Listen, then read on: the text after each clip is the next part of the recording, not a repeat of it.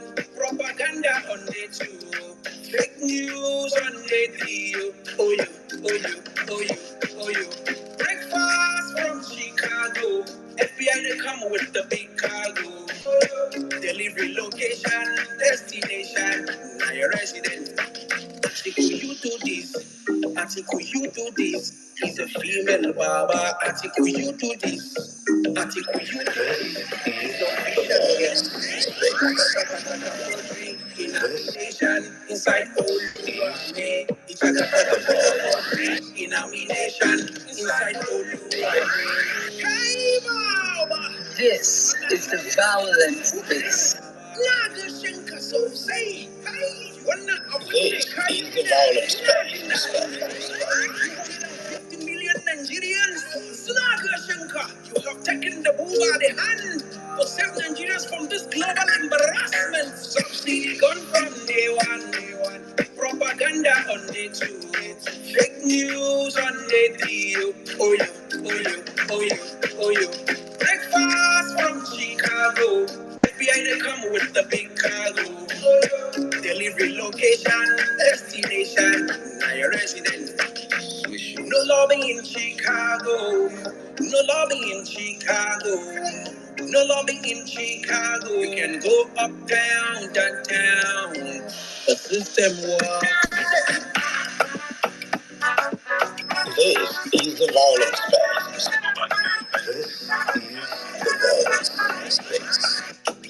This is the Vawulence space.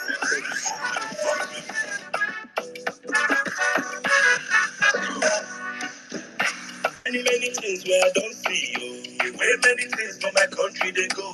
Many things see they pain my soul. Where many people they suffer they go. Many things where I don't see you. Where many things for my country they go. Many things see they pain my soul. Where many people they suffer they go. So listen to news like depression. If you get connection now oppression.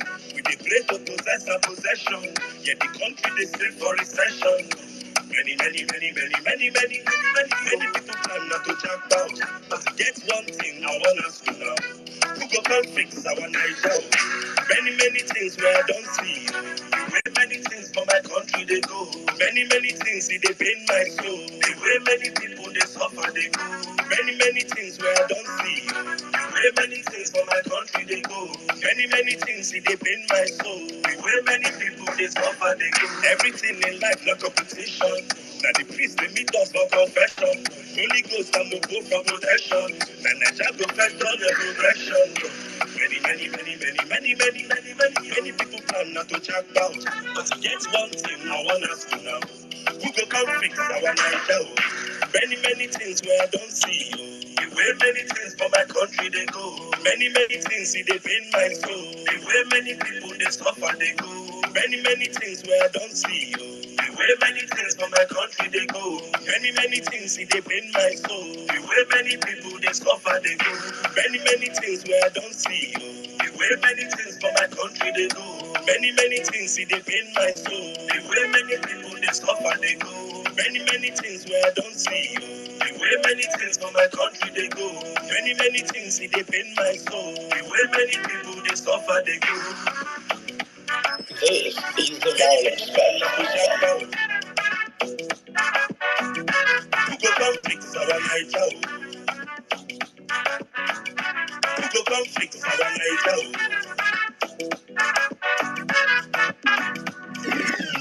Ladies and gentlemen, welcome to Vawulence space. Vawulence space. Vawulence space. Vawulence space. Vawulence space. Vawulence space. Ulaba. Vawulence space. Where pictures converge. Sharing. Raw facts. Brilliant analysis. Breaking reports. Friendly banter. I get tired to complain. All of you my time, palava, we don't do that. I don't to go straight. I'm on the people don't care, that's right, the great, but money no day. Wait and go trade. Money no day. Put up to rate. Money no day. This country now. You do. This country now. This country now. You do. This country now. Every second an hour, politicians will do us, a lot of the shoot us, above the try to cost the hour, I'm a bit. They weigh me sometimes, a brother turn against his brother for a life. All right, good morning, good afternoon, good evening, ladies and gentlemen, mommies and daddies, brothers and sisters, friends and foes alike. Welcome to the Violence Space. It's another beautiful Tuesday evening, our first space of the week, our midweek service. You're welcome. If you're just joining us for the first time, you are welcome to the Violence Space. If it's your second time, you know what you got the last time, and you're back here again. If it's your third time, you're not a regular. I see every single one of you, all our esteemed guests, always requesting for the mic, all our blue tickers, all our non-blue tickers, every single one of you on the platform right now. I see you guys. You guys are welcome to the Violence Space. It's another wonderful day for us from this part of the world. I think I'm in the same time zone right now with most people in Nigeria. So I say thank you very much, guys. We're about to start the space as we always do. We have come over the past couple of months, a year plus right now, consistently coming out here, speaking truth to power. And we have, as a community, always come out here. And I say this because most of you have been regular, have been consistently coming here on time. You guys, I call you guys the first responders. You're the reason why, when we come into this platform, we get the energy to push and continue doing what we're doing here. So I say thank you to all of you. I see my brother Jimmy always on time. Thank you for always coming out also. Thank you to every single one of you on the platform. I see you all. I can't call all your names. You know how I do my roll call. I do my roll call at the end of the service. So if you're joining us for the first time, you're welcome to the church, to the mosque, to the shrine, to the atmosphere, to the synagogue of violence, where we drop facts and figures undiluted, where it touch everybody. And if it's your first time, as I always on the platform, I always lay down the ground rules.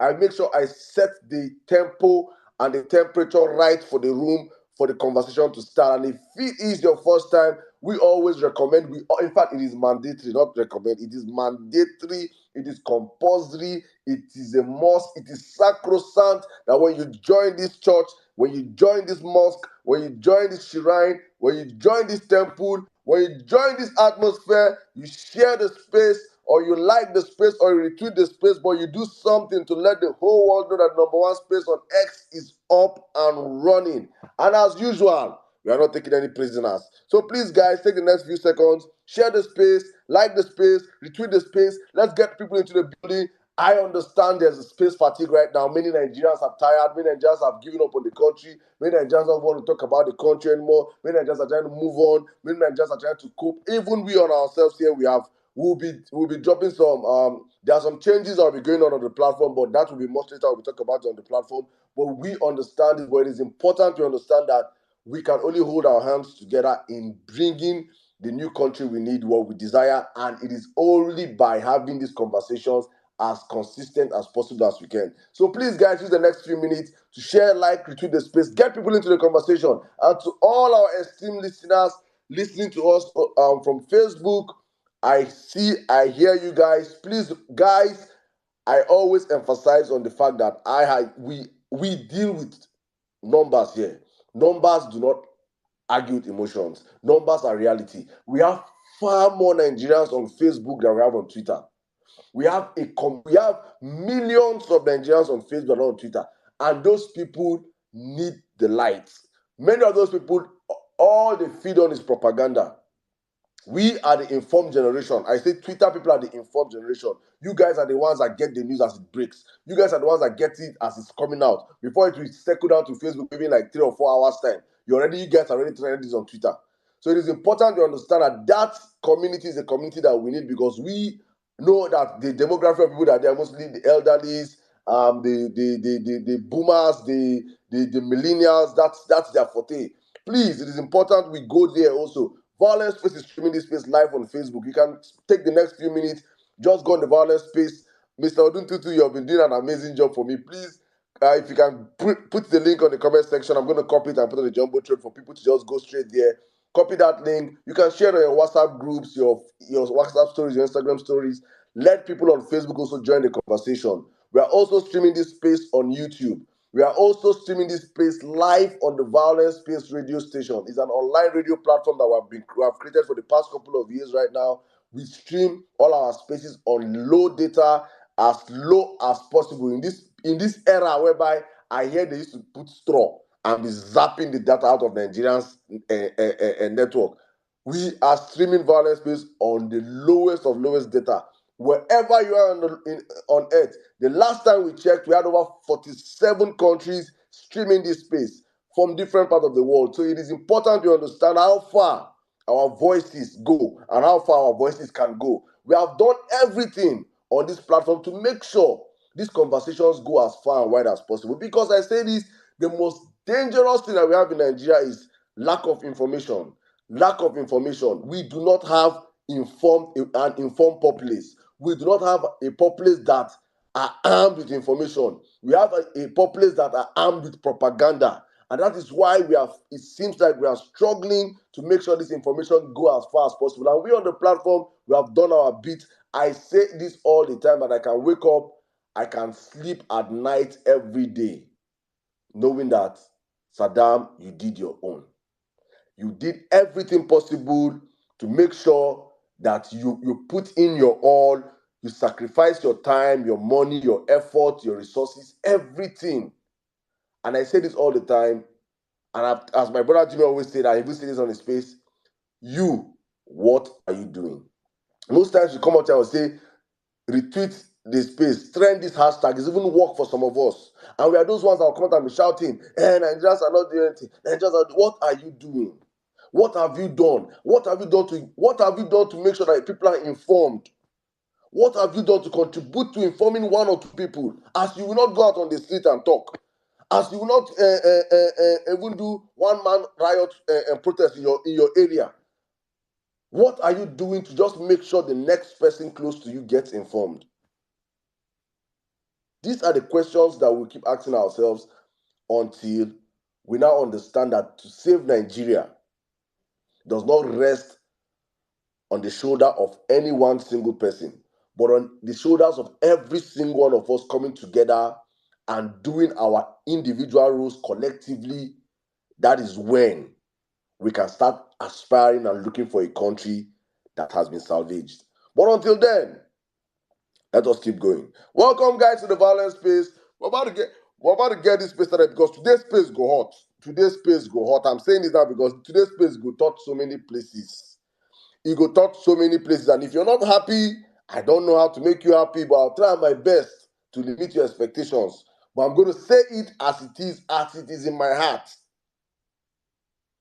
And I'm going to start. The topics are very, very straight.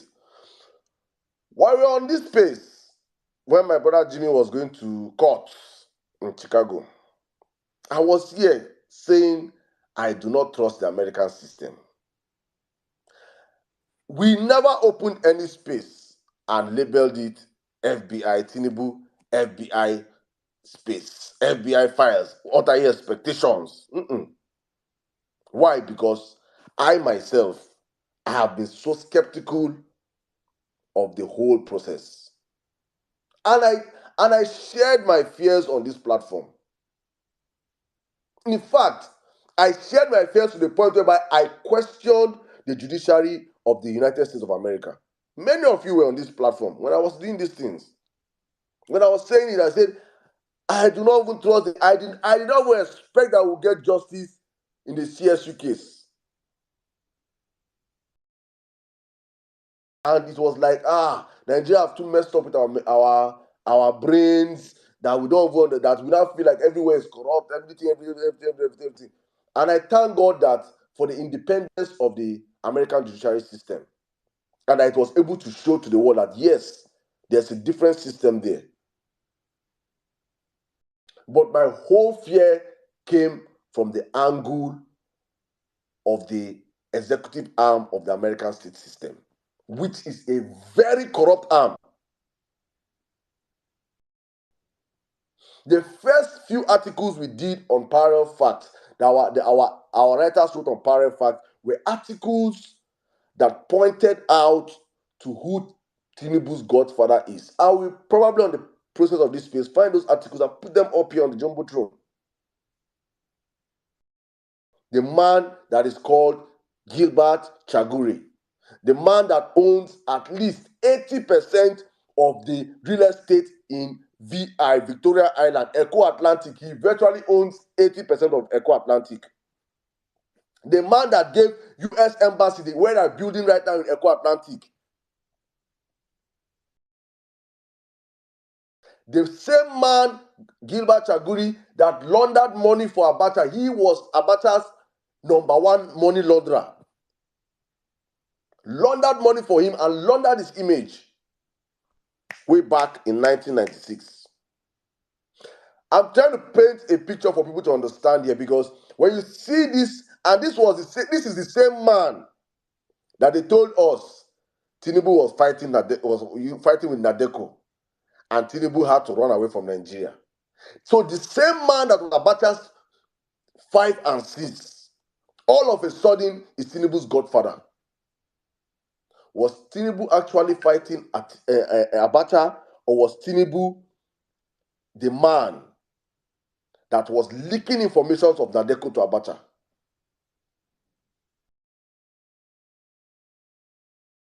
There's so much in this Pandora's box that we might open today. We brought out all these liners, all these pointers in the course of our spaces then, and we're talking about this Chaguri of a man, how much influence he has, how much he contributed to the Obama campaign, how much he contributed to the Clinton's campaign, how much he's one of the top donors. And that was where my fear was. If this man is the godfather of Bola Ahmed Tinubu, it will be very difficult. You might say Clinton, Biden, or this will not sit down, and he will never sit down with Tinubu one-on-one. I say yes. When you're dealing with ungodly people, such people that you know that they are already casted in public, you do backhand dealings with them. I was always skeptical of this FBI file. God knows my heart. I share this feeling even with Jimmy, with Rami in Nigeria. We had this back and forth. I said, I no believe say this book will release them. And it came to pass because the system itself is rotting. I will say so many things here that all it takes us to do is just little research. And I have always said misinformation is one of the greatest disservice that the political class have done to the populace. And the populace not seeking knowledge is one of the greatest disservices we have done to ourselves. That's why we are being kept in chains, and that's why we fight over nonsense. Instead of us focus on our enemies, we focus on ourselves. For so long, I kept reading, I kept doing my digging. I said, this man web, you don't get how, if it's just like when if you touch Tinubu and Tinubu I'm not even going to his drug case. I'm not even going to how the FBI allowed him. I'm not even talking about probably the leakage, the people he must have casted, the spying he must have done, everything that he has. I'm not even going, I don't want to go too deep down into the Tinubu's rabbit hole. I want to scratch the surface on who his godfather is and why I truly feel the godfather's role has been effective in protecting him today. That we are not seeing documents flying left, right, and center. That is the reason. And I'm not boiling this down to say that is not why Nigerians have. I'm not bringing this. There are two parallels here. Nigerians not reacting to it is totally different from what I'm trying to say. What I'm trying to say is that American government has every information that we are looking for to damn and expose this criminal to the world. But the government of Biden sat down on it and did not bring it out to public. So whether he did not see him in G20, whether he refused to start picture with him in G20, whether he refused to take meeting with him in G20, or whatever it is, the system, the American government currently seated, make sure those documents did not come out. Make sure there were delay in the documents coming out. They did everything within their power to protect this criminal. And it is different if they knew that he was not a criminal. They know. And this has been my fear for the past couple of months, and I've been echoing it. I've been echoing it in private discussions. I've tried to say it on this platform, and I'm saying this because I know that many of our brothers and sisters that are in America are Democrats. Many of you guys are Democrats, rightfully so. And when we had the discussion, I had one discussion with one of my big sisters on Sunday, and she was telling me, I said, "Ma, I know and I understand. I understand what the Democrats would have done for you people that are based in America. I understand. But what me I'm looking at is, what are your foreign policies towards my country? What have you done? What have you done? The Democrat Party are the party that brought APC to power in Nigeria.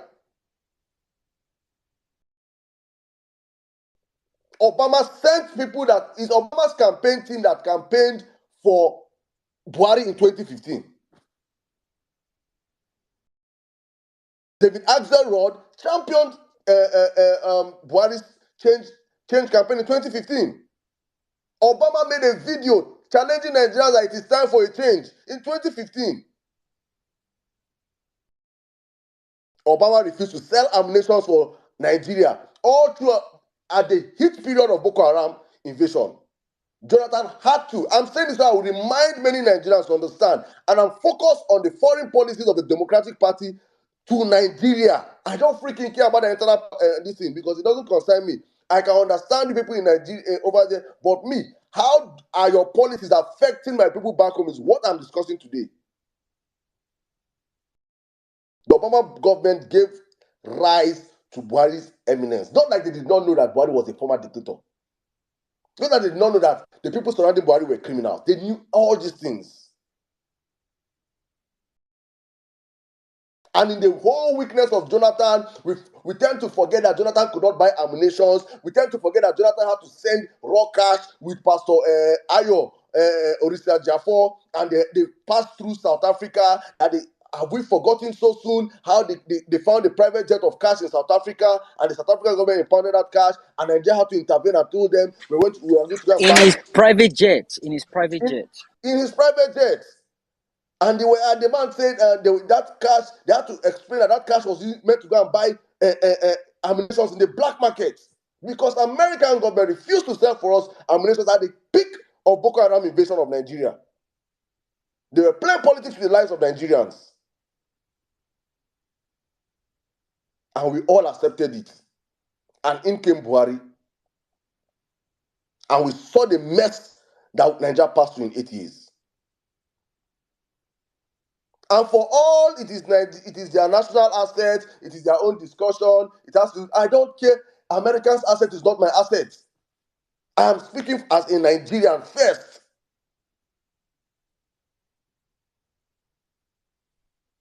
I have siblings in America. I have families in America. I can understand people's plight. I understand people's relationship with the Republican of them. I can understand that.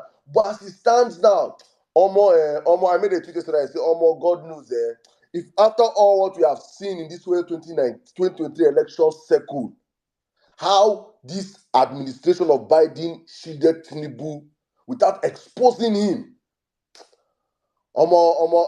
Please, it's better you just sit down at home. And I'm happy that that's my big auntie that I had a conclusion with. And she said, I cannot vote for a Republican, but Saddam, I will sit out these elections. I said, thank you very much, man. I am not here telling you to come and vote. Don't come on. I'm not telling you who you should vote for, but I'm telling you who you should not vote for. If it will take me, that thing when they say Russia, they will call Nigeria interference in America after American election next year. They will call and say there was Nigerian interference. I thank God America is not Nigeria. I thank God there's no politician that will come out to America and say, after all, majority of my voters do not have internet. No. Every single home in America has, and I probably maybe the Red Indians, even themselves will get internet. We will do everything possible to make sure the world Americans. I'm saying this, though, I'm not saying like say I don't get power. I'm saying what me I will do. what I go do? I will raise an army of Nigerians that will expose this freaking criminal called Biden for what he is. You cannot, in any justification, justify you calling APC members, people that support Bola Tinubu. You cannot call them names. Then you now support who enabled Bola Tinubu. I cannot see any justification. I cannot understand. I will never understand it. I don't care if he's the one, except you're eating from his table. If you're eating from his table, I can understand. Okay.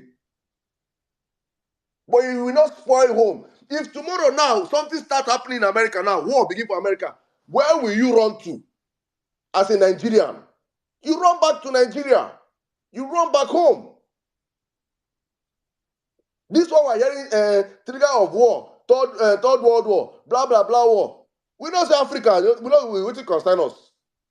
The safest place I'll be on earth to be Africa, whether we like it or not. It's the truth. Because we will not be exchange of missiles, firing missiles. Russia will fire to America. America will fire to Russia. China will fire to America. America will fire to China. Iran will fire to America. America will fire to Iran. That is what to be flying up and down. Missiles up and down. Pew, pew, pew, pew, pew. They will not do evacuation. Where will we evacuate to? Back home. Who want the fire Russia? Who want the fire weapon come Nigeria? We get catapult. What it concern us? It's the reality. And go and ask what they call us third world countries. In the Second World War, were we involved? Did we fight any? Who sabi us?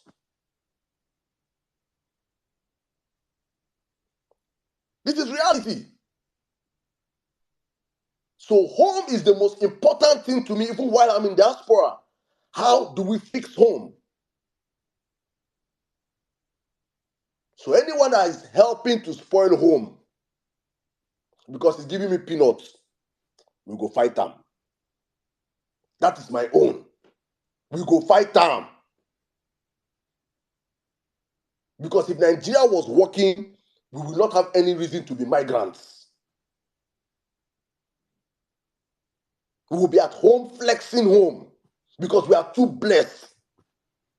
Which other day, I think it's today that posted on his Twitter, and we saw gas. People were just digging borehole in Enugu. See gas begin to flare. We are so gas that Europe are dying for gas. Gas that is one of the reasons why Nigeria wanted to destroy Nigeria, because Nigeria, we're having a transatlantic pipeline that are putting from the south to the southeast down to Europe. We have it in abundance in that country. Everything we have done this solid mineral space in Nigeria on this platform. Nigeria is so blessed for us to be everyday japaring. As we are speaking now, some of our brothers are following the high sea, trying to run away.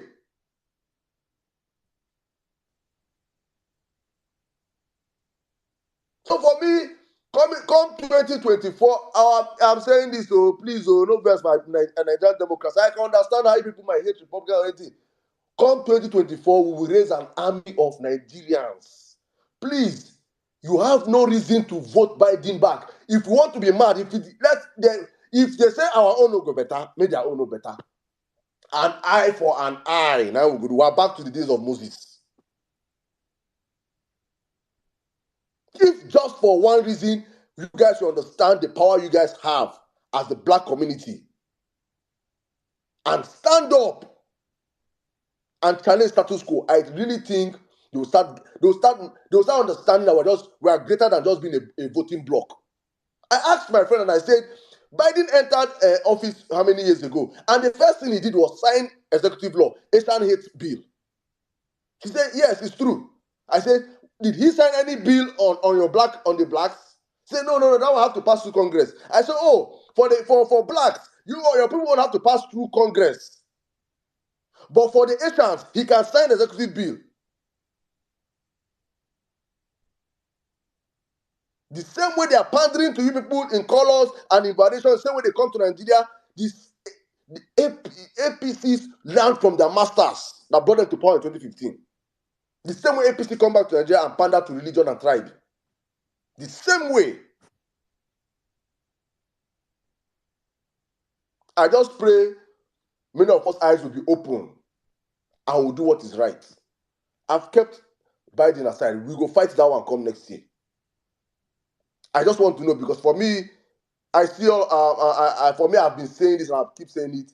Tinubu's relationship with the American government as an asset, he's an asset to them, and he's a disaster to Nigerians. Because whenever you're an asset to your to any of these superpowers, your country is finished. Whatever they demand from that criminal, he will give them. I'll be here to witness it. Let me jump back to what is the one that is really boiling my belly. Now, what happened yesterday? A financer of terrorism. A financer of terrorism left his country and came to Nigeria on the invite of someone I respect so much, the Sultan of Sokoto. Probably the Sultan not even know how divisive and how evil this man is. He probably does not even know. I'm just trying to make excuses for him. And he came, and the first few pictures he posted online, you guys have seen it, so I'm not even have to say it. You have all seen it. Muslim Air Force, Muslim immigration.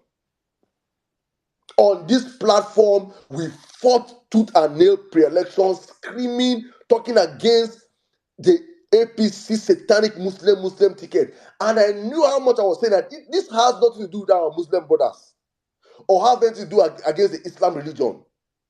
No. It has everything to do with empowering the extremists that use the name of that religion to create havoc in the country. For close to 10 years, we have been bondage in Nigeria. Boko Haram is still a menace in Nigeria today. ISIS, ISWAP. And you see a multicultural, multi-religious country like Nigeria, we now fell into a trap. I was saying that every person of goodwill, whether you're a traditionalist, whether you're a Christian, whether you're a Muslim, whether you're an atheist, whatever you stand for, we had to reject APC's ticket, because that ticket came straight from hell. Shebi we talk. We were always saying here, saying even when we had Buhari and Osibanjo, that was an acclaimed pastor, in quotes, we saw how much the minority Christians community were being attacked in the north. These are not open. These are not. There are some things that we don't talk. We just try to sugarcoat or try to pamper. But no, this is life and death issues here. Before our very eyes, we are watching a party create an avenue for extremists to thrive. I gave a story on this violence space few months ago when I said I met in my workplace my colleague, a Syrian. We're having a conversation. He came in new. We're having a conversation and we're talking. He said, "What man?" I said, "Nigeria." He said, "Oh." He said, "Oh, you Muslim?" I said, "No." He said, "Oh, really? God is my witness." I said, "No." He said, "Oh, let's say it's a Muslim country, yeah?" I said, "No. Well, it's mixed." And I was fighting them because you people don't understand what many people. I don't say when I say people, please, I'm not trying to talk them. I'm telling them people don't understand how important perceptions are in the international body. And I was like, what gave this my heart? I started asking myself, what think is this guy mind to ask me this kind of question?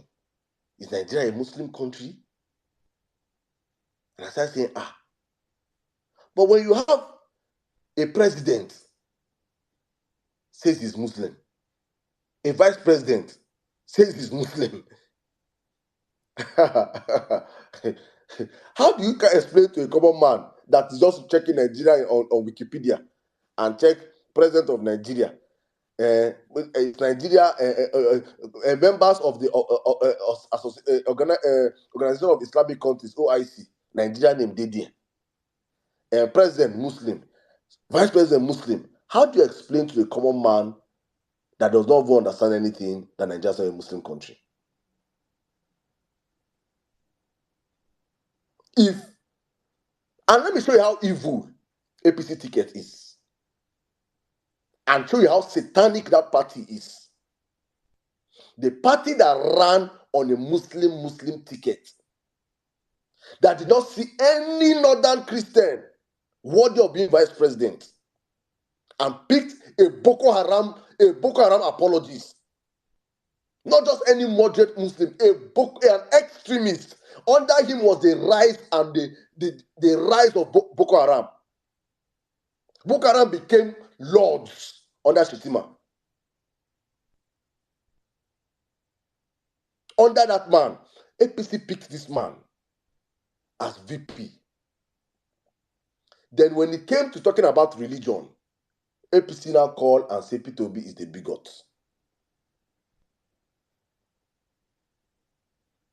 APC that use Muslim tickets. APC that use Muslim. I want people to understand what is happening. Oh, they use Muslim ticket. Now come and tell you that use Christian Muslim ticket that you are the bigot. And if me and you did not have that chance to see the reality and fly and say and revoke those news, that is what will be the mantra today. The man that started his campaign by saying Lokan, Yoruba Lokan, is the one that come out and tell you that you that say do not vote for me because I'm from here. Vote for based on competence. This and that is the tribal is a tribal bigot. You see the revised psychology these guys have been using on us for a very long period of time. And Nigerians sat down. And I'm not just anytime I get so worked up or angry, I just remember that Nigerians rejected that ticket, We rejected that ticket. We no agree for the ticket, but it still pain me. Say, Yakubu Mahmoud don't go better for you. You know, feel better for, but I still understand why we no try because. Let me wrap up my conversation because I want other people to come up and speak. My brother Grandmaster, please come back. I saw you job. I'm going to bring up speakers right now. With what is happening with the drunken master of rivers. You know, power is transient. You get today, no mean say you go get tomorrow. You be king today, no mean say you go be king forever. Probably kingship, yes, maybe till you die, that's different. But power, when it comes to power, where these elective positions, you cannot rule forever. Especially in a state that since 1999, all of you have been doing backstabbing. All the came in. All the came doing, oh no, Amechi enter, backstab him. Abi, Tony, somebody entered before Omeha also enter, then backstab him. Amechi enter, backstab him. Wike enter, backstabbing.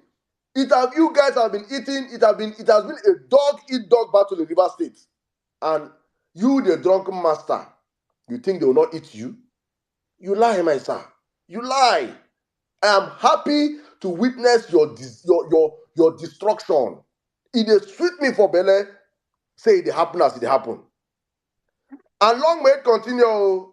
Whatever the outcome of that Ibipu scatter is, I don't want to know. All I want to know is that I want to see you guys weep. I want to see you Wike for everything you have done to Nigerians, for everything you did to the obedient movement, for everything you did to innocent voters, because on the violence-based situation room on election day, the highest number of distress calls we had came from Port Harcourt. So many of our people in Port Harcourt were calling us, our sister Anita, oh, God bless you. explained how she have won. They don't win everywhere. Weekend, you carry your boys, carry gun, carry everywhere, come scatter everywhere. We saw videos of how you guys attacked innocent youth coppers. We saw all those things, all in a bid to take away a mandate from a man that state, Rivers State, overwhelmingly voted for, and you crafted your own. When I started seeing results from the Port Harcourt, from the Port Harcourt Coalition Center, I nearly shedded tears. You were so brazen in your acts. You will see where Peter Obi scored 100 votes. You go carry biro, change them to 001. Come cancel them as you don't even freaking care. You don't even send us. Only thinking that SIM card. Apology to our SIM card. SIM Fubara will be a SIM. When they give a state 5 billion for palliative, you freaking without your ogogoro voice. Yeah. You say when they give you 2 million, 2 billion inside 5 billion for the whole state. If Rivers get 10 million people, make them carry for 5 billion, make them give you 2 billion, only you. Which kind? Hi! Nigerian politicians, Nigerian politicians, it is high. Nigerians, wake up, wake up. I can't even say much. Wake up, Nigerians, because it is high time you guys deal with you. The judiciary died. The Nigerian democracy died on October 30th. I mean October 29th, or whenever they sat down and gave that nonsense judgment. That was the end of law and order. So if you're expecting law and order from a system that is damaged, then there's a problem somewhere. We are back in the days whereby 3 people can impeach a governor. Yes. In a house of 30-something House of Rep members, 3 people can impeach a governor. That is a system that Bola Tinubu created. The moment the Supreme Court said it is okay for a certificate forger and a drug dealer to become president in Nigeria, that moment was the moment everything rule of law in Nigeria died. Nothing is in existence in that country. The country now cruise. Now cruise we day. Now cruise we day. And for you people trying to hack my phone, please stop wasting your time. You children of the roasted corn. You children of the evil forest. Stop trying. You will try in vain. Because for us on this platform, we will make sure that the demarketing of Bola Tinubu will continue until Nigerians rise up and say, we don't do again. Because whether we like it or not, something has to give. The hunger in the land is coming. Somebody reached out to me and said, they tweeted, one derica of rice now 1K, I dey vex. I said, oh, you dey vex, now 1K. No wahala. By December, by Christmas, you go buy a 4K. If any family in Nigeria eat rice this December, Christmas with chicken, you are a big boy. You are a big boy. Maybe we saw Afro Nation. Afro Nation, now we get Afro Nation, they do Afro Nation across the world. Portugal, Miami, Puerto Rico, and Dallas. They are doing Afro Nation across the world. They say, oh yeah, bring and come Nigeria. For the first time ever. How many tickets? 55,000 tickets. How much be the lowest ticket? 30 euros. $30. Afro Nation, people could not buy out tickets. Afro Nation today cancelled Afro Nation in Nigeria. So when we come out and we're thinking, oh, it's all rosy in Nigeria. No. The reality on ground says otherwise. Unfortunately, Nigerians are not ready to stand up. I just don't know why. I don't know when. But when they do, hopefully, people channel your anger well. And not going to channel your anger and start facing your fellow man. Your fellow man is not your problem. Oh. Your problem is Nasu Rock. And shout out to Rufai, please. Rufai Hosseini, as I wrap up my submission, I pass the mic. Shout out to Rufai Hosseini. Rufai, please talk to your brothers and friends, your friends that have made the dollar to be going up. Please talk to your friends to bring down the dollar. Let them give them special rate as he has given to Alex Oti. So I just gave only Alex Oti special rate. Please tell your friends to give other people special rate too, so that the poor can breathe. Thank you very much, guys, and welcome to the Vawulence Space. I see every single one of you on the platform. Thank you. Let's have a wonderful conversation today, as we have always done. I see every single one of you. Say, I only talk with the talk. Nigerians, let's keep talking. When we're ready to act, we'll start acting. All right, Jimmy, my brother, you have the space. Sadly, it has already started snowing in Chicago. It's cold. Snow? It is cold. Yeah, I had to tell you, snow. My brother. Chicago weather is out of this. Is out of all the states with the America here. Chicago weather. Don't be surprised. In the next 30 minutes now, sun will fall outside again. So that's the weather. I like the way you started. The whole Democrats thing, and I love the fact that you took it from a different perspective, regardless. Because what happened yesterday with the FBI when I left the office yesterday, I shared on the space yesterday. So I spoke to another friend at the background, and the person was like, in as much as I understand where they're coming from, he believes that Democrats are playing a major role in this thing. He believes the Democrats are playing a major role. It's as if a lot of Obi did not react, so therefore they went. That one is just by the way, it's just an excuse, right?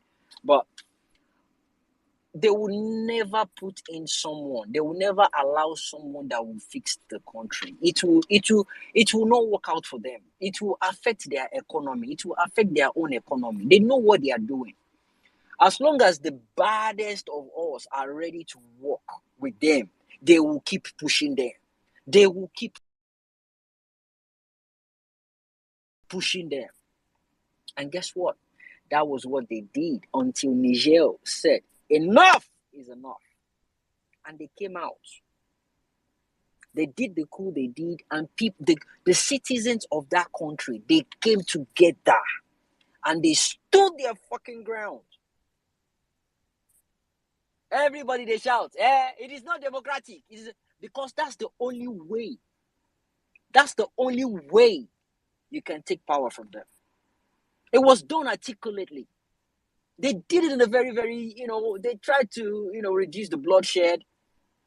It was done in a way that they don't even want to kill people. And they collected the power. Power did their hand now. They don't collect power. Then shout. Then threaten. Then sanction. Now America is talking to them. They are now talking to them. They are now negotiating. They are now coming up with a way to it's business for America. Nothing concern them, as long as you will, whatever it is you're doing, will favor them, will favor the people of their country. That is it. Otiton. And the way this man is right now is ready to bet anything. He's ready to strike any deal with them for him to just be acknowledged. For him to be acknowledged at all costs. He's ready to do anything to do that. For the record, I never regretted anything I've done in this movement, and I will never regret it because I know I stood on the right part of this movement. Yesterday, someone contacted me. Someone I know contacted me. I was like trying to throw the things in my face there. Shoton, with all your talk. Maybe I tell you, say nothing will happen. I tell you are wasting your time. I tell you this, I tell you that. Better come back now because you are now the prodigal son. Come back. We'll know how to talk to one or two people. They will secure you a position. They will do this, they will do that. I totally forgot I've not actually blocked that person. And that was the opportunity for me to now block, because almost the entire family now. And I'm not saying this to make you feel I feel special of myself. It is just my stand. Is what I believe in. I believe in the righteousness of that country. I stood on the right side of history. I wanted the betterment of that country, and I stood my ground till the end. It's not a gamble for me. And I stand till the last minute. I don't care. Labour Party did not enter. Eventually, with all the up and down way we do, Labour Party did not enter. I don't care. We know we won that election. We know they stole the election. But what you're not going to take away from me is the fact that I stood. Nobody can take that away from me. Nobody. Obedient, don't let anybody take that one away from you. You can still hold your head up and let them know, regardless who is there right now. And as you can see they are now shouting, they are now lamenting, complaining, Before and after, don't fool social media now. Pictures of what they were saying before and pictures of what is going on right now with them.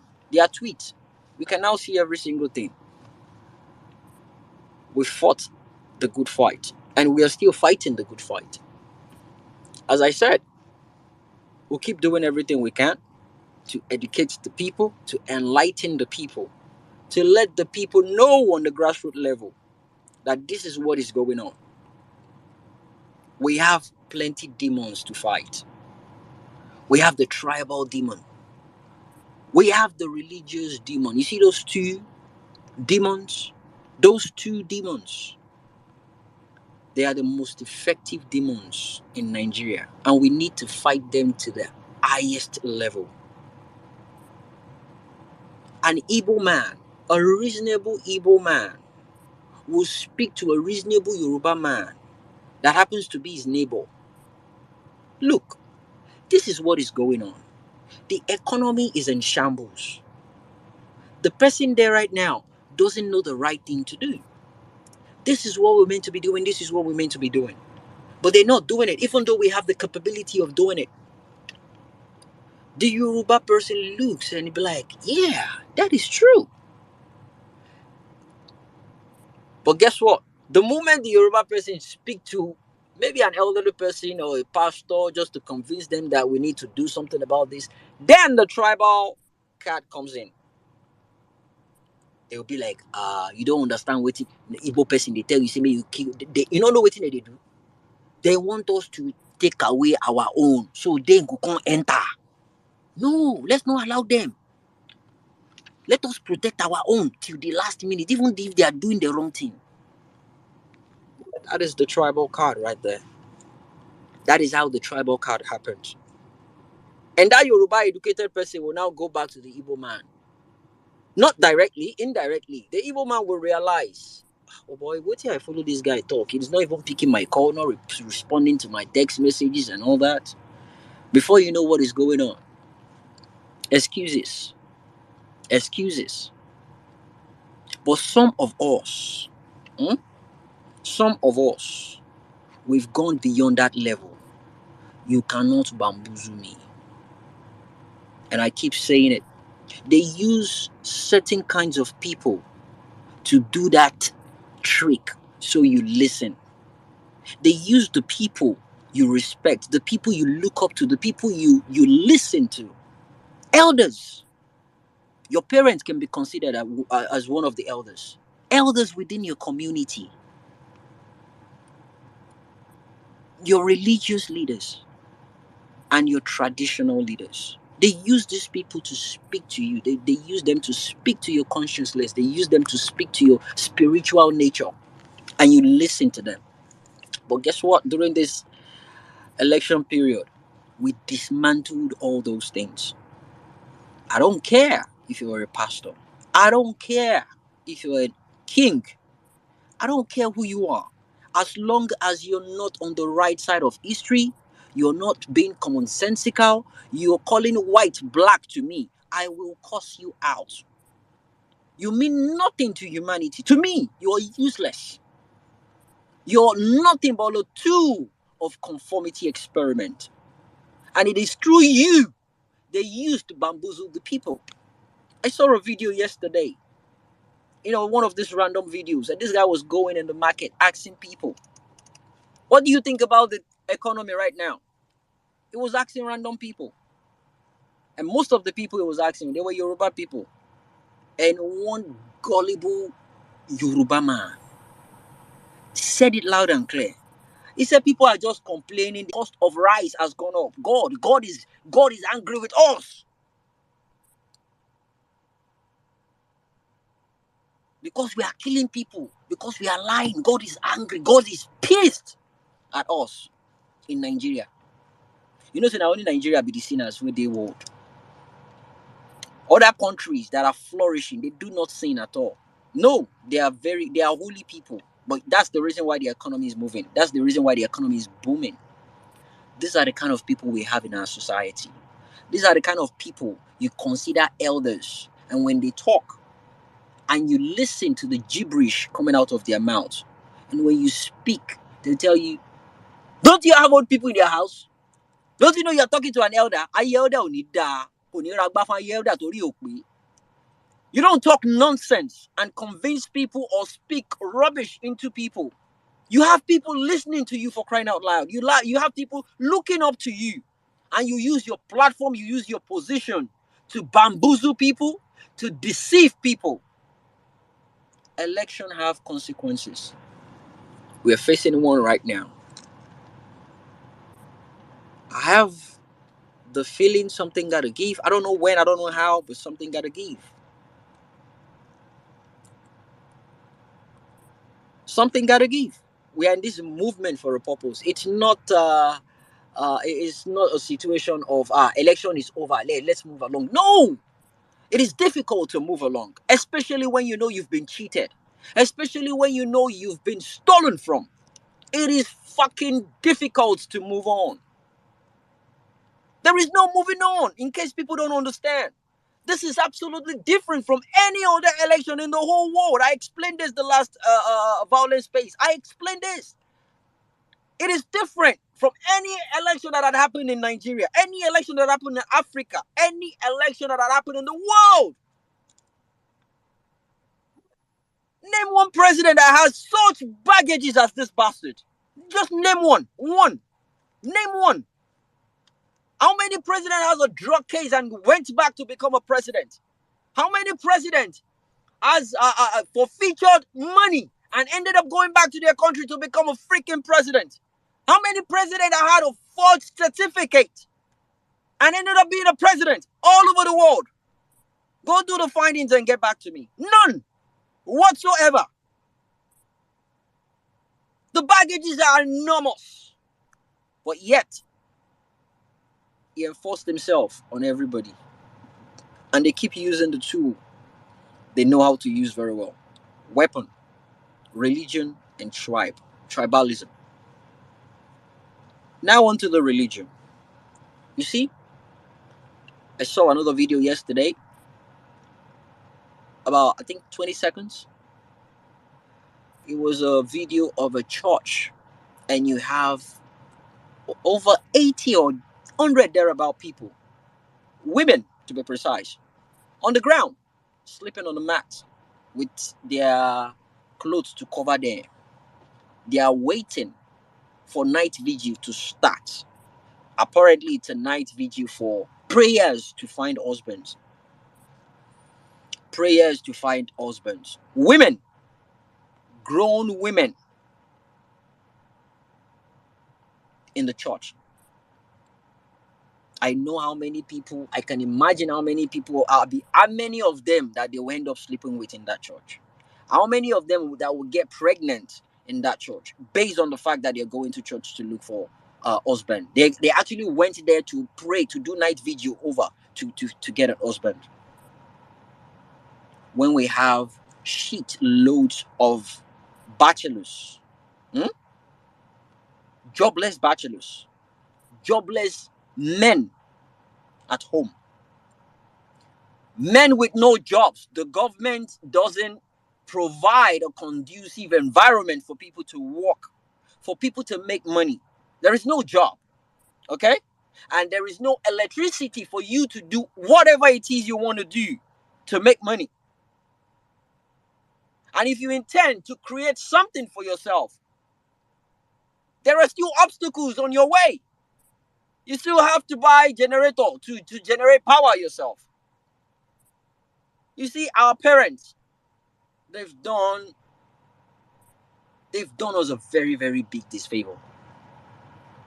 Because when they were meant to resist, when they were meant to fight back, when they were meant to demand for our right, they did not. And slowly, gradually, we watched as those rights became something we can term as favor. What the government are actually meant to do now becomes the responsibilities of the government is now becoming a favor. I knew when there was tap water, when tap was running out of the tap. I knew. I drank from it. When they will send messages before they take light, I knew. I experienced it. When we were having 247 lights, I was alive. I was born by then. I witnessed it. But slowly, it now turned to something, okay, they will take light for 1 hour. When they realize not providing light for 1 hour, the money they will generate from that, or the money, the equivalent of that in cash, someone is pocketing it. Then they increased it to 2 hours, 3 hours, 4 hours, 5 hours. And people without conscience start coming in, taking over offices, and they were reducing those hours until we start having outless people that be like, you know what? They're not even having light for 2, 3, 4, 5 days. We have places in Nigeria that they've not seen electricity for 15 years. And nothing can happen. And when they stopped providing electricity, you know what we did? What our parents did? They started investing in generator. They saw it as an opportunity to start importing generators. When they take light, you have generator to on. And then our lifestyle shifted from being responsible to being competitive. Oh, anytime they take light, Babajide house, they always on generator.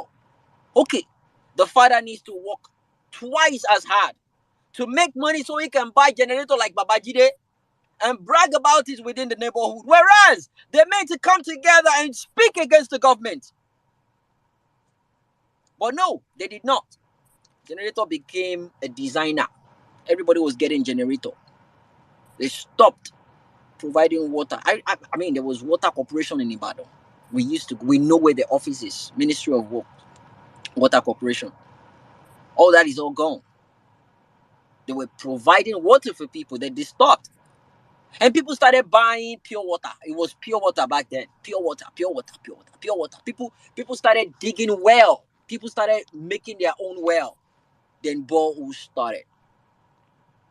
It's like when they push us, we keep moving back. And even when we hit the wall, instead of us to fight back, we look for an aggressive way to break through that fucking wall, and we keep moving back. We keep moving back. And they keep pushing. And they are pushing twice as hard as they used to, or they normally would. That is the situation of things in Nigeria.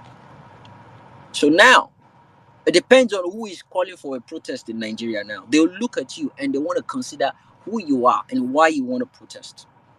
What is that got to do with anything? Because the country is divided. It is one thing for information to reach out to people because they've gagged the media. That is one thing on its own.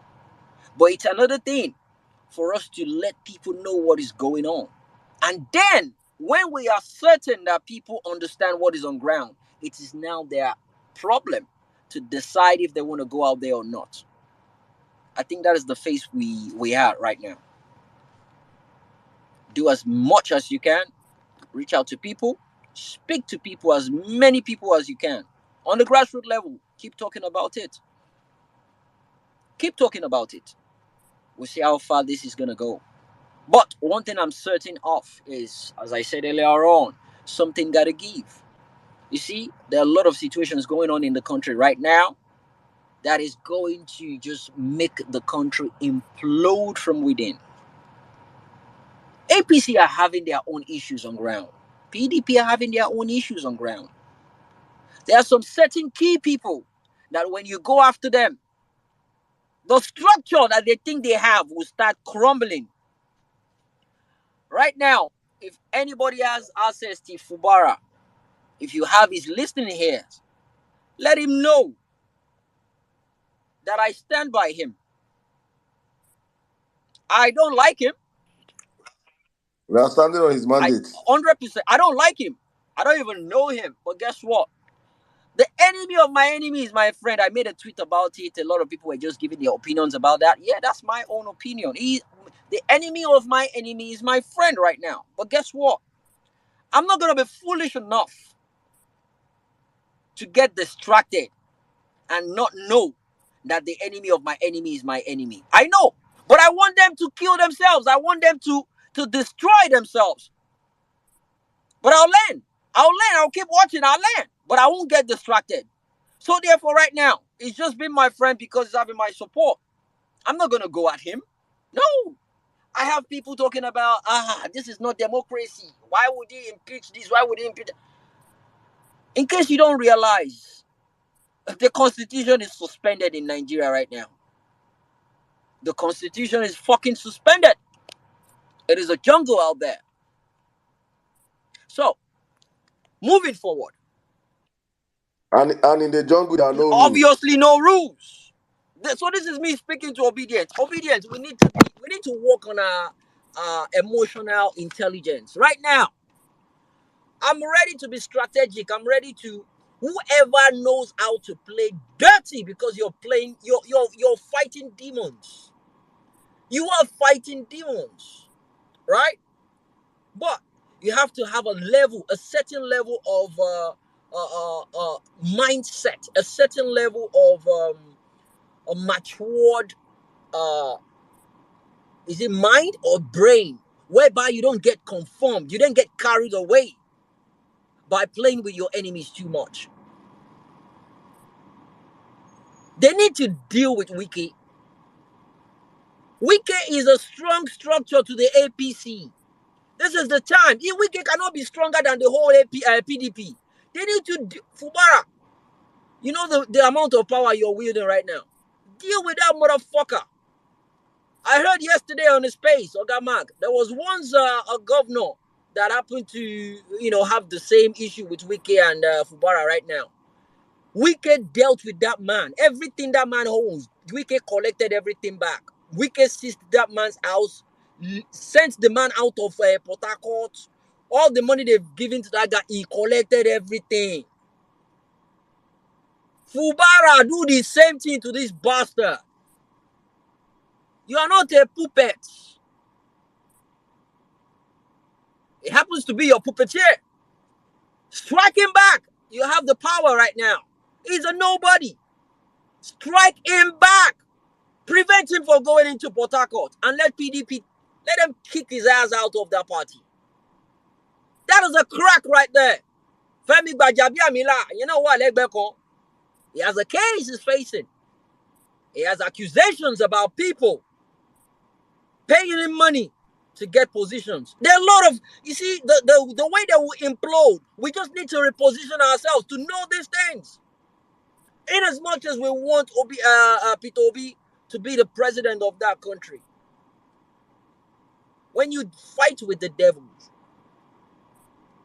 you need to be ready to play dirty with them. You need to be ready to play dirty with them. I support everything Obi did. I support it. But you see, and at the same time, I learned from that. I did. I learned from that. This is my opinion. When Wike went to meet Obi to negotiate just to have space, Obi would have just played along with him. Obi would have played along with him. Obi would tell him, yeah, no wala. Just secure it for me. He will play, he will do everything, he will play dirty. Obi just kept quiet. And when they get into power, now that he go handle Wike. Now that he go handle Wike, you get problem with now Obi, you get agreement with Nobi that. And whatever he wants, Obi will handle it to that. You need to play dirty with these guys. You need to play dirty. But at the same time, you need to be certain. You need to be focused on what you want to do. Because when you start doing what you want to do, that is what the people will focus on. Nobody waiting concern us with the agreement. But there are some certain things that you need to get. You need to lay your hands on them to get what you want.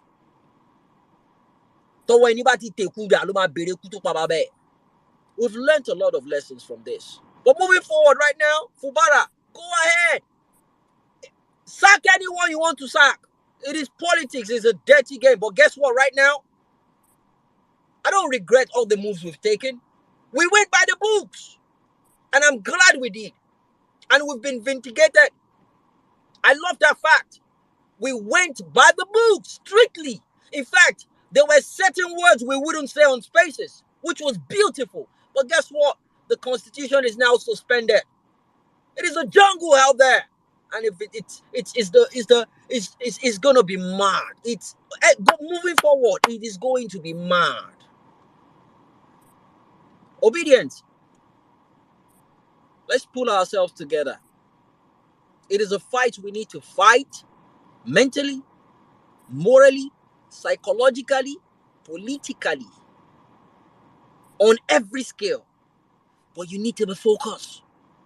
Do not be derailed from the plan. Do not be derailed from the actual point.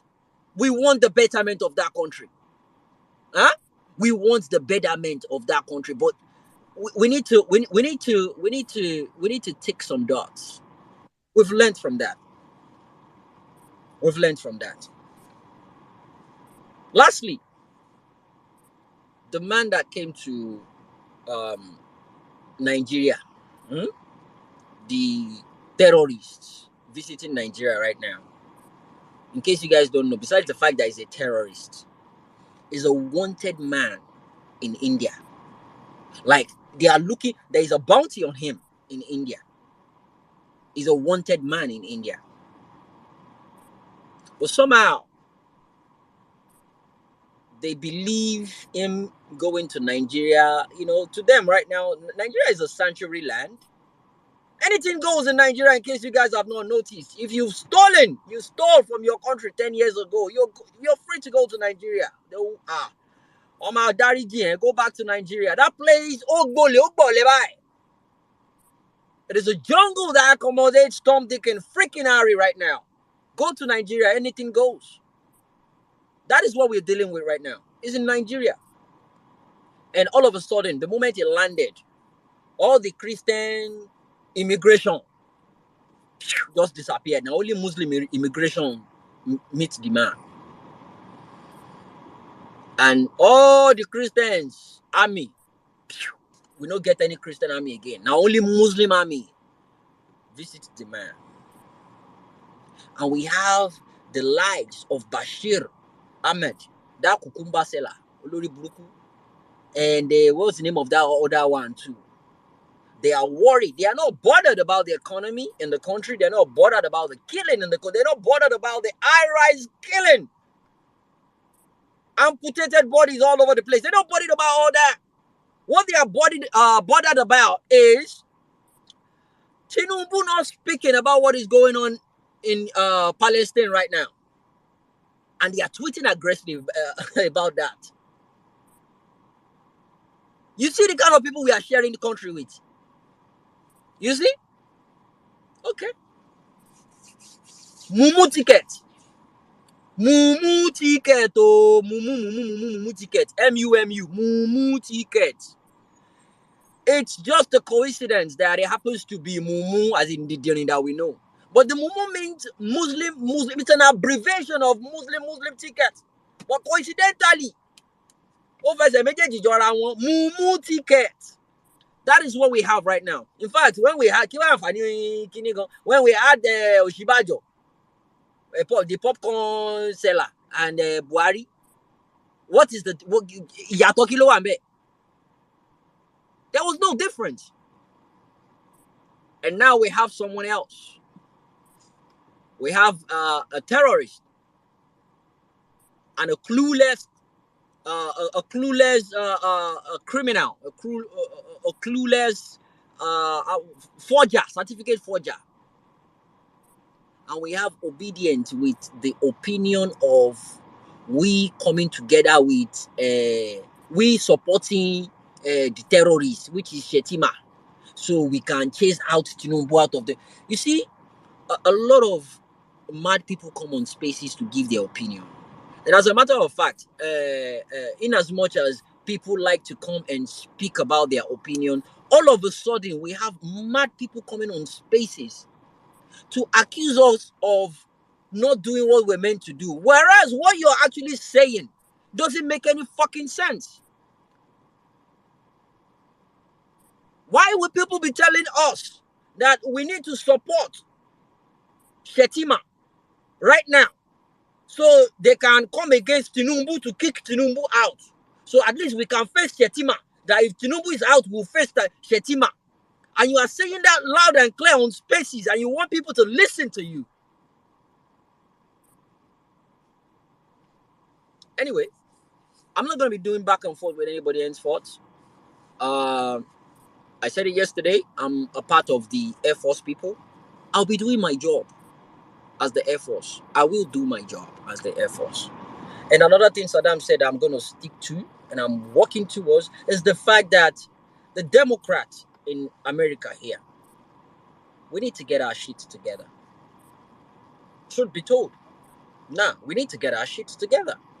Whatever it is we're doing right now, we need to intensify the effort to let the administration right now know that you fucked up. You fucked up by supporting a freaking criminal. The amount of Democrats, as a matter of fact, majority of Nigerians in America are Democrats. Majority. And the reason is simply because of the immigration law that supports Democrats and them, which is quite friendly and flexible, right? Well, guess what? Republicans wouldn't take this bullshit. That was what happened when Trump was there. A shit old country. He doesn't even want to shake Buhari. So he looks like a living dead man. Republicans no fit dey there make this nonsense they happen. They don't care what's gonna happen. Then go release that document. If heaven go for, heaven go for. They don't want to do it. Republicans, they don't do all this bullshit. They don't. The only thing I just don't like about them is when they go all out, they go all out. They come. You can call them racist, but yeah, man, they stand their ground. You can call them racist, but guess what? They don't do this rubbish. They don't. It was only Republicans that was challenging the U.S. generals about the fact that, did you notice that all the countries that U.S. went, all the countries in Africa that U.S. went to train people, all those countries are experiencing coup right now. They are experiencing coup right now. It was Republican that set up that hearing. Republican, they don't have time for this bull crap. They won't support you. They don't support drug dealers. It was during Republican time they went after Pablo Escobar. They don't have time for this bullshit. But here, we have someone, just because they want to use him to siphon Nigeria. And guess what? Any country right now, they are ready to do business with Nigeria because we have shit loads of gas. Not be now where cold on the cat now. Russia, they support them gas before, but right now, with the Ukraine and Russia war, Russia don't they give them Shingbang again. Why do you think Germany is in Nigeria at the Council of Germany? What did Nazi say go do for Nigeria? He went there to negotiate a deal. They want to strike a deal with Africa. Nigeria has every resources they can lay their hands on. They know what they are fucking doing. They will put that puppet there As long as they will affirm he's the president, he will do them whatever it is they want. He doesn't care because he's not there to govern in the first place. He's not there. He's clueless. He just wants to do it for doing its sake. He wants it to be in his name. Remember, he said all these things before, during campaign, before he entered. He said he doesn't want them to chop life. Hey, president. President. That's the name. President. Not president, oh. President. I want to be president. President. He said it loud and clear, and we heard him. The man is clueless. So right now, he spent shitload of money, and he needs to recover his investment back first. Take that to the bank. He needs to get his money back. Hey, look, do you know how much he spent on the judges?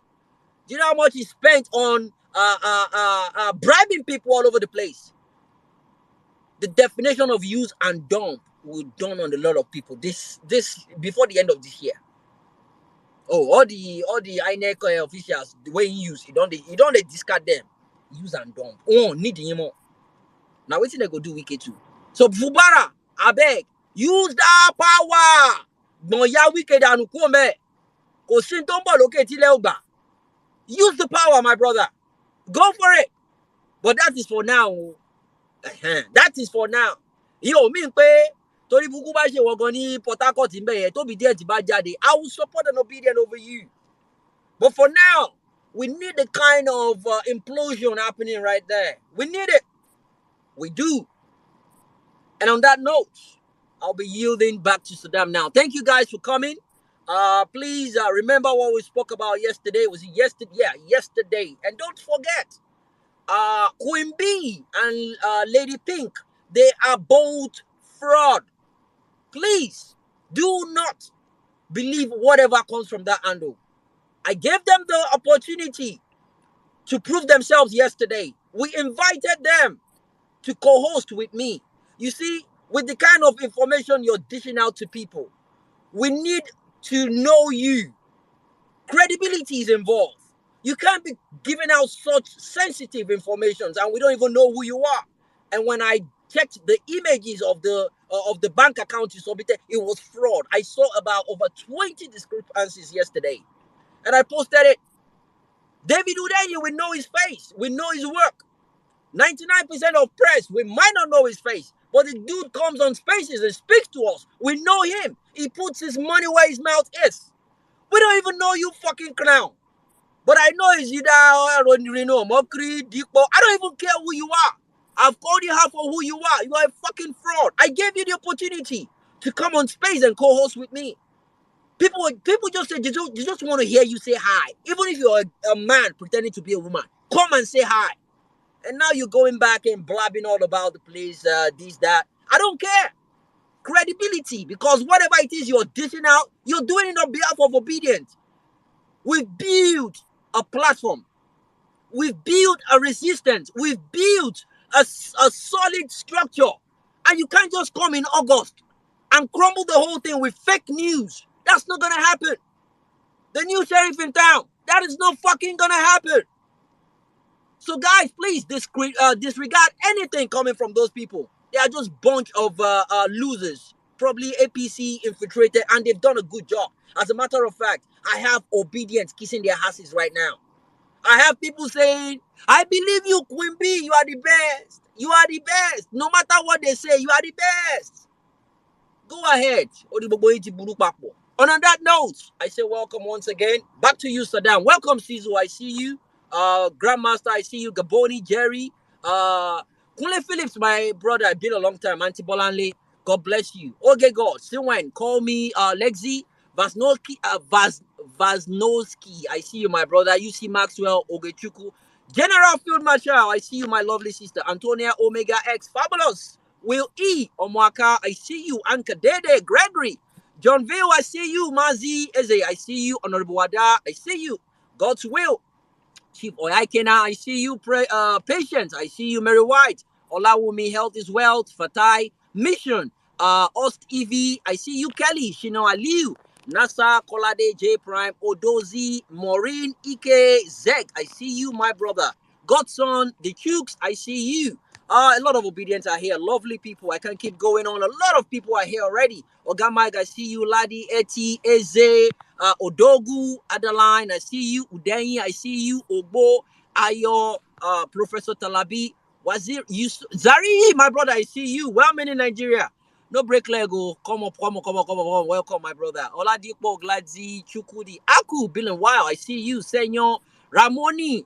Bro, don't they play with snake like that. Oh. Switch angel, switch picture again. Lovely to see you, Dr. Aruna, Boogeyman, Kenny, Papachilo, Chimerem. I saw your message. Thanks for letting me. Nopunze, Oma, Rita Yings, Damilola, Aderonke, Shino. I see you. Idowu Phillips. I see you. ID. I see you from London. Ninja Mind, Neyo, Adewale, Yoruba Girl. I see every single one of you. Prisma, Lady B, Jay, Emily, ZZ, every single one of you. Thanks for coming. Violent Space Tuesdays edition. We do these Tuesdays, Thursdays, and let me you to my Saddam right now. He will finish the rest for you. But for now, thanks for coming. Are you back to you now? Thank you. Thank you very much, my brother. You almost you almost let the cat out of the bag. Well, guys, you did not. Let me just let the cat out of the bag, guys. It's for everything. There's a season, and in every season there's always a beginning and there's always an end. We have done a whole lot for the past couple of years, a year plus on this platform. We have sacrificed a whole lot. And I do not come out here and I say whether I've never come out here or any of my brothers here or every one of us here coming out to say we are doing this because we are doing it for ourselves first of all. So there's no accolades. We don't need any accolades, no flowers, no nothing. Because for me, I always say this that I'm very wary of being praised, especially on social media, because same people that praise on social media are the same people that will drag you on social media. So I do not even try to even want any accolades from social media. I don't need it. Yeah, but I'm just doing my own bit. We have done our own bit to push a movement, to energize a movement, to get a country that will work for every single one of us. Because if Nigeria works, I say I'm very selfish in my agenda. If Nigeria works for me, I will come back home, invest, and ball. If Nigeria works for you, you will do what you want to do in Nigeria. You're not going to buy fuel at probably 100 naira to a liter when all the refineries are functional, and you say, Saddam, go and buy. In fact, open filling station for Saddam, make Saddam just collect free fuel. No, it's all for us, a collective effort. So we on this platform, we have for the past 1 year plus, 1 year, close to 1 year, 4 months right now, we have been consistent, holding, speaking truth to power. I'm saying this because many people don't understand how many people that joined us half midway, many people joined us few months, many people joined us last month, some people are new here. We have been here for over a year, and when we started out with like 50 something of us. We got to 100, got to 200, got to a point where we got to thousands of people here coming out here, peak listening, sometimes tens of thousands on the platform, all Nigerians that want to participate in their country. And in the course of this whole movement, we have made mistakes, we have had issues, we have had worries, we have had a whole lot of stuff that have happened in the back and in front also, but we kept moving on, we kept pushing, because for us, the idea of this space is to make sure that we do not allow these criminals swallow up the cyberspace. And it was out of that necessity that Violence Space was born, because I say this all the time, that I used to be a space junkie back in the early last year. I go on different spaces just arguing PO, arguing L. In fact, that's how I met L6 on one of those spaces. We've never, we have seen, but it's not as if we knew ourselves back in Nigeria. He's my senior from school, and nobody know that I've never seen S6 one-on-one. We just jumped into on space, going there talking about issues, defending P2B that we now are. We had this connect, and then we started up the space then with my brother Omar. You guys know everything. People joined us up, and we got this thing going on, and we are where we are today. We have done our bit. We have pushed this movement. We have tried, and for the past 1 year, I have not stepped out of my house on a weekend. And the same thing with my brothers here. I will say, and we spoke with Jimmy. MCs have not gone for a wedding ceremony. He's an MC. He anchors events for 1+ year. Jimmy has not gone out with his family for 1+ year. I myself have. It's not just when I just traveled just last few weeks and spent a week with a week or two with my family. I have not spent a weekend out. I have sacrificed my weekends for this movement, and we have come to the end of the election cycle in Nigeria. Nigerians, it is now up to we are now all eyes on Nigerians. We have done our bit, and we are about to sign out of space. Yes. Sorry, not sign out of space. Before me of now begin the fear. We are not signing out of space, but we're signing out of having violent space as regular as it has to be. We are going to try and cut down the days because, honestly speaking, I need my weekends back. I want to breathe. I want to breathe. So I've spoken with my brothers. Every one of us are in tandem. We're in everyone are in tandem with this. We have all agreed, and it's for the betterment of every one of us that we do not automatically end the violent space, but we have to cut down the space to probably twice a week for now. And we are going to take off Saturdays. Saturdays no longer, we don't be having violent space on Saturdays anymore. Probably except there's an emergency or there's something as important that we want to have, we'll have a space on Saturday. If not, violence space will be having violence space on Tuesdays and Thursdays, as the case may be. And if the need arises when Nigerians, and we're still having the space because I still believe that in this season, something will have to give. And if something has to give and Nigerians stand up, Nigerians will not have to stand up and start running back on social media looking for where to vent or where to do this or where to strategize or where to have a body of people that will be ready to help at the point in time. And that's why violence will still be on. If not, for me, I would have said I'm just shutting out and probably just go back to my once in a day, my football Twitter, my Messi as the Ballon d'Or. Because they drag people, they drag Mario and the rest. That is my life. And talking on politics, where I want to talk on, and drag Biden. That is my own. But we just have to keep the space. Once we'll be having the, I'm trying to say with my brothers, we'll be trying twice a week, just so that we can come and have this discussion. And as most importantly, put pressure on the system and educate Nigerians. Because the most important thing for us at this point in time is education, education, education. Because if we don't do this, I don't know who will do it. So thank you very much. And probably if we won't stop, some people that will come in and start doing their own will be more radical, that they will now carry the movement where we know they go. We don't know where they go. If we carry us to suicide bombers. So it's important that we understand what we are doing and create this stuff well and understand our weaknesses, our lapses Oh as we yes, go forward. that's a It's good very, idea. very important. Good idea. If anybody wants to come up with, I mean, I will join. I will join anyone that wants to come up with a space. I On would Saturdays, please. on Saturdays. Honestly, I will join. But guys, honestly speaking, let's not be selfish because sometimes when we do violence space, some people when they listen to us on violence space, then they inside club. Oh. Then they inside club, then they hear violence space. Me, I buy ticket for what's it they call am? Bona Boy. Brother boy. All my friends then go, then leave me. Then go, then leave me. They no well be. Then they on this place, then they hear me. The chopper ride where we supposed get. They don't go. Then leave me do everything. And lastly, I just want to add this. There's a video going around now about a guy that shot two people. The reason why I just want to hint on that is simply because you see, noise is one major thing in America they don't joke about, and that is one of the sacrifices I've decided and dedicated to pay attention to in this movement. Most of the time, when you guys hear me speak, and I'm always in my car, because I know when I speak, I scream, I make noise. I don't want to disturb anybody. I don't want to disturb my neighbors, and I play music. I don't want to do that in a way that it will affect me. I know these laws, and I respect them, and I abide by them. So I wasn't even going to mention it, but it just struck my mind that you see, because they don't give me name, they don't give our APC people. They say I be Uber driver. They say I be Uber driver. Oh, they say I be Uber. They My drop. brother, Uber na good work now. No, see, It's an honest living. if person fit open Uber account for me, I go dey happy because I wan do am. I no sabi do Uber. I wan do Uber. I no sabi do Uber. I mean Uber. I have friends doing Uber for crying out loud. But I mean, I'm just backing this up to let you guys know that we've sacrificed a lot in this movement. Many times people hear me, and my kids will come to me, Daddy, I want some milk. I want this. Now they hear them. And some people, very generous people, they reach out to me. They send me money, buy something for the kids, buy chocolates for the kids. They know themselves. God bless you all. I'm not gonna take it for granted. I feel loved, and God bless you. Back to you now, Saddam.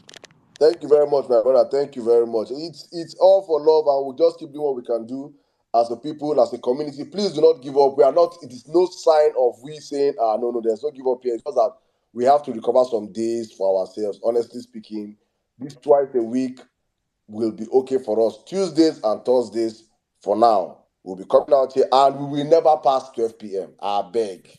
If you miss Tuesday, Thursday you go get, eh? If you miss Thursday, you come back next week Tuesday. Talk. No, they finish for Nigeria. We go continue to talk. And before I pass the mic, NC, well, my brother, welcome back. Okay, today you know injure, so I know say you don't go stress yourself. Before I pass the mic to N6, then then I bring up my people. Thank you for your patience, our esteemed guys. I just want on the Jumbotron, you can see what I posted there. Jimmy, I didn't know whether you didn't see that one. Headlines from Parent Facts. Tinubu to spend 6.9 billion on vehicles. First Lady office to get 1.5 billion worth of cars. Tinubu to spend 6.9 billion on vehicles. In the midst of this whole shege, in the midst of this whole hardship, you guys allowed a tax bearer, a tax master, steal people's mandate and are running away with it. Nigerians, Ronu. Hence, if you want to call me right now, probably we'll wait for your own service later. Let's know. I can circle to well-meaning Nigeria, then we bring, he wraps up, then we bring in speakers and we get the space up. Hence, are you ready? I think S is not ready. S is always... All right, well-meaning Nigeria, welcome, my brother, welcome. I'll put you on the hot seat as soon as you're coming in. I don't know if you can just take the mic away from me right now. Welcome, my brother. I'm good. I think I'm good at Sorry, where me in Nigeria. Saddam, what did I tell you now? You know, say sun don't come out for Chicago. No. Sun don't come out now. Sun don't, where me won't talk. Sun don't come out for Chicago. As I follow you talk. No. Jimmy is a sign that goes with the prophet.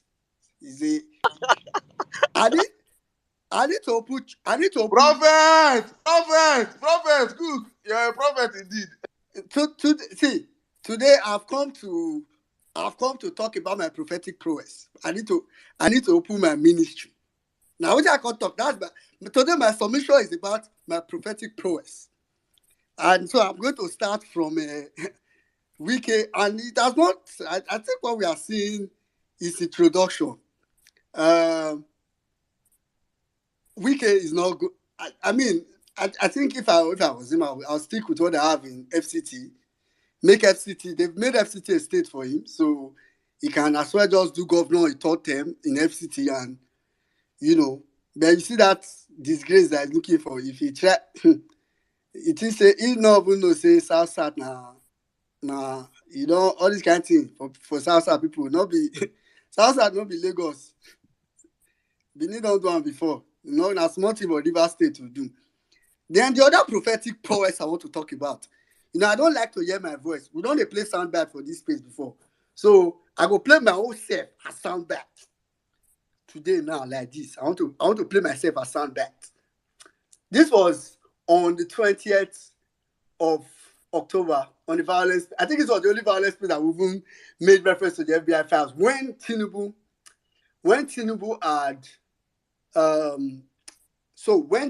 had made that move, like Salama said earlier, I think Vawulence space we never really talked about the FBI file until when Tinubu made that move to stop the release of the files. I think that was the very first time that Saddam just brought it up to say, okay, let's even look at what is in this particular. And as a matter of fact, the truth is that it is because of the credibility of the people that were going for it, in person of David and Greenspan, that I knew there was a chance, there was a shot at it at the time. So I'm going to play. So this was on the 20th of October, and this was part of my submission. Of course, it's obvious that I said it also on Tuesday here that for the FBI files, until I see it, I refuse intentionally to be enthusiastic about it. I'm trying not to play into the galleries of these criminals because I think that. And let me not play. I don't like to hear myself talk, but that was Saddam was saying earlier on the space how some of us didn't. I don't know how to put it. Have so much because I think I've come to somehow understand or have a just kind. I don't know how it happens, Sha, but somehow know how these people that we are dealing with kind of thing, right? And also being a very realistic person, I've told myself some truth. Is why the reason I'm saying this is so that for people that have heard me in the recent weeks emphasize what I emphasize, you know that I'm personally someone that thinks through something a lot. So when I emphasize that, really, really, really, really, I do not see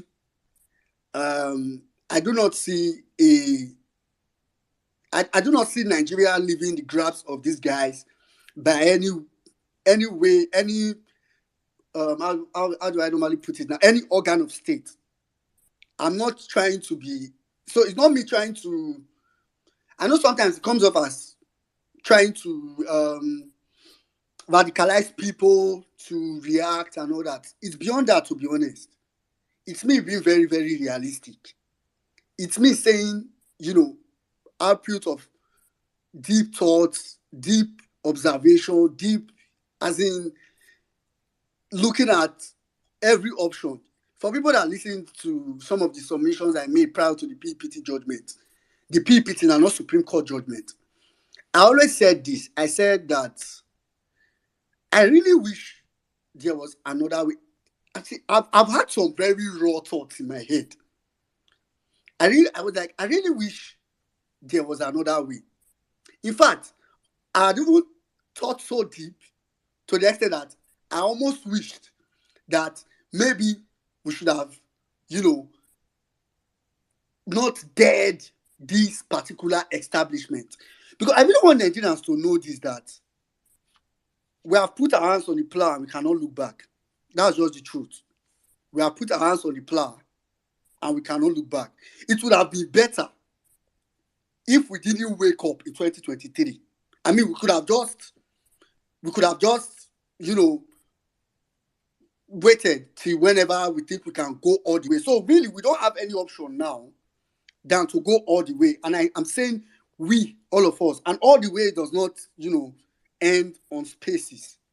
It does not end on even street marches or protests or whatever you want to do. All the way means we should know that we need to pull down this structure of criminality.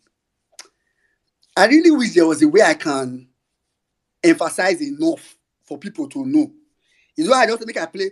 So that say if Prophet don't talk something twice, and it don't come to pass. I just want to hope so when I go start believe, say, okay, if this guy they really talk, say there is no way for Nigeria except Nigerians try to take back this country really, really, really forcefully, to be honest. And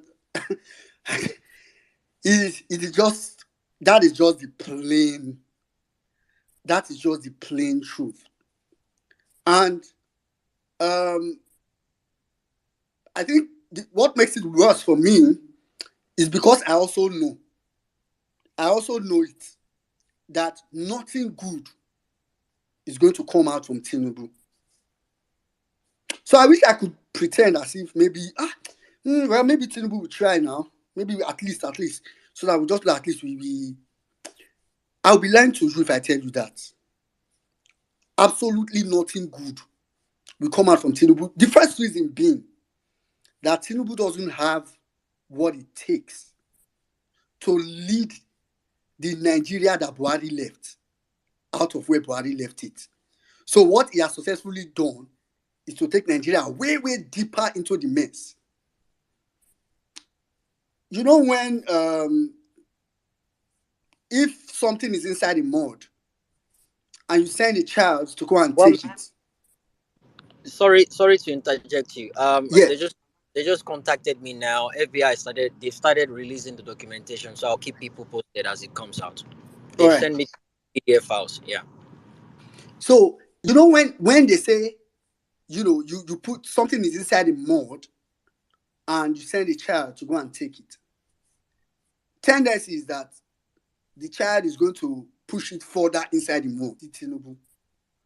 And I now add that to the fact that he himself is criminality personified.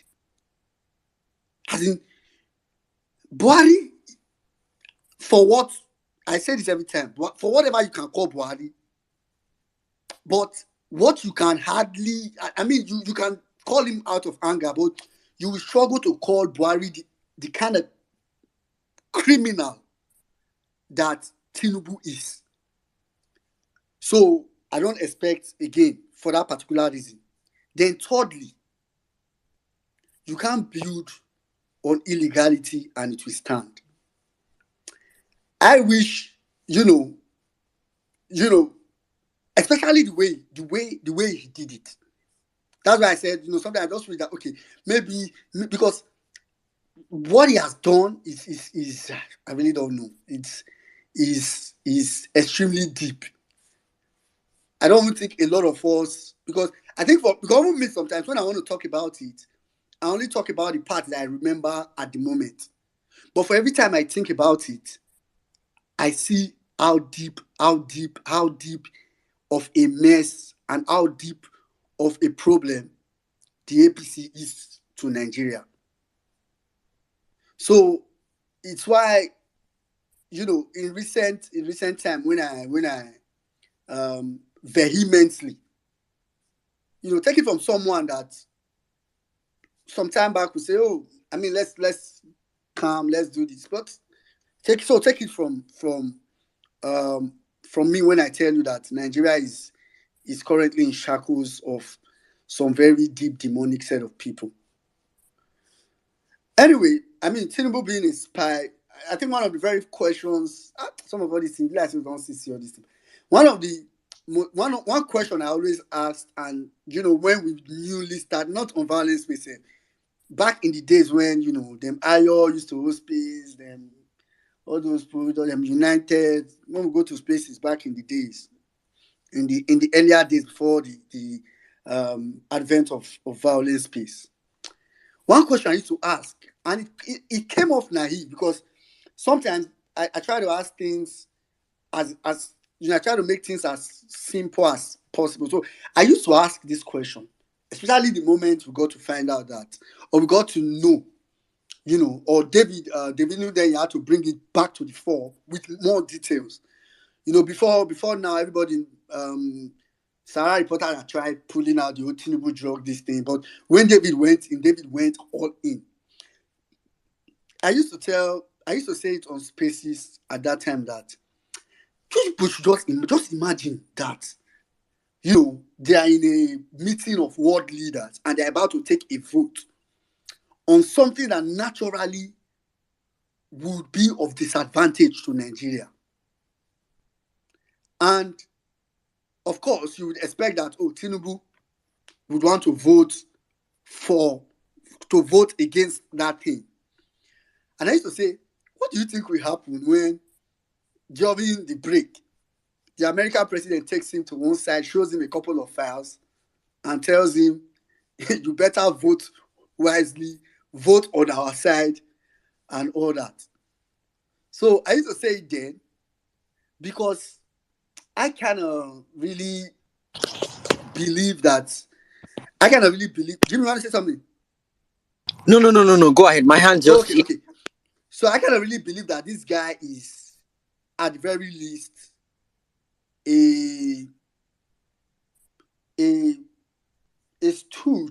I don't know if stooge. I think stooge is probably a compliment to an extent, but it's some kind of agent. It's some kind of agent in Nigeria. It's why when AA came some time back on violence space and said Tinubu was a security threat to Nigeria. I don't think many people understand that statement or understand how deep that issue is. Let's pray, Sha. Let's really pray. Maybe before people rise up for Nigeria, because if before people rise up, they don't even everywhere don't say we stick on. It go down almost day with. Last everybody go chop breakfast anyways. So let's also pray that we never. It almost happened. It almost happened with Niger. Let's pray that we will never enter a situation that's a life or death situation, because we're already in those kind of situations. These people, they take our resources, so it's fine.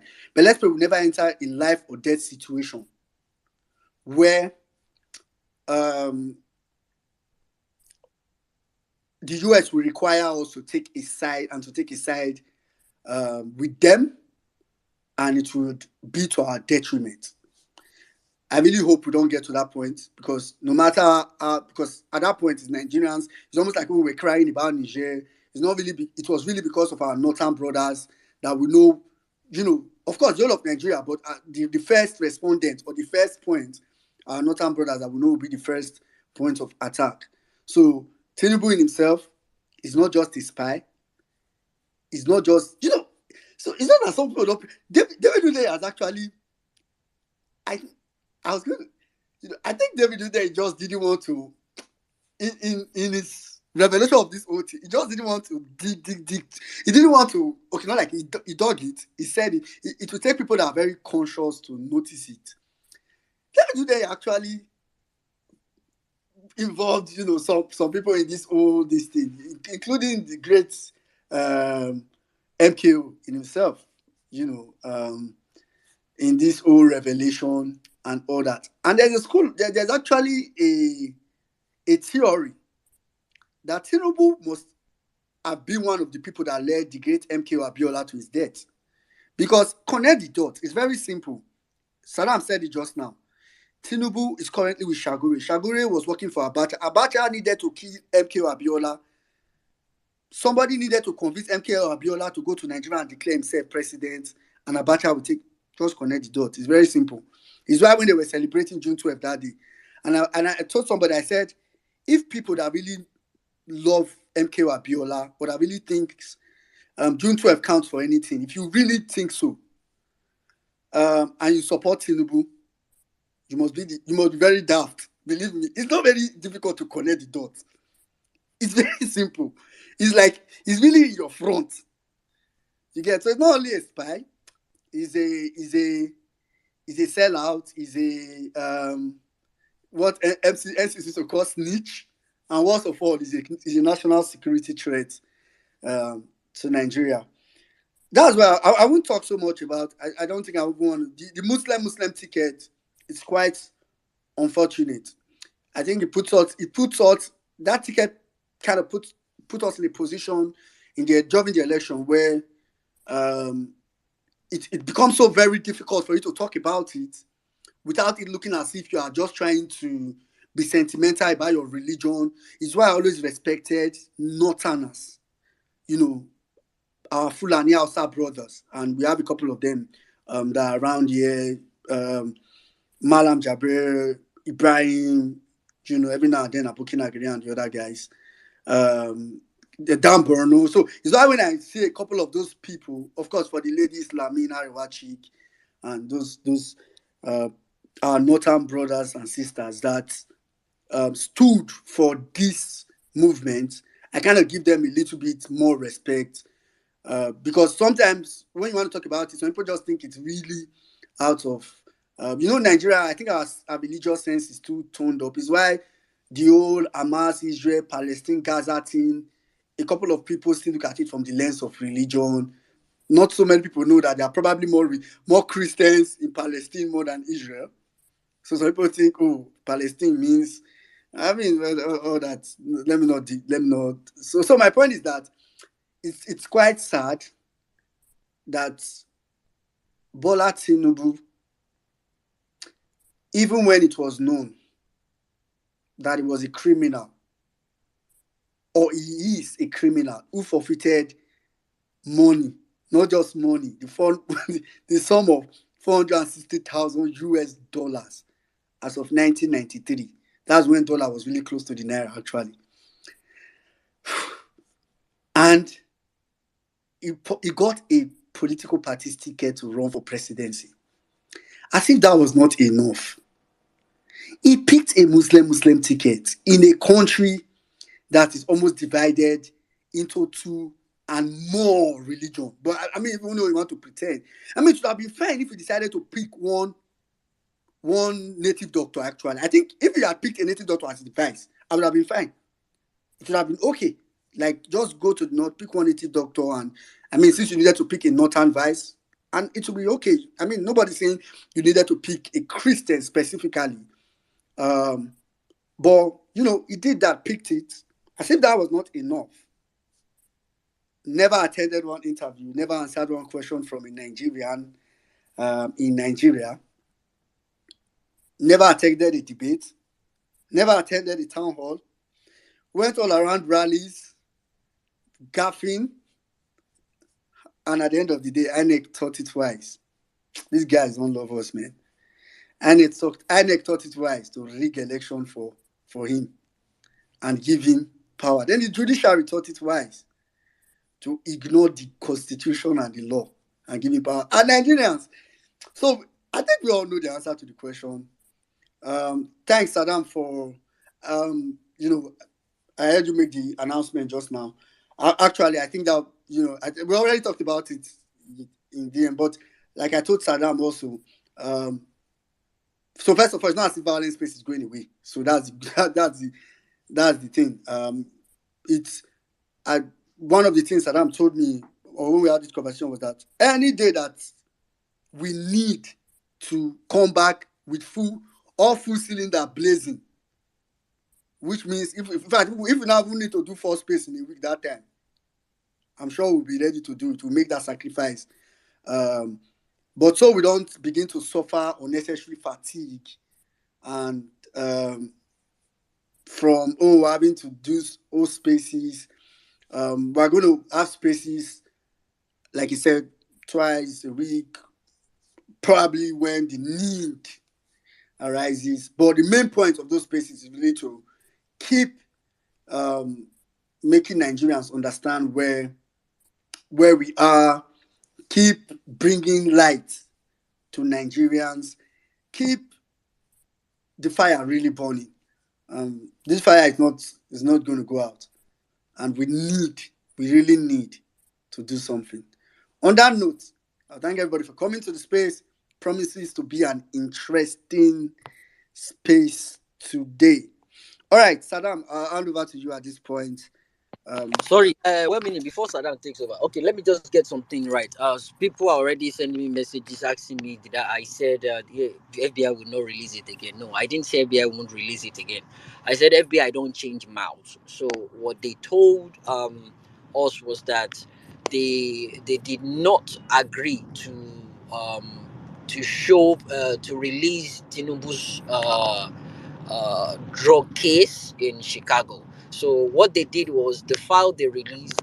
It consists of the 2 people, Muiz and Edward Guy. So everything about the file, as the PDF file as, is the criminal record of Tinubu and his associates. But what they did was they redacted Tinubu's name. Anywhere Tinubu's name was meant to be, they redacted everything, and they did it in a way that it covers the sentence. It's not as if they just covered maybe anywhere it says Bola A Tinubu. No, if it's a full paragraph, they redacted that whole paragraph, right? But it's 3 sections of the PDF. I have the PDF here. I'm not sure how I'm gonna do it to let people have access to it. I want to go through it first personally myself, but from what I've been able to see now, if we have people that has common sense, right, it is 100% certain that this man did drugs. I mean, Tinubu did drugs because his associates were into drugs. The fingerprint records and everything. It's a long one. I've just been scrolling through. It's a very very interesting PDF file. Just that the omitted is something that any sentence that this thing is associated with the number one man should actually kick the fuck out of him from that office. But if they want to argue it based on technicalities, they will tell you where you see your name now. Where you see your name. That is the madness we're dealing with. But yeah, there you have it, guys. I never said I wasn't going to release the document, the criminal record, but there was not going to release the one that consists his name, and that was the difference. They changed mouth on that. But yeah, very soon people will start seeing all that on Twitter now. I just thought I should shed more light on that. And people that requested for that, I forwarded it to you because it will take me a while to make sure I digest it before I put it out there. So and I don't think I'll have to put everything out there. I'll put the ones that I know that people can just connect the dots and just be like, you know what, this is a red flag, a huge red flag right there. But yeah, there you go. Back to you, Saddam. All right, thank you very much, Jimmy. I'll just so we'll just start taking speakers from this point. Um, I think Jimmy, you actually said it yesterday. I think this is what you said yesterday. The Yeah, same thing you said yeah. yesterday. That they were, you know, with withholding the parts that's relating mostly to Tinubu, which I mean, but like you said, half bread is better than me. For me, half bread is better than food chin chin. We'll find a way to get it. Anyway, quickly, let's go straight to Mommy Bolanle. After Mommy Bolanle, we'll go to Grandmaster. Okay, yeah, I was going to tell you that there was a queue initially because it came up before any other person requested for the mic. So, I mean, men have been speaking so blandly that we have Grandmaster immediately. Grandmaster and OG now, I don't run from violence space. This one when you come back with eyeglass. I go soon drop him. good, good, good evening, Emia Saddam. Well-meaning Jimmy. Where's N6 gone? I couldn't. S is network. You say empty, and if you enter space, you just say hello. They just take 60 gig. Hi, Saddam. Hey, gay, how you doing, my baby girl? I'm good. How are you? I'm fine. I'm fine. It's been a while. Good. I hope mommy is not stressing you, eh? Stress there. Me too. She's the one stressing me. She's the one stressing me. Right. So yeah. So, oh my world. It feels like it's been like over a week since we had violence space. It's so much fast moving pieces. They're like you've not digested one, something else pops up and all the rest of it. um you know what, when the FBI thing happened, I felt like I tried to contain the disappointment of people in the movement. I was all gone ho, and I was like, do you know what? It doesn't alter the fact that this man forfeited X amount, and it doesn't take away from the fact that we know there was some sort of plea deal, which was why he did not go to prison, right?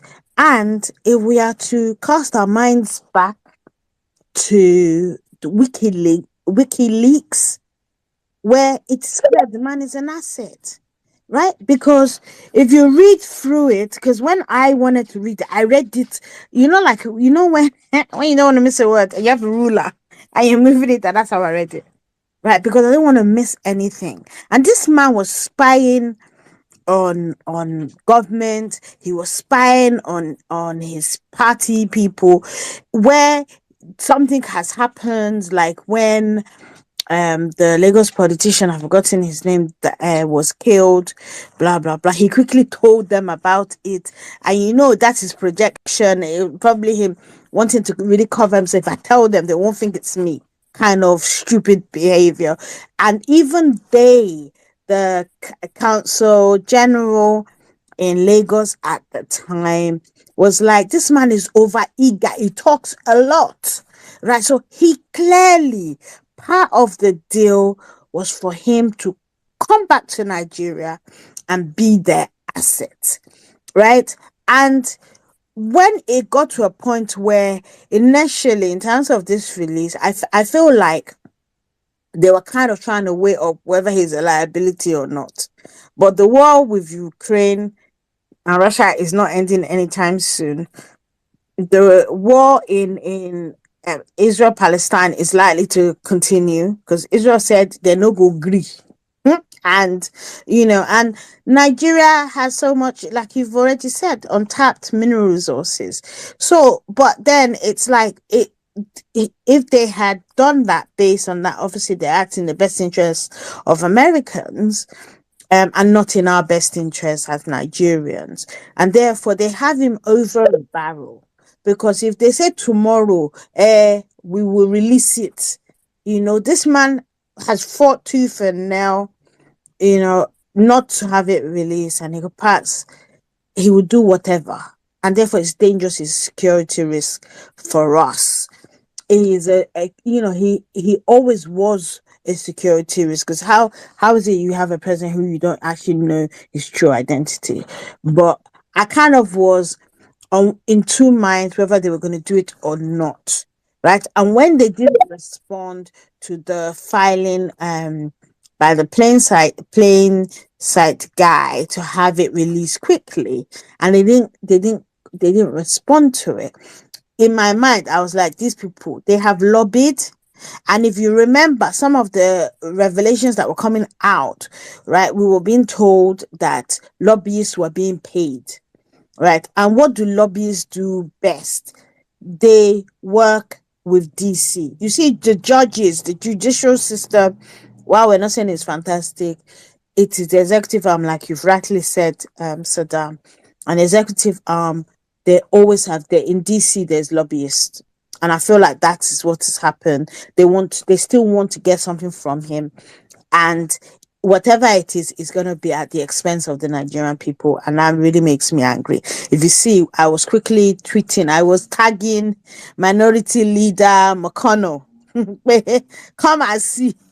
And I was already pissed off with the Biden administration, because they're the ones who removed Nigeria's name from countries of concern from the persecution of Christians in the world.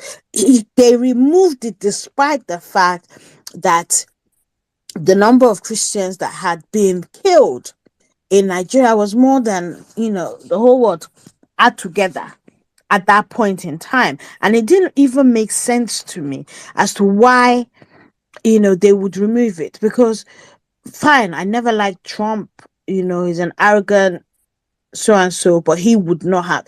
Maybe he's doing pseudo Christianity, he will act like he's a Christian, and he will show outrage, and he'll probably act on it, right? uh, but this one that they're doing, I'm like, so the having it on that list would at least have brought the attention of the world to it, and they removed it. That was when I was beginning to say, but I feel like the voting bloc in America, the Nigerian American voting bloc, right, needs to join up and say, look, you cannot be taking our tax dollars, right, and getting our votes, right, taking it for granted that we will vote for you, and you're screwing our country. That something that I feel like going forward has to happen. It just has to happen. And it's something that I'm looking, I mean, I know that it's kind of polar. Not really. It's the same kind of dynamics here in the UK with the Tories and the Labour Party UK, where Nigerians are more likely to vote Labour Party, which I haven't voted for them. When Corbyn came in, I was like, he was too far left for even me, right? And a lot of Labour Party supporters. But it's like there's something very significant when they know that you have a block vote, and they know that if they take into consideration levels of apathy and all the rest of it, they would need those block votes, right? And we need to turn it into our own lobbying, a way of lobbying for policies that favor us, right? So there's that. And finally, Mumu ticket.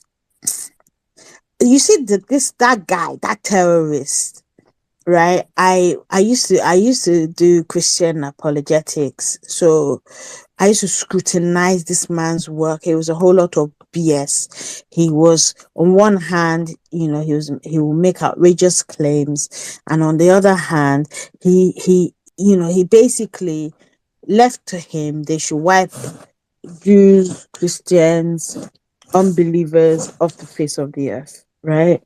And he's a dangerous man, right? And here's the thing, we have a president who anything goes because he wants to have the North on side, but not necessarily the North as a block. No, the those who we know, along with Shatima, are Boko Haram apologists, Islamic fundamentalists, those people, right? So he doesn't care whether it pertains like grave. It's dangerous. Where we're going is dangerous. And we have these false men of God, God of men, and all of the in between who will not speak out for the body of Christ, right? Because they're busy taking land, being given C of O of land in choice locations where they can build massive edifices while people are hungry. Right, so I don't see them standing up, but this is very dangerous, and people are looking away, and they need to like pay attention. And as for Wike and Sim, I said on Max, 1 million man March space yesterday that you know what, I hate both of them, but lower tower, in fact, it is for us to put petrol on the fire so it can burn well, well. I said, Rivers politics has always been very colorful and stuff. But this thing, including Wike, in fact, whenever I think about Wike, you know how he's drying up from the inside. On top of that, the 10 plagues of Egypt and other new plagues that God might have come up with. Eh, God should just gently bestow it on this man's life. His generation should just be wiped off the face of the earth. I have no apologies for that. And in fact, like I said yesterday, if you are not happy with what I said, take me to court. We have no law in Nigeria. Thank you. I yield the mic. All right, thank you very much, Mommy Bolanle. Thank you, mommy. 1 minute, please. Don't be angry. Just 1 minute. I just want to say something about this. I've seen the David posted the FBI file out there, and it's for me. Oh, this is my opinion. It is totally useless. It still goes boils down to what I've been saying here. It is totally useless. Why that is? You see, Biden. Biden must go 2024. At the time now, this one now know that this one is total lobbying. They cleared Tinubu's name. No, no, no. There's not that file is useless. They have gone and use Yeah. and cover Tinubu. They redacted it. I told you, even paragraph, they redacted it. So for them to be covering something, you know that man is a drug dealer. Yes. That is one thing I gained from that. For them to have covered it that much. Biden must go. Biden must go. No, no, no. The moment they sent me that thing, I asked the person, I said, before I waste my time reading this thing, the Tinubu name popped out. The person said redacted. So I checked it out. But I saw the little I read, Muiz and the other guy, those ones you don't do 100% guarantee those ones are criminals already.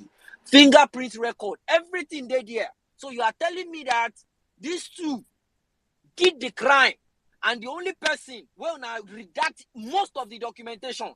Not be small redaction, oh, a whole paragraph, a whole A4 paper sometimes. Then redact the whole thing. You are telling me that one is holy. APC, now they watch now.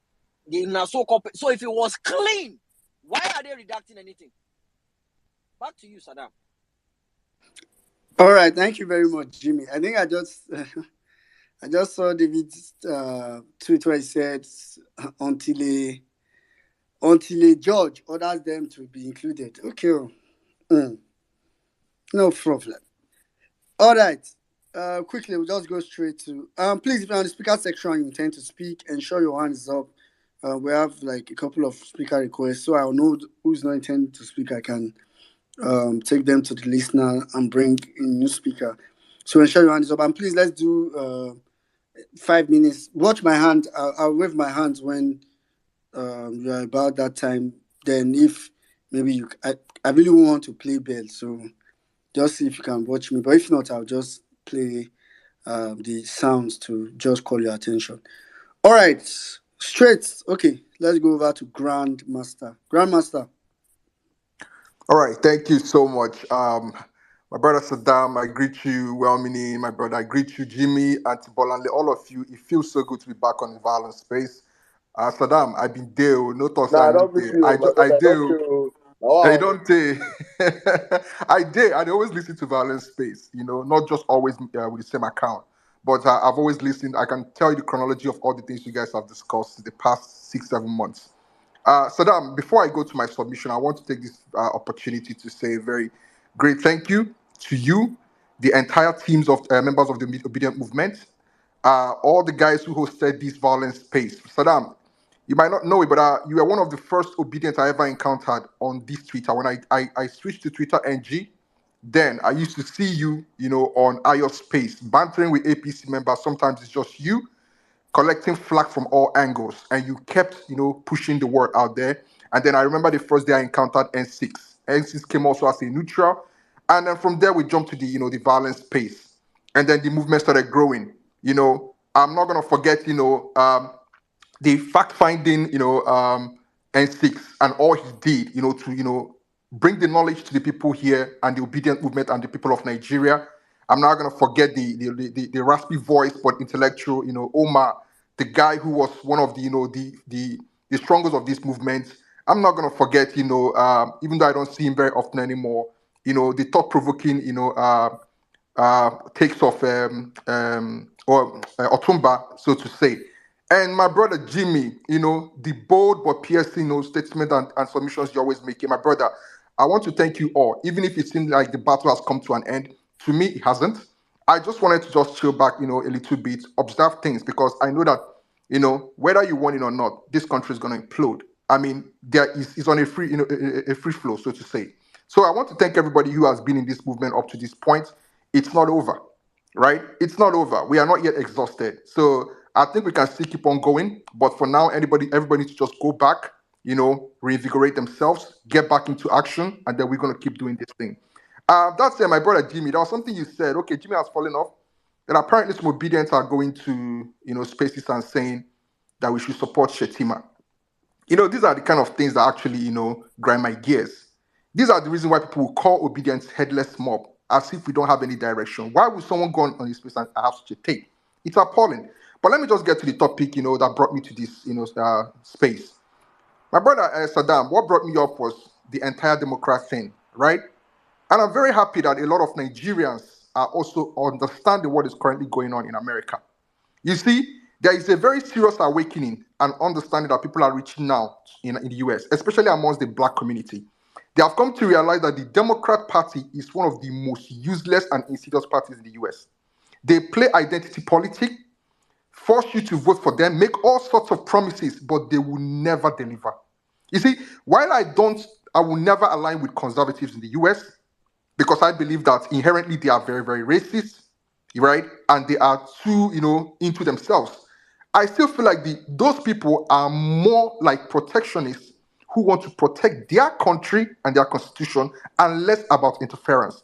There's a reason why if you look at the US, you find out that most of the wars US have fought were actually, initiated by either the Democrats or the neoconservatives, which include people like Bush, Rumsfeld, Condoleezza Rice, right?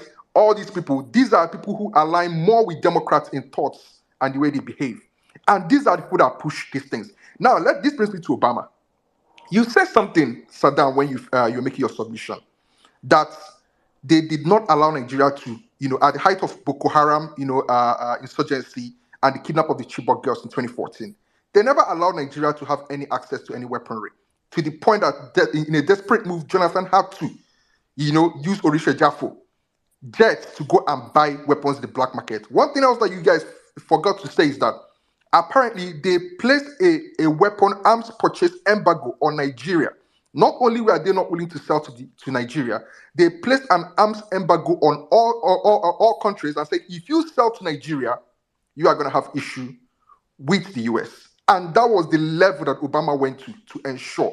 If you guys notice in the book that Jonathan released in 27, I forgot the name of that book, he actually chronicled the events that happened prior to the Chibok kidnap, the pressure that he saw coming towards him, and then how they orchestrated together with Shetima and the people in Boko Haram, the Chibok abduction, and how they did all this is because they needed a change of government. Jonathan said in that book that Obama approached him and told him that we want a change of government. They don't want him.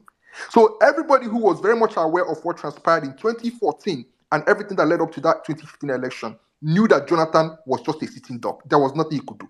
He was more like a prisoner held in Aso Rock. All guns were pointed towards Jonathan. That was how bad it was. That these people were willing to risk the life of Nigerians, bombs going off in our capital, simply because they needed a change of government. And don't you forget, Saddam, that prior to that time, there was a report that came that projected Nigeria to be among the top highest economy amongst A what do you call CNN develop. report 2015. Growing Thank you very economy. much. First, Highest Growing. growing economy. top 5 in the world, the Top 5th five. in the world. Exactly. So now you see that the dots are connecting, right? There was a reason why they needed to halt the Nigeria's economic advance. And they needed somebody that would do the inside job. Where do you think Tinubu got the audacity to insult a sitting president? Order a sitting president to do things to his own. It's insane what we are witnessing. That is why today, when you go and meet an average black American and you speak about Obama, as they are waking up now, they will tell you that Obama is one of the worst things that ever happened to them as a people. Look at the legacy of Obama today. This guy destroyed Libya. Today that we are fighting insurgents like ISWAP, Boko Haram, and everything going on in northern Nigeria today is because of the destruction of Libya. Free flow of weaponry across the Sahel. And that is what is happening. That is Obama's legacy. They didn't need... Matter of fact, a lot of you do not know that Obama murdered much more people using airstrike in the Middle East than Bush ever did. That is the legacy of that man. So my brothers and sisters, you see the Democrats, I think you guys should be very, very careful. Because they appear as the angel, but at the end of the day, the Democrats are demonic. I think you guys have forgotten that in 2023, this election that just held, a very prominent Democrat was in Nigeria in the name of Stacey Abrams. You guys may have probably forgotten. She did not go to any, proper polling unit. She just walked around a couple of polling units. And what did she do? She returned back to the US and gave them a report that the elections in Nigeria were free, fair, and void of violence. That was what Stacey Abrams told, the committee in the US. So you can understand that there's this orchestration, planned by the Democrats to ensure that Tinubu stays there. It's more like as if he's doing them a favor and they're paying him back for the favor they did to him. That is why, my brother Jimmy, you are talking about the document they released. And immediately you just mentioned they redacted the information. I was like, man, here we go again. Why I'm saying this is because this information you are receiving today, it is not new. If you scour the internet, you will find that this information has been there. We all knew already that Tinubu was involved in drug dealing in the US. What we wanted to know is to what extent was he involved in that drug dealing? You don't come and give me a document that is completely redacted and you tell me what am I supposed to be connecting dots? Solving a puzzle? No. If you are sure you want to do Nigerians a favor, you tell them exactly to what extent the impostor in Aso Rock who is claiming he's the president was involved in drug dealing in the US. Don't come and tell my brother, wait a minute, I see you. I'm just rushing. I'm really going fast to see if I can catch all my thoughts here, right? But the truth is this.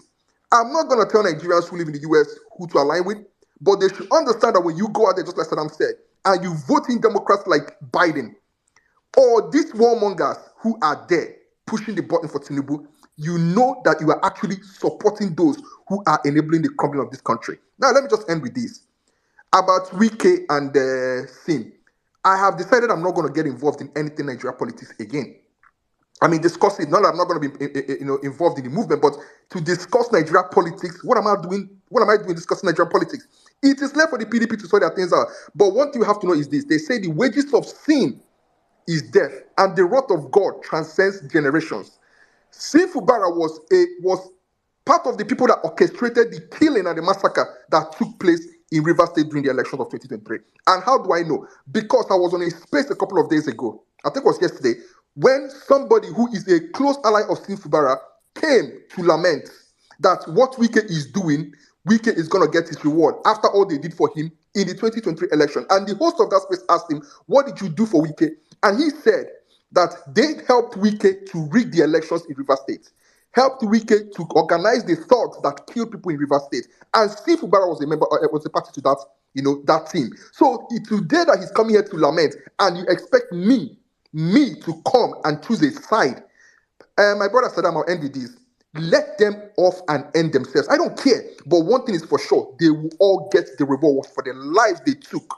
They will get the reward for the lives they took and the destruction of democracy that they contributed to in this country. And the wrath of God, like I said, it transcends generation. It will touch them, if not in this lifetime, in another lifetime. I hear the mic. Thank you so much. Thank you. All right. Grandmaster, my brother, I don't miss you. We don't miss you on this platform. See, it's so sweet listening to the truth come out. You just open your mouth and wow, everybody come out. Just a poem they go. Thank you very much, my brother. God bless you. Thank you. Please don't run far anymore. Let's try and rebuild what we started. Please. It's important that we keep these voices all out there and just keep understanding why we grow and why we learn. It's very, very important, my brother. Thank you very much. Well, Nigeria, back to you. Yeah. Thank you very much, Grandmaster. For Sim and Wike, I am for everybody and for nobody. So I think it will serve me better if both of them can get into a room and I can't talk where the thing that is. May God help me. May they not come out from the room. Anyway, quickly, I'll go straight to let's take a lady. I'll take Oge God. After Oge God, I'll come to call me Lexi. All right. Thank you, all meaning Nigeria. Good evening, Emir. Good evening, Jimmy, and TB, and every well-meaning Nigerian on the space. All right. Very quickly to Tinubu, an FBI spy. Well, for me, I'm not so disappointed about the US not or the FBI not releasing the files because I thought from the beginning that for them to have pushed the release of the files till October ending, I just felt they didn't mean well for Nigerians.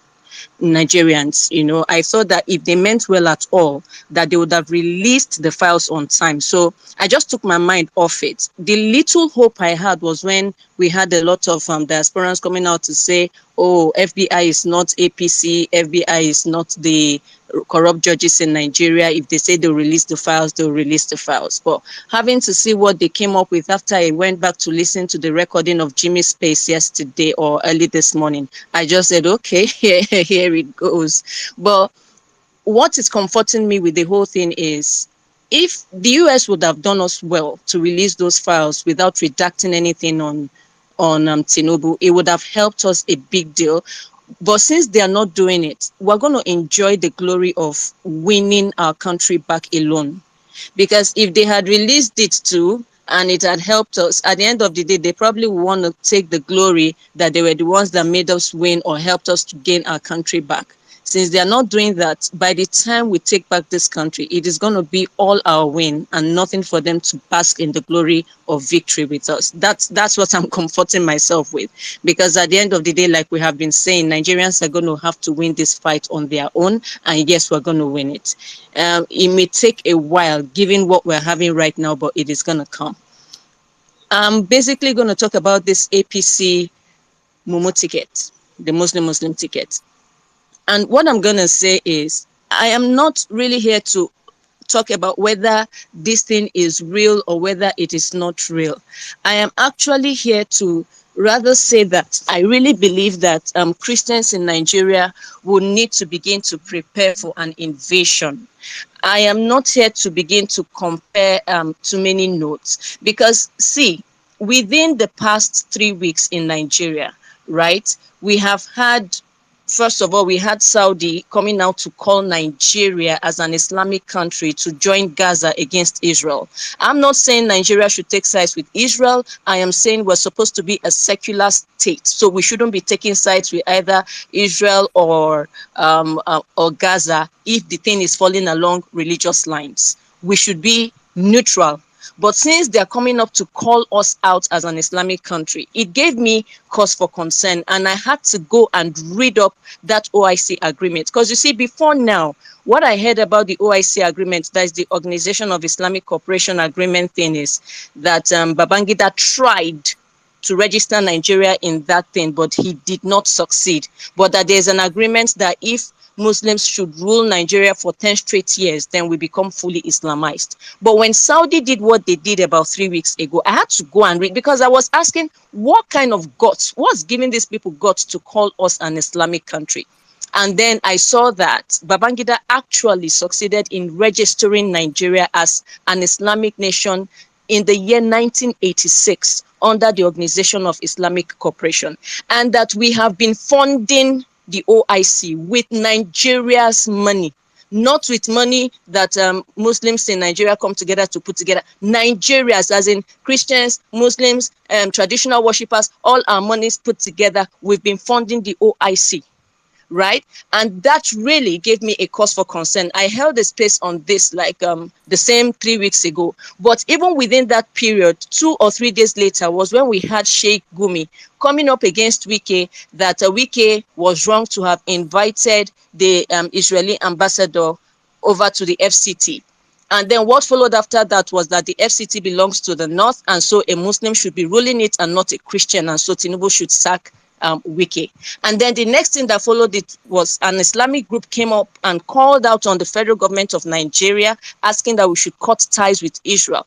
And then the next thing that followed it again is a wanted Islamic terrorist suddenly comes to Nigeria, calling our Air Force, our immigration, a Muslim Air Force, and a Muslim immigration, and calling the Sultan of Sokoto the head of state of what? Of Nigeria, or the head of state of Sokoto? What does he mean? And then we also have Tinubu responding to that call by the Saudi and the rest of them that we should come and join them against Gaza. Tinubu is saying that Nigeria will give her full support to the fight with Gaza against Israel. See, when the devil wants to do stuff, it's just, the devil is a copycat of God. God will always tell you what he wants to do, and then he does it. The devil will also come and tell you what he wants to do, and he will do it. These guys are telling us, they are writing on the wall in plain ABCD for us to see what they want to do. We are either going to choose to turn a blind eye and pretend like it is not real, like it's a myth, like it's never going to happen. Because I've heard Christians say in Nigeria cannot be Islamized. I've heard Christians say in Nigeria that Nigeria cannot be Islamized because we have big churches, the Oyedipos, big generals, like they call them, the generals in Nigeria and all that. And they forget that the overseers of these big churches have branches outside Nigeria. And that if anything begins to happen, like we begin to have an invasion, which is the grand plan before they Islamize this country, if anything begins to happen, these big overseers can get into their jets and fly out to these other countries where they have branches, and they will no longer give a damn about what you and I stand to face in the face of Islamization of Nigeria. So to every Christian here, 2 things. I will first say to you, go and read up the whole book of Esther in the Bible. Well, meaning I'm rounding up. Go and read up the whole book of Esther in the Bible, and then begin to plan to fight back, because what you're about to have with Muslims coming out to tell you that they own your immigration and they own your Air Force, what is coming is not a small fight. And it's not just going to be centered in one corner. The invasion is going to be nationwide at the same time. Many revelations to many people have told this. When I have more time, Right. some other time I'll say it. Thank you. I yield the mic. Yeah, all right. Thank you very much, Obi God. Thank you very much for that. But just to put it out, this is not a Christian versus Muslim fight. Basically, so we don't fall into the error of generalization. Basically, leaders, some of the leaders within a particular sect is also speaking wrongly, and I think it's something that everybody should condemn. So if you're a Muslim and you find it difficult to condemn that, then you really should question your belief, so we don't begin to set ourselves up in that direction. All right, quickly, let's go straight to Call Me Lexi. After Call Me Lexi, we'll go to Sewen.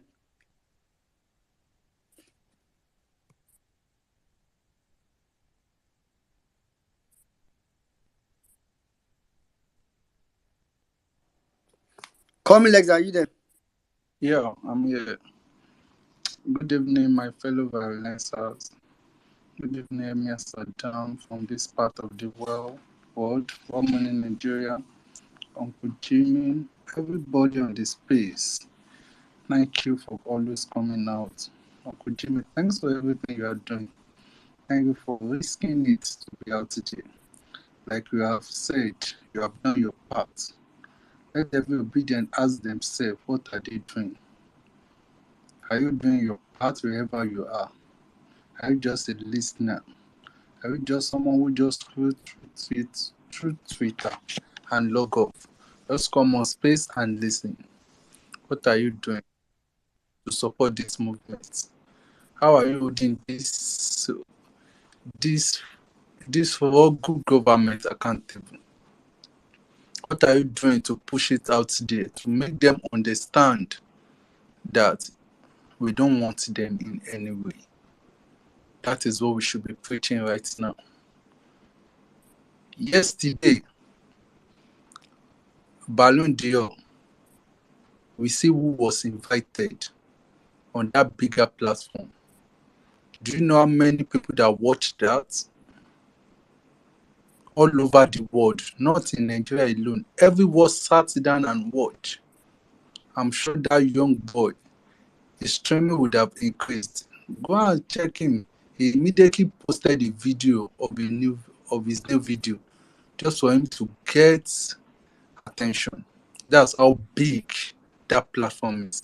But it is sad that when they Google about Nigeria, what they will end up to understand is we have an illegitimate president, a criminal, a thief. That part, it's me. How would Nigerian be invited to a bigger platform like that, but just for you to now understand that with the talent, with everything we have, it is that man, like Uncle Jimmy we call, Atole Babatonde Pampas. A man with Pampas is who they choose for us. But I don't blame them. If we look inside very well, you will understand why these people don't choose Peter Obi. You will understand why they don't believe in Peter Obi. There's a Yoruba adage that says, Olóòtọ́ ọ̀tá ará ìlú ni. Uncle Jimmy will understand it better. That is the mistake Peter Obi made. In an organization of criminals, how will you believe the kind of Peter Obi that is not a thief? How? That's the problem. That's why they don't want to choose him. How will you hear that Peter Obi in an organization of a criminal is outstanding? And that is what we stood for. You will hear them say, I don't believe. You will hear them say, how is it possible? And it is possible. He has proven it. With his word, with his action, he will say, go and verify. And we verified it. They used everything to intimidate that man, to scrutinize him. They couldn't find anything against him.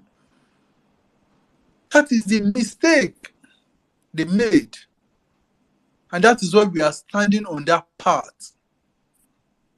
And you see, for Wike, this is just the beginning of him. I have sat down and think about it. How will this man, how will his end be? How will God do it? Unknowing to us that the way God will do it, that is what they say. A killer will not want anyone to move around him with cutlass. That is what happened right now. And this is just the beginning of his downfall. The only advice I will give Sim is he should stand his ground. He is the governor. Use every power you have.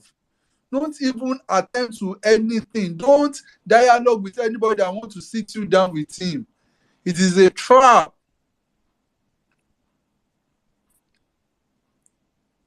Any fight against Wike is a fight against bad governance. It's a fight against corruption.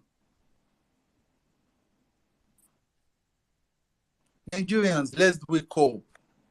Let's stand our ground. Let's keep telling the world. Immediately Barron posted yesterday, go on there and tell them the current president is a thief. We don't want him. So all the world we know that we didn't choose him. He chose himself just because they say he's strategic. And you know the sad truth about this is it is the fools that are defending him. Let him come out and tell us his name. Is he dead?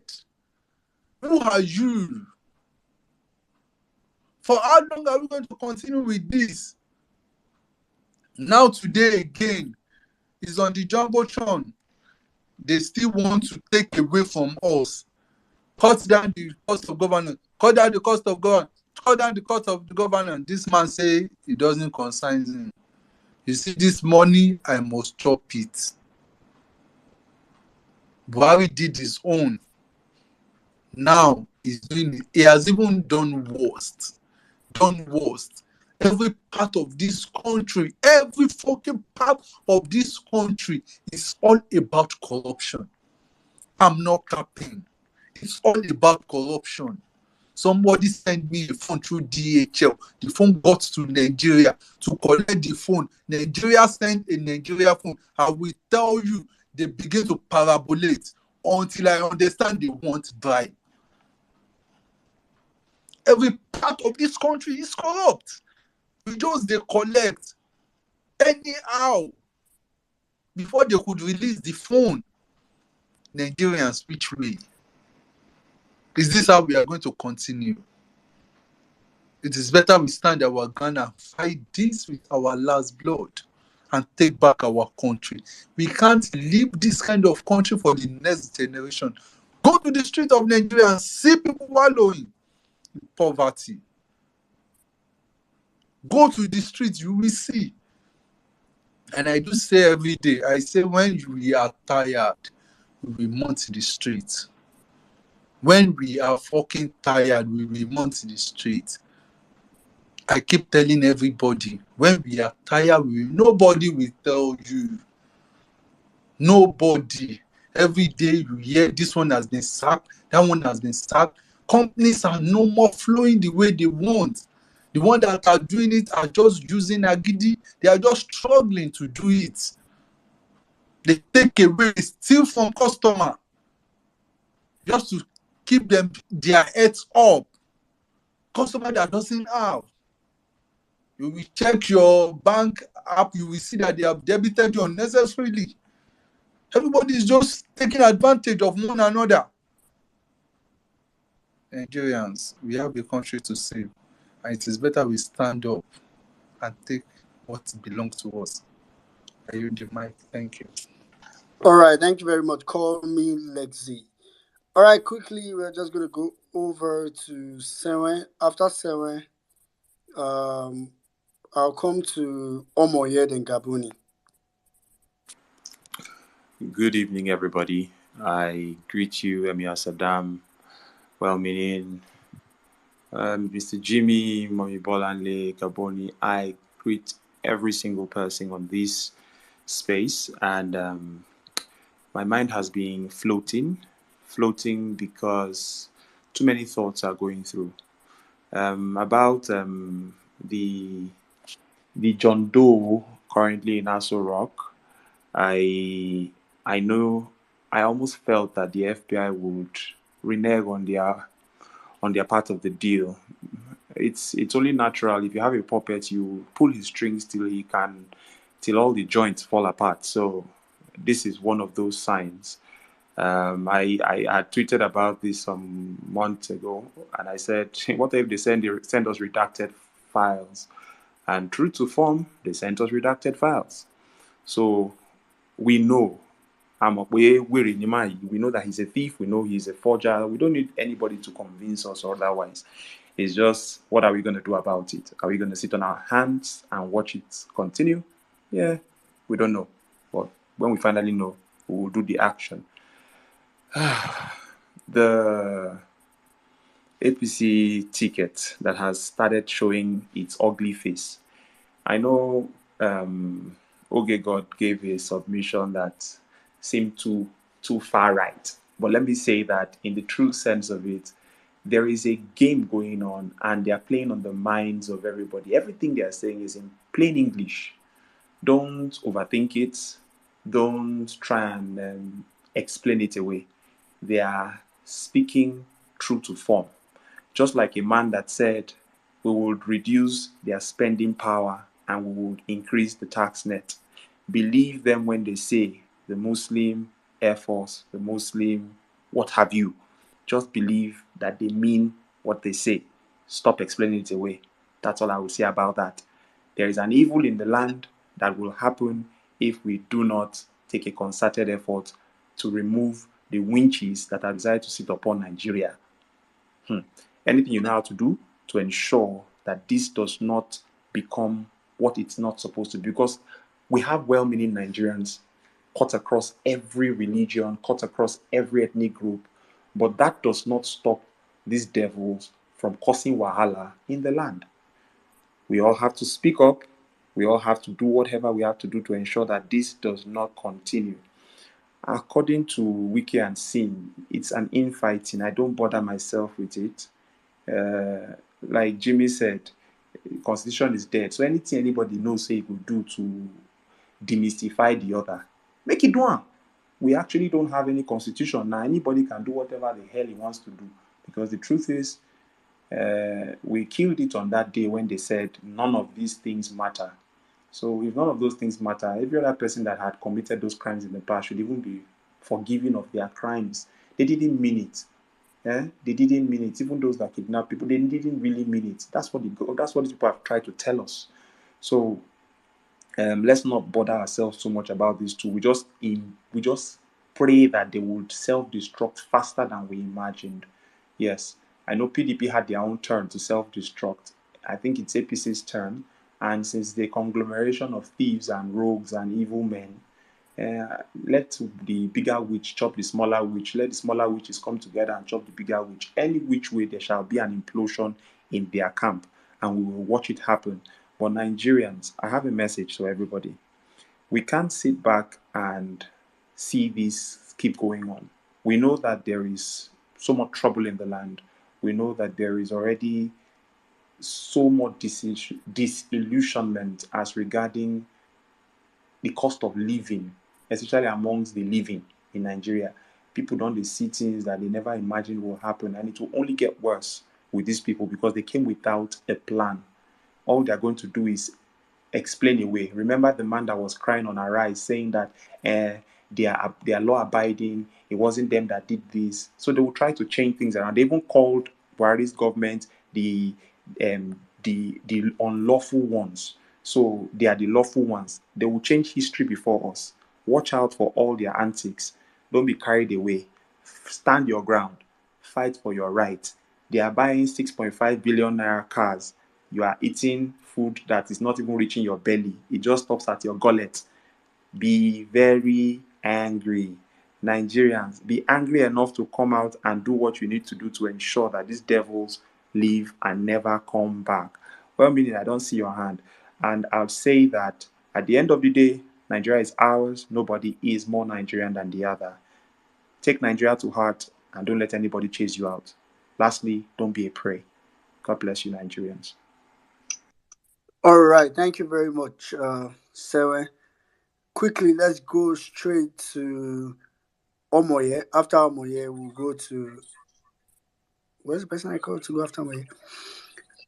All right, after Omoye, we'll go to Mr. Strong then. Okay. Greetings, everyone. Thank you very much, Emir Saddam, and everyone in the listening and speaker session. How many minutes do I have? Well-meaning.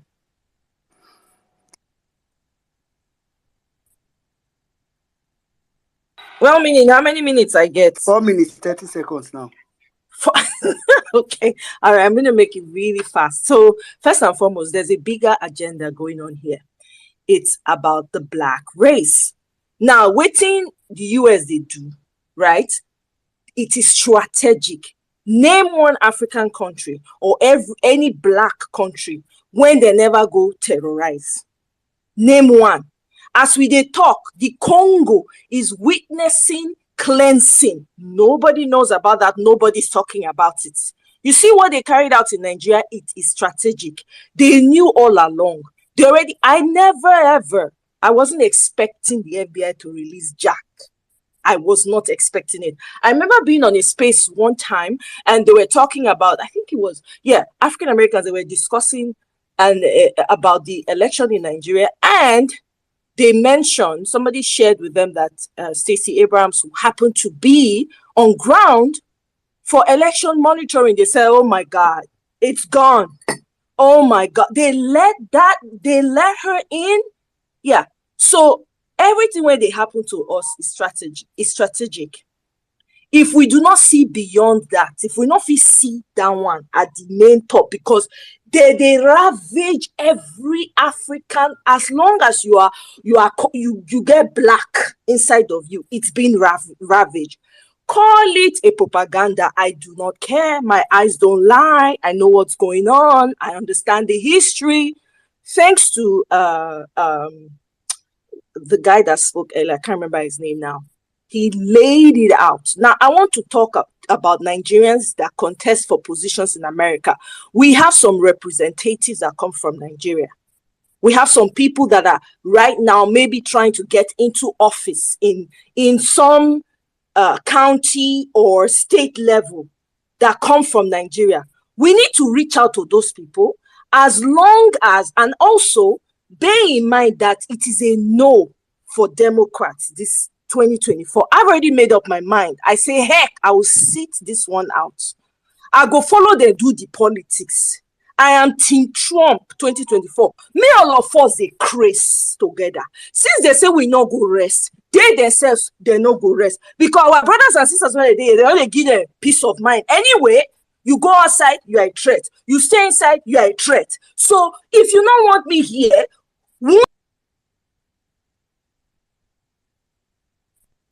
to be here, if to they work, we not all of us go to Nigeria, we go to hustle together.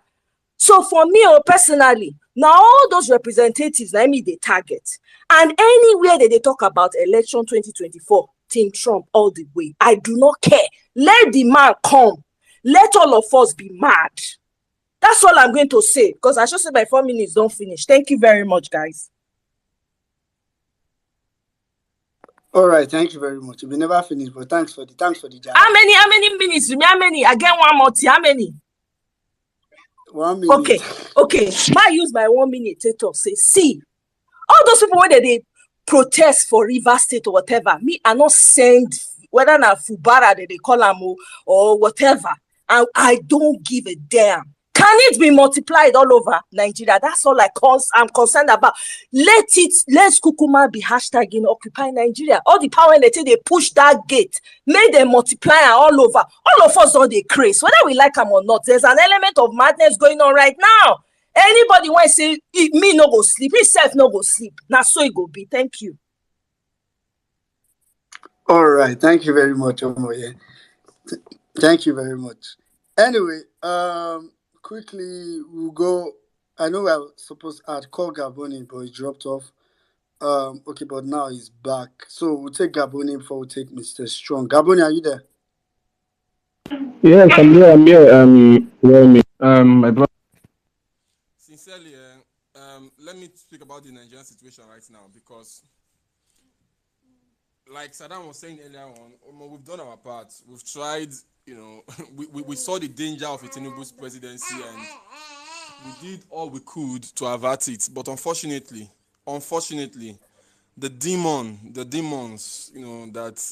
demons that are fighting against Nigeria, it seems like they have their way. But believe you me, it's a temporary way, because whether you like it or not, something must give way, and liberation must come to Nigeria.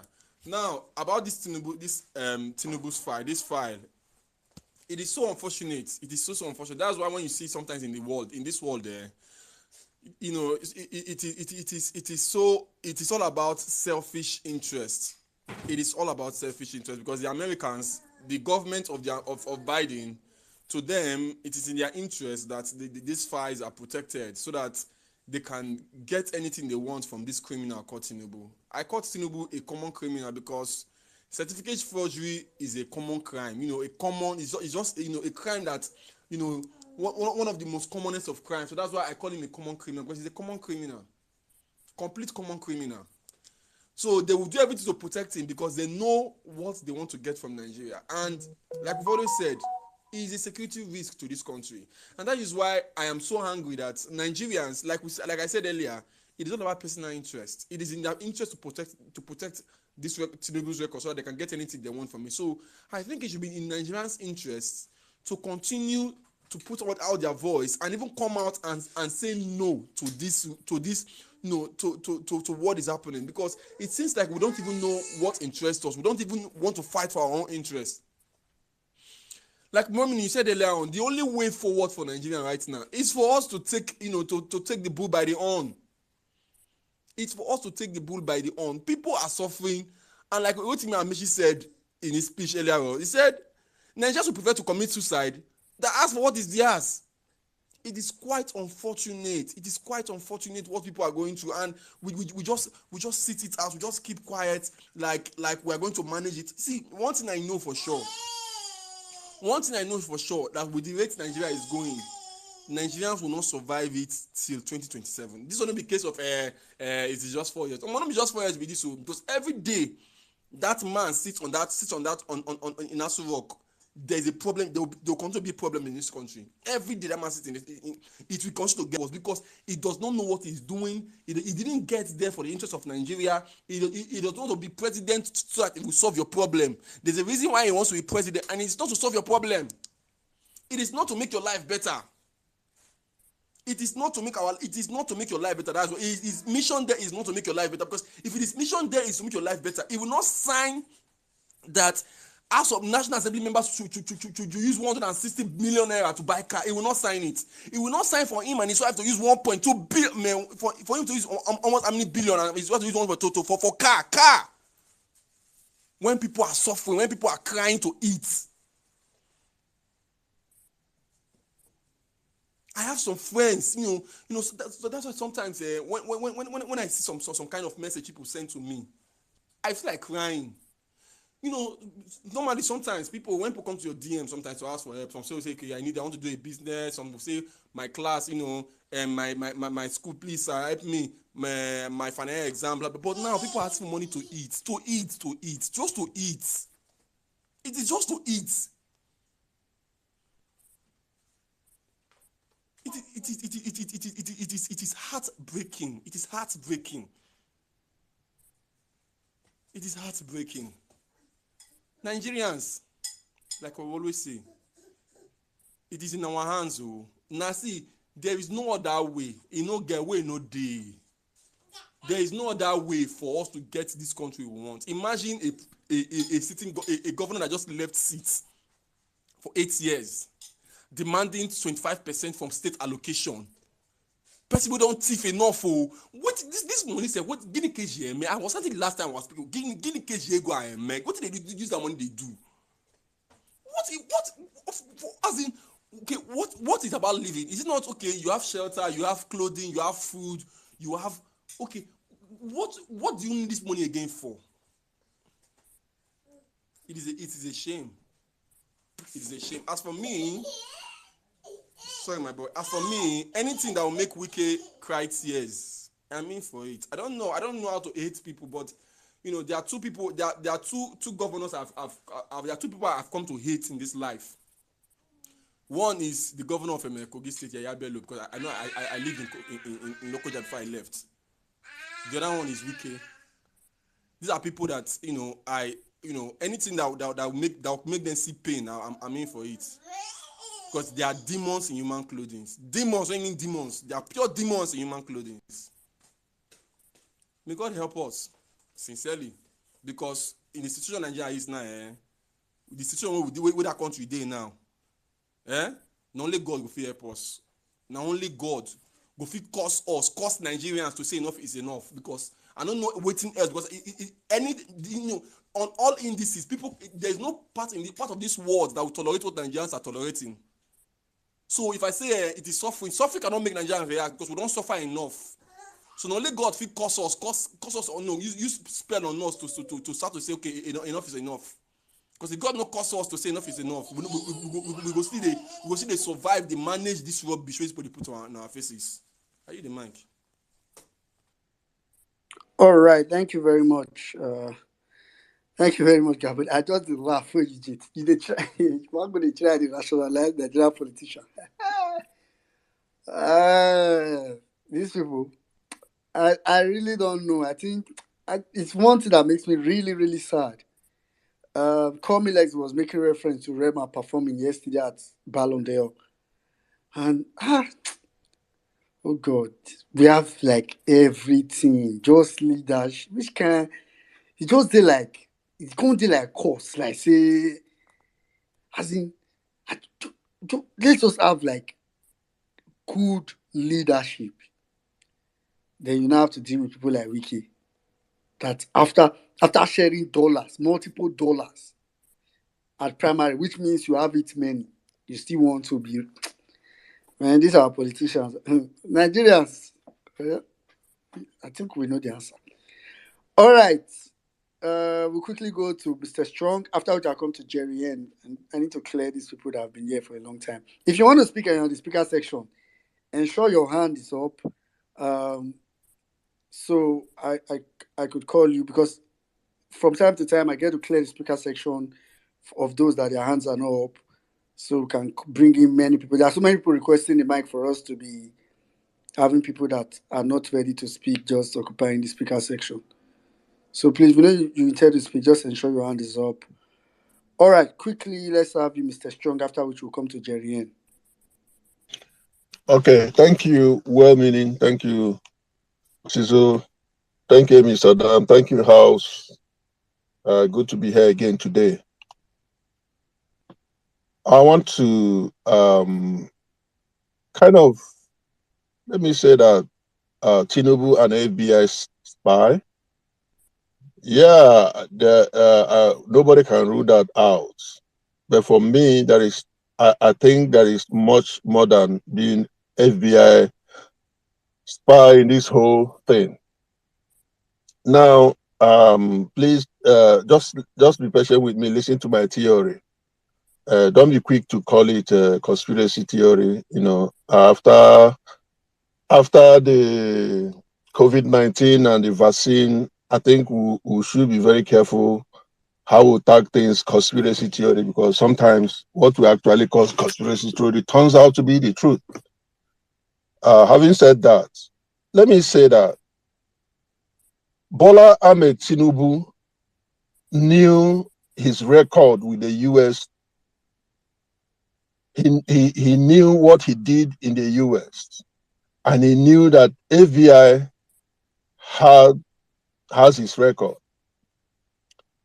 Bola Ahmed Tinubu had a vision and dream of becoming Nigeria president one day.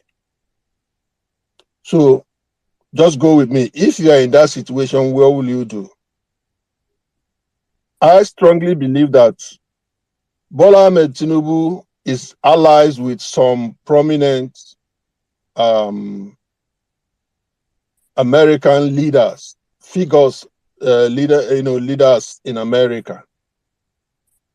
And if I'm someone like David Hundein, who has this capacity to do, this investigative journalism, one of the questions I will ask, one of the theories I will set out to find answers to is, I want to know which Nigerian politicians are donating money to maybe RNC, the Republican Party, the DNC. Which Nigerian politician is donating money to people like, if you have something like Trump Foundation, Clinton Foundation, Obama Foundation? I'm assuming such foundations exist. I want to find out who has been donating money in these places. That will give you an idea of what the things I think Tinubu did. Tinubu had to find a way to get close to these figures in America. I know someone mentioned, I wasn't here when we started, so someone mentioned Chowguri that referring to MS Adam. I didn't hear I wasn't here when we began, so I didn't know what he said about that.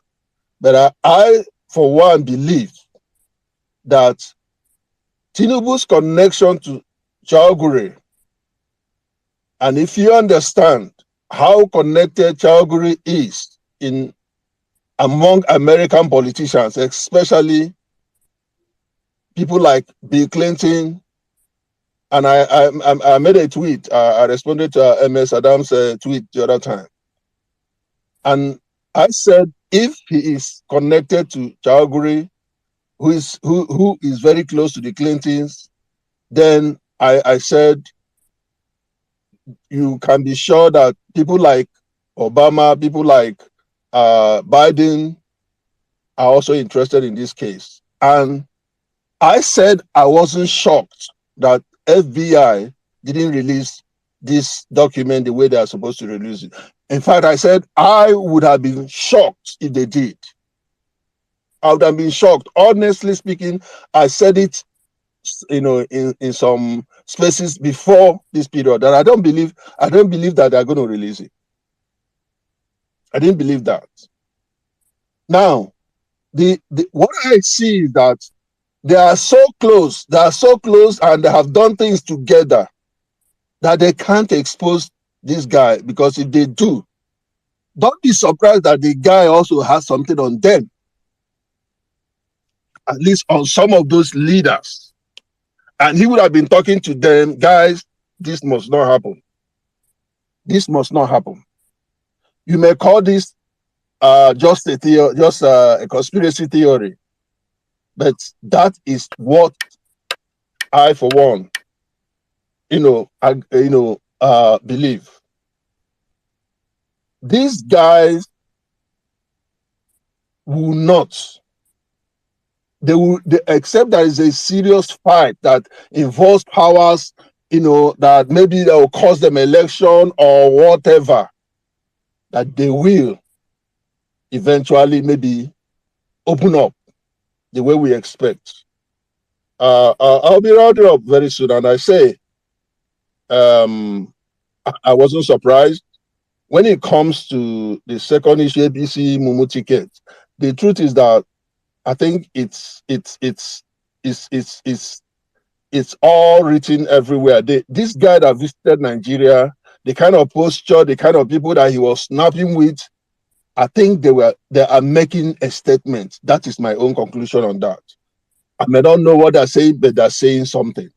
Then on Wike and his guy, in fact, I will encourage Wike, please don't let this guy defeat you in this fight.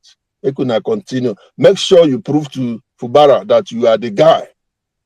And Fubara, you are the sitting governor. If you chicken in, then you're a coward. I don't think you guys are worth my time. And thank you very much. And I yield the mic. All right, thank you very much, Mr. Strong. I know what you are saying, and it's true. God, na me be you. He owe me. Oh, yeah. No. Fubara cannot. Baba just jammed their head together, come off for the book. If I was Wike, no, why will I allow Fubara do that to me? Do you know, maker of president, rigger of the national? No, Fubara is too small. The Hitler of Obigbo. Fubara is too small to be doing this.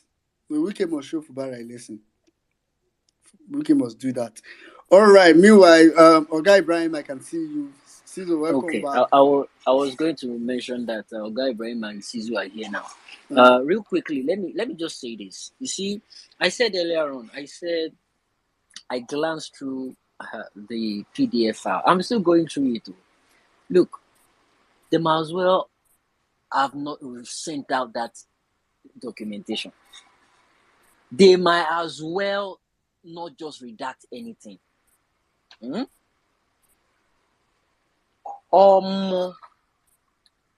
only thing missing in that document is Tinubu's name. The only thing missing. I don't care about the sentences. I don't care about any other thing written there. The only major missing link in that, because as they don't redact that document, I'm sure they will regret releasing it, because the little I've gone through, and I'm beginning to see people's breakdown. General Field Marshal has been doing the breakdown. I've been seeing Mr. Jackson's breakdown. I've been seeing David Udeni's breakdown as well. You see, the only thing missing there is Tinubu's name. Every other thing associate this man with his associates. Jimmy, you know people who are dealing with. Bro. Jimmy, CSU came out with court. You were in the court. The court came out. Yeah, of course. This certificate, for the fact that these people miss his name, you're giving them something to lynch on. Of course. That is where my point is going. See, now the technicality where they go hold, that say you see name there, they write your name there. Now waiting they go hold. But any same country will get this kind of issue, they're supposed to kick that man out of office. Immediately, they're supposed to kick him out. Because for you to even be around people like this, so it's like we are reading the crimes of two people we are not even bothered about. Not be these people will write documentation to request their details. Not Tinubu, but they can't provide. They left the names of his associates. The way I see these guys, this man, they are working for this man. They are working for Tinubu. The way they broke everything down, fingerprints, documentations are there. The men, guys, take a good look at this. I mean, I don't know what is going on, but you see, with this alone, in a sane country, that man is not meant to be in that office. And what I've found out again is that they mentioned some states there that I never even knew. So definitely, Tinubu get crime for that state. So you see, the thing is beginning to, now if I focus on that state now, just by doing random search, I might come across something like that, because what they did was they gather all the crimes from those states and they put it together and they are releasing it. But if we go individually on those states, we can get this documentation individually from those states, because this is a federal thing. They will gather everything from the states.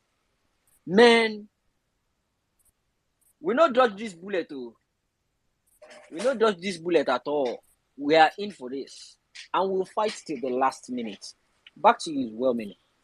All right, thank you very much, Jimmy. In fact, I scrolled through the document just now, like not reading it. I just wanted to have like some kind of glance to see how much was redacted. Except if the document I'm seeing and the places that I'm thinking was redacted are like, where Tinubu's where places that Tinubu. This document is more of a Tinubu's document than Abele and Akonde. Because the places that were redacted, in fact, I was going to say, if anybody has time on this, maybe we can do like a percentage check of the empty spaces in the document. So, and I'm saying it because I know Grandmaster had said just now that we just needed it. Of course, we already know Tinubu is a drug dealer, right? We just wanted to know how far he went in the industry. Like if he was, head this level or Grammy. But if it is... 1 minute, I take God beg you. You see how far I go for which head is Abimobo. No, we know the level where he reach for this drug industry. Whether he collect Grammy for the industry. Because if you... I've been a record label owner. Exactly. When it's not like all this kind of thing they be. Because if the pages that I'm seeing or the part of this document I'm seeing that redacting is what the part that's really redacted, then And it's left for anybody to, by the time you mix it like Jimmy is saying, with what is available there, it's left for you to imagine. It's just left for you to imagine the kind of criminal. Wow. Time all this show, Tinubu will be the synonym for criminal in Nigeria. If you want to, if you catch it, if somebody is stealing, you say, why did you Tinubu? Instead of why did you steal? Just like, why did you Tinubu? This guy is a criminal by all ramification. Anyway, quickly, let's You take. know where I fear Tinubu well-meaning. Tinubu spoke about in all, he has said a million places how he made money, but Tinubu never said that he owned a filling station. Tinubu has said he made money from this, he made money from real estate, Deloitte. Tinubu has never told Nigerians that he owned a filling station in the US for years. Fear that man, oh, fear that man. I yield. And since you get one way you do with it. No, person who fear don't let her talk about corruption. If I wouldn't now pretend throughout campaign, didn't say corruption. Even if now pretend, don't pretend say okay, we'll fight corruption. You fear that kind of person. Anyway, quickly, we'll just take Jerry N, after which we'll take NASA.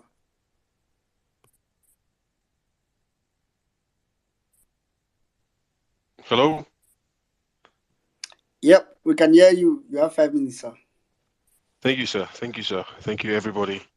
Women Nigerian, Saddam, all the hosts, and all the members here. I'd agree to now. Yeah, just encouragement. Just thanks for all the work you're doing, everybody. And yeah, I think one of the things Tinubu Day very concerned about my image because of he was always shown concern that anytime that we're about to expose something about him, especially when he said that when CSU releases documents, he will be they will cause irreparable damage.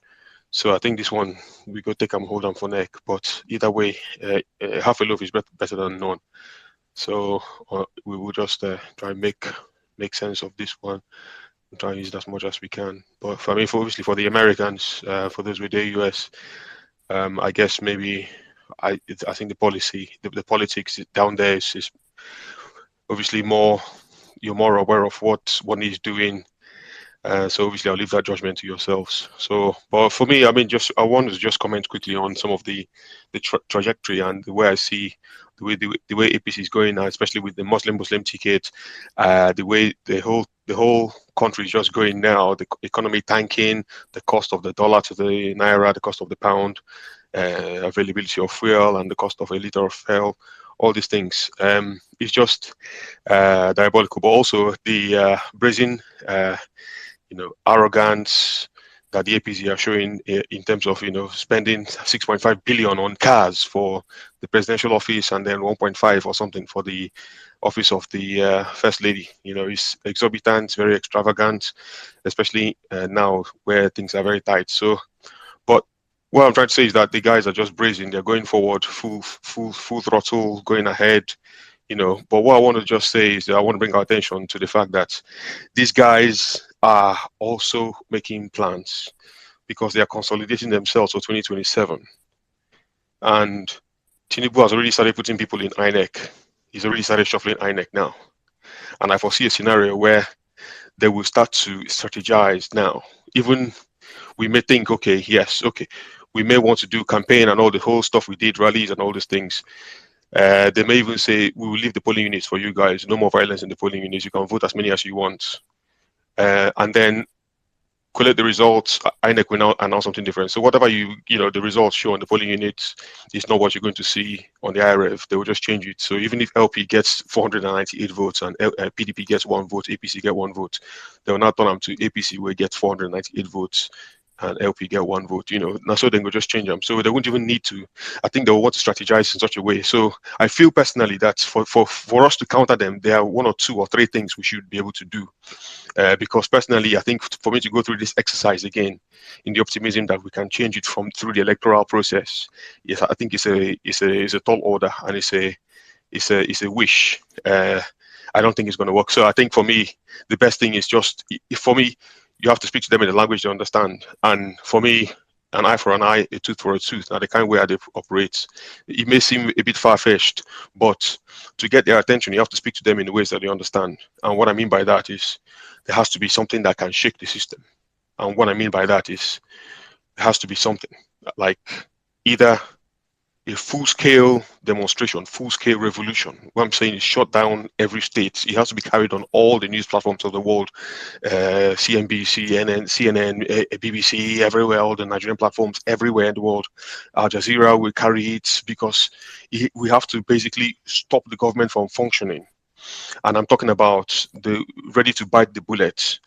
And the only condition that we will retreat is if we put our demands and say that the electoral laws must have to change, that BVAS must be a necessity. It's not a choice of INEC now to use BVAS. It has to be, if BVAS doesn't work, if uploading straight to IRF doesn't work, then elections will be cancelled on the polling unit. We're not going to vote without, you put your demands. And then the other option is, honestly, a military revolution. That's another option. So something has got to give, because if they say come back in 2077, re-strategize, group yourselves together, organize rallies, honestly, it's going to be futile. It doesn't matter if we're going to win all the votes in the country. They will just write what they want. So we have to have an effective plan. That means that our votes count. And that is going to be a difficult choice, but we have to come down to that choice and agree that this is what we're going to do. So let me end on this note. So thanks. Thanks for All right. Thank you very much, Jerry. And thank you very much. I think what the summary of what you were just saying, which is 100% apt, is that Nigeria will require something disruptive. That's just the truth. I mean, Nigeria will require something disruptive. Peter B actually tried. So I just wanted to make it peaceful, easy. But anyway, Jimmy, go ahead. I think we should look at this thing from a different point of view. I just went through a document now, and I think the reason why they don't want to put out Tinubu, it was obvious that single page they were talking about Tinubu, right? And I think the reason why they don't want to release it is simply because, really and truly, if they release those documents with his name, they will kill Tinubu. And the people that will kill Tinubu, they are not Nigerians. They are probably Mexicans or Pablo Escobar people. Because concern us, Jimmy, that it concern us. Bro, I know. Bro, no, I'm just telling you, I'm trying to put a picture to the reason, to why it's not even about is the image. It's about, this man is a fucking snitch. It's about what he has done in the past, the kinds of people he has brought down. And that will involve, the moment they mention his name, the arresting officers will be involved, right? And the moment they mention the arresting officer, will probably still alive. The people involved, some of them are still in jail now. They are now OG in jail. The moment they hear that, it will just be, they go order one person. They don't care if he's the president. Now I'm beginning to think I don't think it's political. If you guys go through that document, what I've been going through so far, if you go through that document, you will know this guy struck a deal for his own life at the risk of, he doesn't care any other person. And those people are still alive. Or those people's family are still in that business right now. And they will hang in. But guess what? One way or the other, you will be hanged. It's either by the Nigerian people, because you're stealing don't turn to now. You steal drugs, you snitch. Now you don't come steal people mandate for Nigeria. One way or the other, you go die. Now wetin concern us with that? I just say me, I make people know, say, this one don't pass political matter.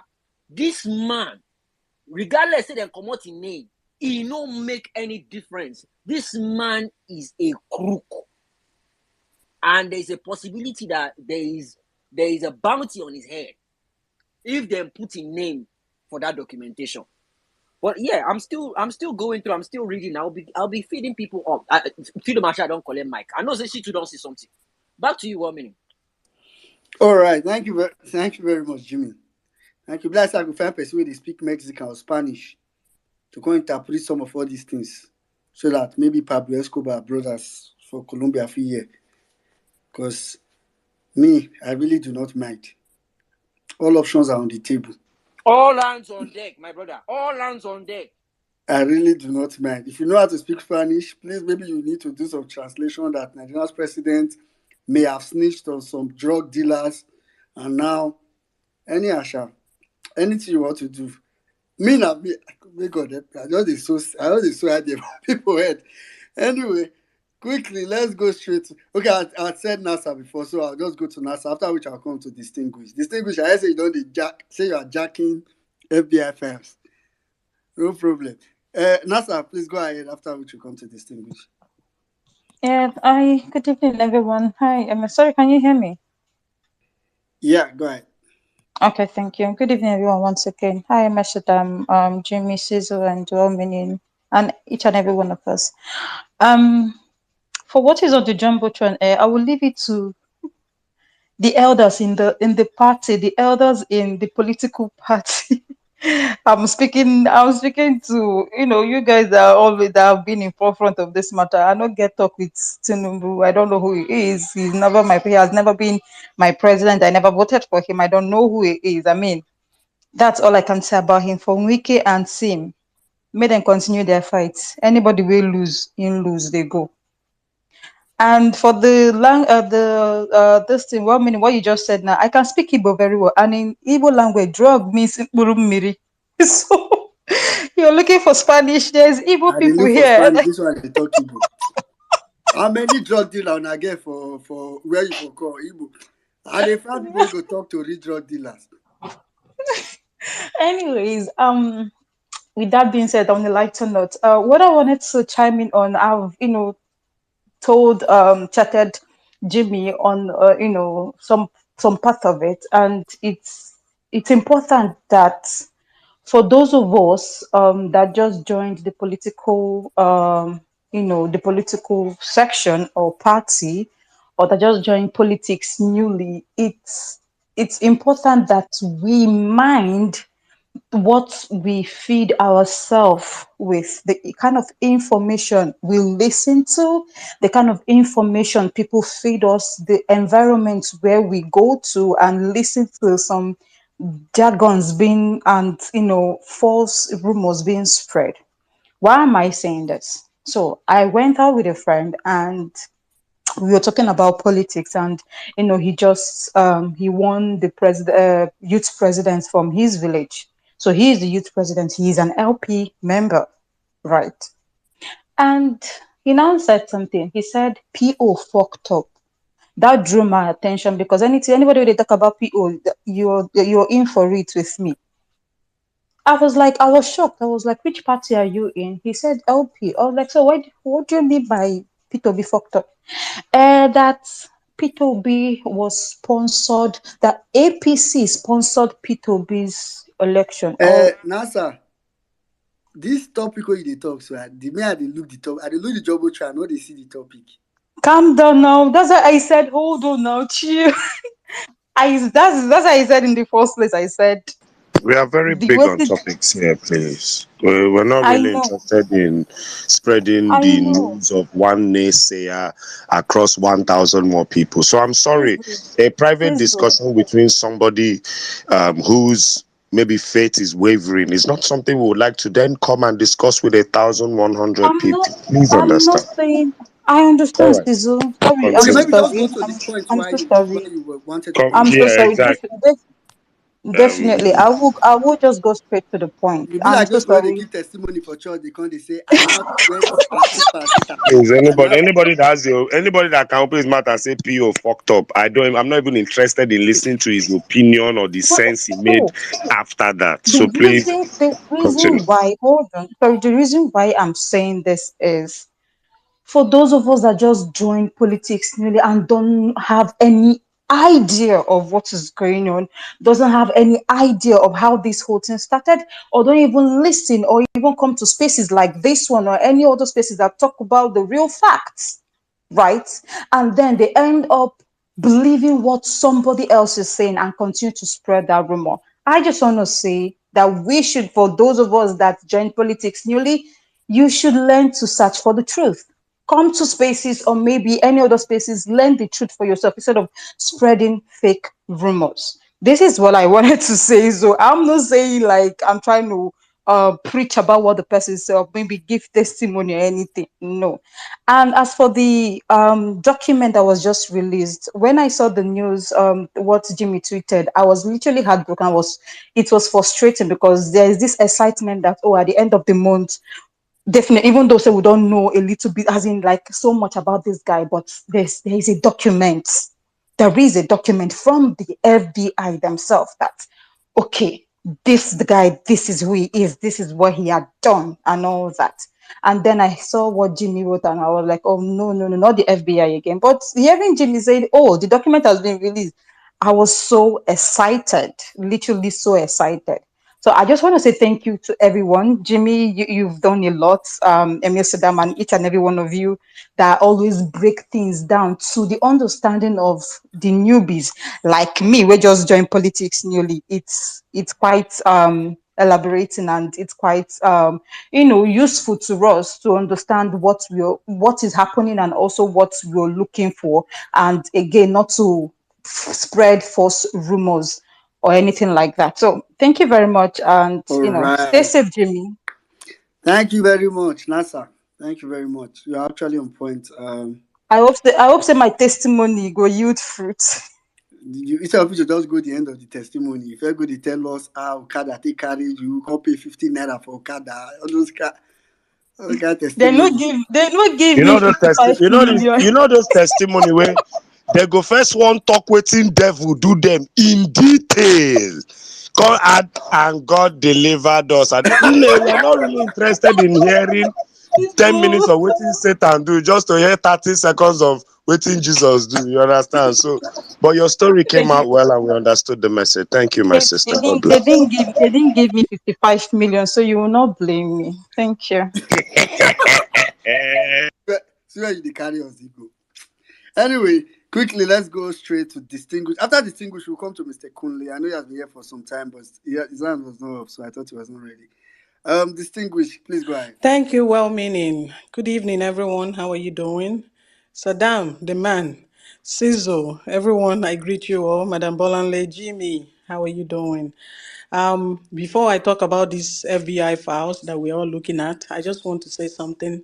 I have also tweeted on the timeline regarding OB. I know people are gradually putting their ears everywhere and being told that, oh, Obi should have done it this way. Or maybe if Obi had done it that, no, no, no, that's not the point. And I do not want you to be joining spaces that is going to corrupt your mindset.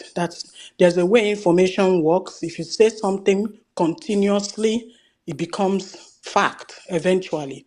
If you keep saying that this person is a thief, this person is a thief, this person is a thief, if you say it 20 times, the 21st time, the person who hears it for the 21st time is going to even finish your sentence for you. And that is what these guys are doing. They are going on spaces saying, oh, Obi did not have, Labour Party did not have people in this place. They did not have this. They did not have that. But they forgot the most important thing is that Obi won the election. We didn't rig the election. He won the election. And that is the point that matters. It doesn't matter how many people were in the area. Did he win it or not? That's really what counts in the in any election, in fact, even if it's a classroom debate. So I also want you to know that Obi does not have a winning problem. I've tweeted this, but I'm going to say it clearly. Obi does not have a winning problem. If you set up an election tomorrow morning, he's going to win it. He's going to clear it, no doubt. He doesn't even need to campaign. Even with the hunger and anger in people's minds right now, they will keep voting for him. He will beg them to stop. But you and I know the truth. The reason why he's not in Asorok is not because he did not win. It's because there are dangerous men, extremely dangerous criminals in charge of the country. It started gradually. We saw them coming. Just picture yourself. You probably live a mile away, maybe in a rural area, and then you're standing on a mountain and you see these guys in black masks coming gradually, walking towards your village. And you probably say, they're still far away. By the time they come here, the guards will be at the door. And then when you come out again after dinner, you see them still coming. You say, they are just leave those ones. They are not fast enough. They'll be here when they come. General, don't watch Nako movie time. I know. And you say when they get to the gate, we'll ask them what they want. But by the time they get to the gate, it will be too late because they're armed. They came with things you were not prepared for. You thought that it was just them walking, but now they came with a lot of things you could not handle. They overpower you, they charge into your village, they take over the palace, take your food, do everything, tie your people up, threaten to blow everyone. These things happen. That's exactly what happened. We saw when the corruption was surging, gradually, dangerous men were taking strategic positions in the country. And eventually today, bam, everywhere. Anywhere you turn in Nigeria right now, you're dealing with a hardened criminal and Tinubu loyalist. So, but anyway, like I was saying, Obi does not have a winning problem, and I don't think our focus should be let Obi win the election because if you do not address the problems, if you do not address those thieves in Asorok, you're not going anywhere. I'm sorry to say it. You're still going to run in circles. A gentleman came in here and spoke not too long ago, and he said that he feels like even if you go back to the polls and do the same thing, these guys are already going to change. They have their guys in INEC. A lot of things are going to go wrong. So if we're going to do something different, let it not just be about Obi winning. Obi will win. The problem is how do you intend to carry it up the way to INEC, and what do you plan to do if INEC tries this nonsense? Because they will.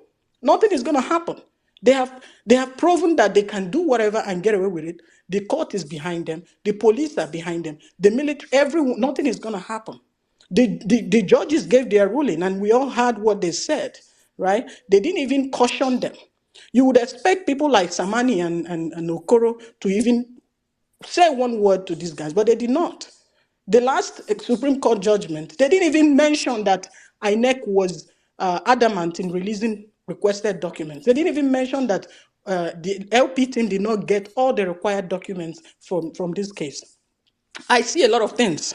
It hurts me because I know this case from the beginning, right before the court started, and up to this end. So I was taking note of everything that was happening. So it feels like there's so much that we need to prepare for, but I don't know how far we're willing to go, and I'm not even about to discuss that here.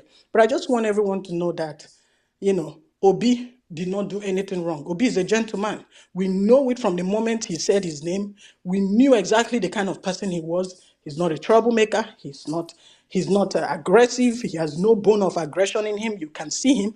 I don't think anyone has ever come up and say, hey, I had an argument. Obi choked my shirt in the dark or whatever. No. This guy he doesn't even look at somebody they were reading Supreme Court. He's already in what is it, Cambridge or which university there, shaking people's hands. That's really the person. It's not like he doesn't care, but he doesn't allow a lot of things to bother him, right? I'm sure he's going to come out and say something eventually, but right now he's trying to put his thoughts together. So don't let anyone discourage you, telling you all this nonsense that, oh, Obi should have done it this, if only Obi wore white instead of black. No, he won. That's the whole point. He won and he will win again. But what we need is not just him winning. We need to make sure that his vote counts because that's what's missing. We want to make sure that INEC must do exactly what they're supposed to do. By fire, by force, they need to do it. And if they don't do it, we have to make sure that anything that comes, nobody is going anywhere until they do it exactly. We are not going to leave our fate in the hands of crooked lawyers and judges and whatnot. No, not anymore. So that's why I want to say. Then on the Tinubu files that was just released, Omo, you know, I have been reading this case file from the first time David Hundeyin wrote about it. I got so interested in it because it falls in the category of the kind of stories I narrate on YouTube, which is dark, strange, and mysterious stories, right? I get excited when I see something. Some of you have been following me for a while would know that I'm more interested in mysterious things like these disappearances, crime, stuff like that. So whenever I see a story like that, I get so excited. So I have been reading, when David Hundeyin did a documentary on it, I watched it, I got so interested, I went and read his article, and then I came back and read the actual affidavit by the IRS Special Agent Kelvin Moss, right? So if you're reading these FBI files and you're feeling like, all these redacted boxes, excuse me, oh, sorry, my tongue is moving so fast. All these redacted boxes is for Tinubu. No, not all of them. The FBI special agent names were redacted, the dates, certain information, signatures were redacted. So not everything is about Tinubu. But let me tell you how you would know what is about Tinubu. If you read the affidavit, I've read it 2 times, so I know that story like as if I was there. I can even play it in my head like a movie. If you read that affidavit, the 1993 affidavit from Kevin Moss, he started from the beginning. He talked about how he got into this investigation and how the FBI, DEA, IRS, U.S. Customs and Border Protection were on this, on Tinubu and his gang. Okay, so what that means is he was an IRS guy coming in to investigate money laundering. And let me just take you guys back a bit. If you live in the US, you're probably aware that once you start getting some amount of money, that's why drug dealers don't go to bank. Once they start getting this lump sum of money, the bank is going to report. They have a duty to report to the IRS or to the government, because especially if your income does not match what you're receiving, that's really how they checkmate people. So when also you're getting this suspicious amount of money and it goes to the IRS, there's a department in the IRS that investigates fraud, money laundering, stuff like that. It's not even the police. So that's pretty much what happened to Tinubu. If you remember, if you watch the video I pinned on my page, remember that I pointed out few things that might appear in this file, in these files, and that is the fact that when Tinubu opened his account, the first bank account in Chicago, $1,000 was the opening amount, right? And then in 5 days, $80,000 jumped inside it. You see that? There's no place in the world where that would happen unless you won a lottery. I mean, every decent person, you don't just, why didn't you even open the account with the $80,000, right? But so apart from that deposit, that money was moving in a strange manner, right? So also in this file, you're going to see that the white man, Lee Andrew Edwards, who's a distro in Indiana. If you've seen Power, Ghost House Power, you know that series, you will understand this distro thing. They all have their own areas that they cover, right? Chicago was Tinubu's network area. They owned the whole of Chicago. And, by drug term, you can't just come in there. That's their territory. And then this other guy, Lee Andrew Edwards, owns Indiana. He was the biggest distro in Indiana. So other people will probably come and buy from him. They are tough. They are tough. They are Exactly. tough. That's their area. They are tough. So he controlled that area. So Chicago, the drugs were coming from Nigeria, from Muiza Konde, who is Tinubu's, I call him his uncle because basically that's really how we introduced him the first time. But Muiza Konde had this distro from Nigeria, the White Heroin Network. They bring it to Chicago by post. Because when they bring it by post, they use that Globe Link address in Chicago to cut it, distribute it to people like Gary in Indiana. Then Gary can probably send it to other places. And they also sold to other places, but I haven't gotten to that part. So I don't know any other states. I'm just looking at Chicago and Indiana. So if you're reading this file from the FBI, you need to have side by side the affidavit from Kelvin Moss and the FBI files. Forget about the redaction. It didn't change much because the stories are still the same. The FBI files contains staking information. You know how FBI will park their car 10 miles away from your house and be looking at you from binoculars, or they'll be pretending to be trash pickers, picking papers off the street, picking your used condom in the trash, checking everything. That's really what they were doing. I came across it in the FBI files this evening. They did that for the Lee Andrew Edwards guy.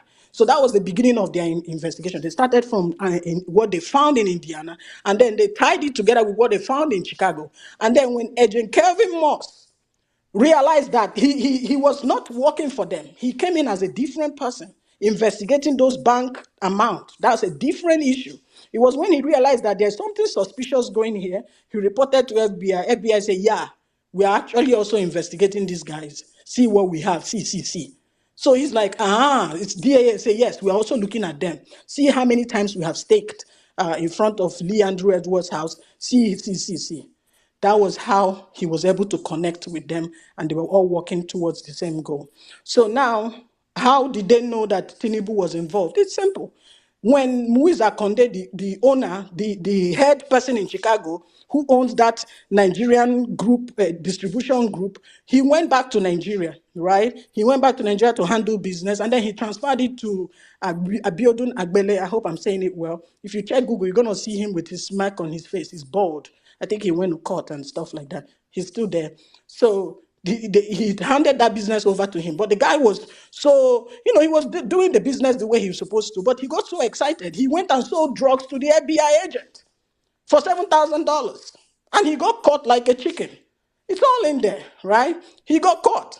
So now they arrested him and said, man, you have to tell us what's going on here. Now that we have you have to cooperate. I don't know if they threatened him or whatever, but he sang. That was how all these names were flying. He sang, he mentioned where the drugs were coming from. They promised him a reduced Okay, sentence. thank you. So he began singing, mentioning names, giving all the details.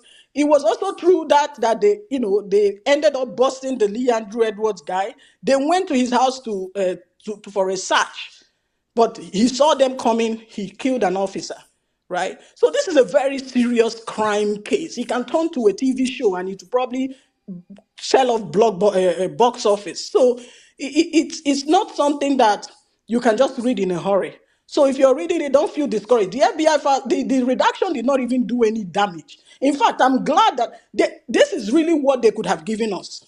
The only thing is just that where Tinubu would appear was covered. I don't care about the police officer's name. I don't care about stamps. I don't care about signatures. But because I have read the affidavit, now I know what those boxes are saying. I can easily just go back and forth and go search and say, okay, on this date, this is what they were talking about. Because that affidavit is pretty much a story. Nothing left out. Complete story of what you're going to see on the FBI files. So don't feel bad. I will take it, like I tweeted. I like it.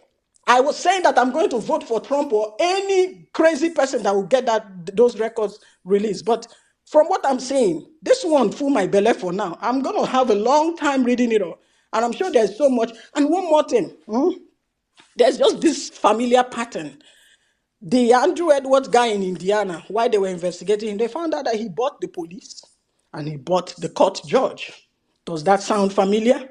Okay, so nothing happening right. You forgot the angle of his wife Well, opening an that one, we never account. even reached that side now.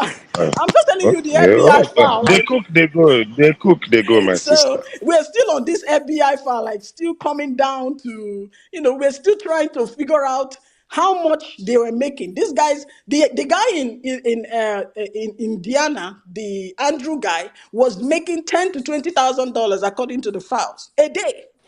A Daily, day. daily, yeah. So now imagine how much the Chicago distro was churning in Tinubu's network. That's why they asked him, how did you make your money? Oh, I worked at the Deloitte. Oh, I was a house cleaner. Oh, I was a chef. Oh, I used to do this. My father gave me money. All these things not lie.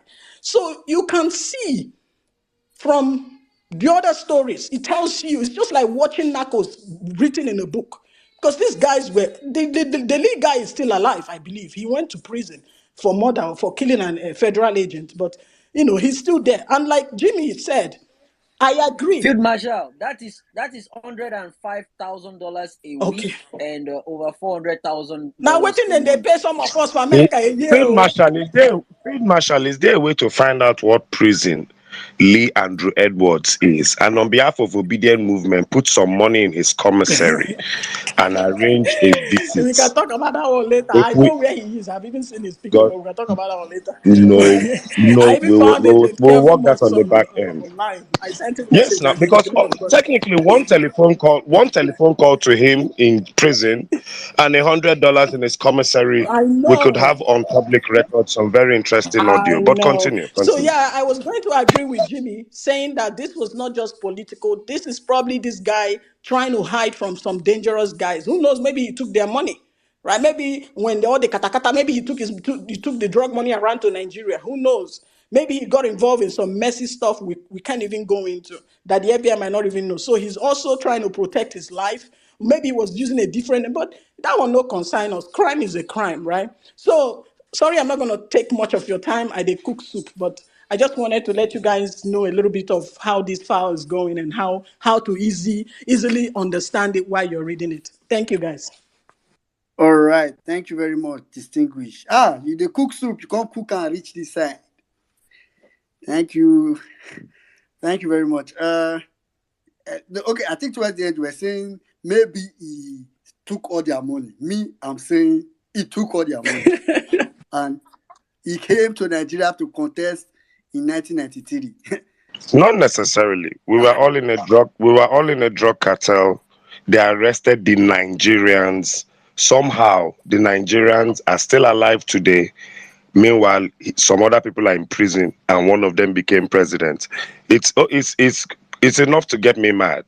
You didn't have to steal from me, because Leandro Edwards jejely was on his own. But when was it Agbele, the guy who was caught, started singing like a bird, that is how everyone got implicated. I would be pissed. Every other Nigerian in that story is alive, kicking, and a free man today, and one of them is the president. And Leandro Edwards had to blow off a federal agent's head off because he wasn't expecting to be arrested. I would be pissed if I was in prison and reading that guy is president of the most populous black nation. It's enough to be angry. You didn't have to steal from me. I yield. They mentioned the name of the gun they collected from me. I think it was one mini Uzi and one shotgun or thereabout from Andrew Edward. They mentioned the whole thing in the FBI testimony. So based on what Field Marshal said now, I think that's the missing puzzle. If you put the FBI testimony, the one David made a post about a long time ago, put it side by side, you can connect the dots. Jimmy, let me give you a wilder theory. Let me give you a much wilder theory. The United States of America runs something called a Witness Protection Program. And the Witness Protection Program can be accessed in different ways. When, depending on the level of cooperation you did with their agencies, especially when you have been indicted for an issue, suddenly a man seems to have his entire origin successfully scrubbed off the internet. We don't have a picture of the visa he used from Nigeria to the US. Somehow the school he dropped as his secondary school did not exist, but somehow those credentials still managed to enter Chicago State University. Somehow a Bola A. Tinubu's name is okay with his name. A social security number is floating in the sky, as if we don't know that social security numbers last the entire lifetime of some people. I left the US years ago. I still have mine. So this is just crazy. And I feel if you check the entirety of the Abiola issue, I always used to read one YouTube link that at a certain time during Tinubu's administration, the Southwest had the highest degree of political assassinations of both Southwest politicians and national politicians in the Southwest. So the Marshall Harris and the rest of them were killed in Lagos, and actual Southwest political juggernauts. I still remind you people that the only way they got monopoly of Ogun State was upon the murder of Dikpo Dino. That was how they could get Ogun State. Funshaw Williams was killed in Lagos, clean and clear till today. Nobody knows how that happened in Dolphin Estate, right in front of the Dolphin Estate police station. And all of this happened, and all of a sudden one man rose to where he got to. I still say this thing, I don't know, maybe back in the day Tinubu used to arrange naked orgies and record it, and maybe everybody has their video, because there's a level of subservience to this man that is almost North Korea-like. I watched with horror as the entirety of the Federal Executive Council sang "On Your Mandate We Shall Starve" instead of the national anthem. And there is nothing more in the conclusion of Animal Farm than that, because I looked from left to right and all of them look like Abike Dabiris and Emsu Oluomos as far as I'm concerned. And these are the people that APC expects to deliver greatness to Nigeria. I tell you people that for the next 4 years or this administration, you cannot trust anything you read in the newspaper. These guys came out with their chest 2 days ago and wrote, Naira drops to an all-time high. What I call Ajuri Ngelale headlines, full blatant lies. We are seeing the Muslim tickets. Please, Nigerians, I beg you, this Sunday, especially for that bodybuilders church, House on the Rock, help me ask Adefarasi that Sheikh Zaik, what was his name, came to Nigeria, wrote Muslim immigration, Muslim police, Muslim army. Please, are we officially in the days of Saul? Paul Adefarasi has to come out. He cannot say he did not see that post. Adeboye cannot say they've not seen that post. And I also ask, as a Christian in the Nigerian Armed Forces, how do you feel watching that commentary, seeing that post go viral? Nigeria is currently in the APC always, in every year or every 2 years, they always exalt a terrorist or a terrorist sympathizer. That is how we woke up in this country. And Sheikh Gumi, a man who on public record had interactions with Abdul Muttalab, Sheikh Gumi got up and became a hostage negotiator between Nigerians and headsmen terrorists, and did that for 8 years unchecked. Why will he not today be threatening whoever is sitting as governor of Abuja? Why won't he have the balls?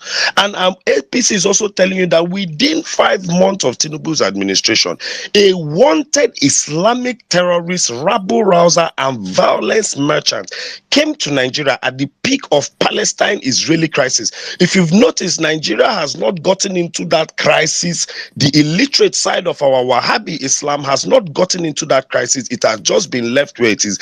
This man came here and made such an utterance in this country, and he has not been deported in the last 24 hours. What is the difference between that man and Asari Dokubo, that man Nnamdi Kanu, that man and Simon Ekpa?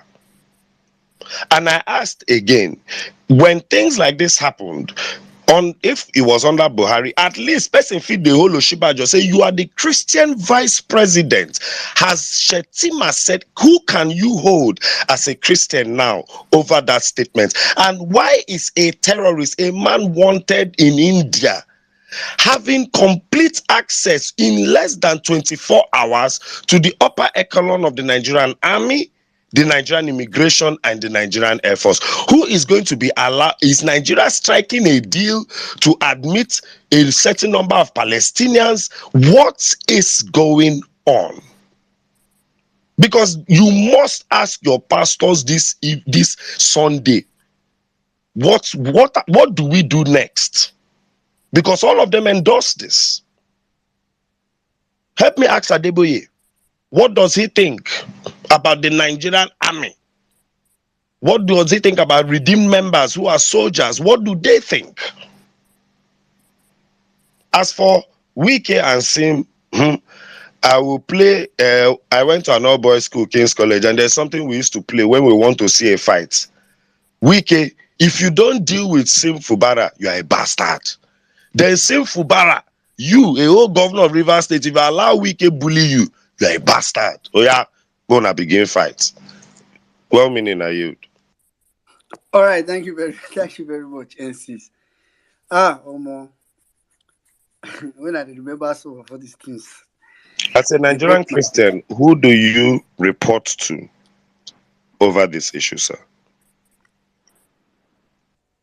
Sisu, that one, you know, complete am. You go meet one, you go tell him, say, see, that guy talk, say your mama no fine. You go meet that other one, go tell him, say, that guy talk, say your papa na hunter. Your papa na hunter. I don't go lie you. Jimmy, I'm not gonna lie you. If you look the two of them, Wike no fine and Fubara resemble Hunter. So that's if you no be insult for two of them. Your mama no fine, my mama no fine. You resemble Hunter picking. My papa na Hunter. No man, don't that thing no be insult for them. Now Gungo kill the two of them, then they crazy. APC, Nigerians, look, APC will implode from within. You see, I was very instrumental to end SARS, and I realized that Nigerians cannot protest again. I went back. You see, I have a bookmark for a lot of all these tweets, some of them tribalist and whatever. And I just go back and read them. And I went back and I read the arguments, especially when the Mobad protest was happening in Lagos. And I realized that APC has opened a Pandora's box that has effectively killed protesting in this country. We would have protests in pockets. There'll be protests in Rivers, there'll be protests over an issue. But a national-wide protest, this tribalism thing they've done, it is sad, but like it or not, it's effective. But the same thing that happened to PDP, where PDP got tired of PDP, where Tinubu thinks that disloyalty means that he will have 8 years of a steady run. In 2027, una go dey like this, Peter Obi won't run. Now APC go come get NAPC, new APC, where Wike will come out. This one will come out, then it will be Togri for Togri, Oluomo for Oluomo, tribal for tribal. Watch, they will implode and they will not even last up to 16 years. I promise you. Because the level of ineptitude, the level of PDP had a level of ineptitude, but at least they were capitalists. These are proper feudalist incompetence. So they will implode. I promise you. Watch what will happen. I yield. All right. Thank you very much, NCs. Anyway, quickly, let's take Kunle, and after Kunle, Sorry, don't the vex already. Mind the gap. Mind the gap. Mind the gap. Fantastic submissions from Sizzle and General Lucci. I like detailed people. I like people with facts. Straight to the point. I find it curious that up till now, many Nigerians still think the whole Muslim ticket thing, or that the Islamization and jihadization is a joke or some sort of conspiracy theory. It just depends on how far back you want to go. Do you want to go as far back as 1804 with Ottoman and Voodoo? Or do you want to come to the more recent one? Let me quote Mr. Downer. I'll read verbatim from, I think it's the Hansard of the Northern House of Assembly, 12th October 1961. Listen.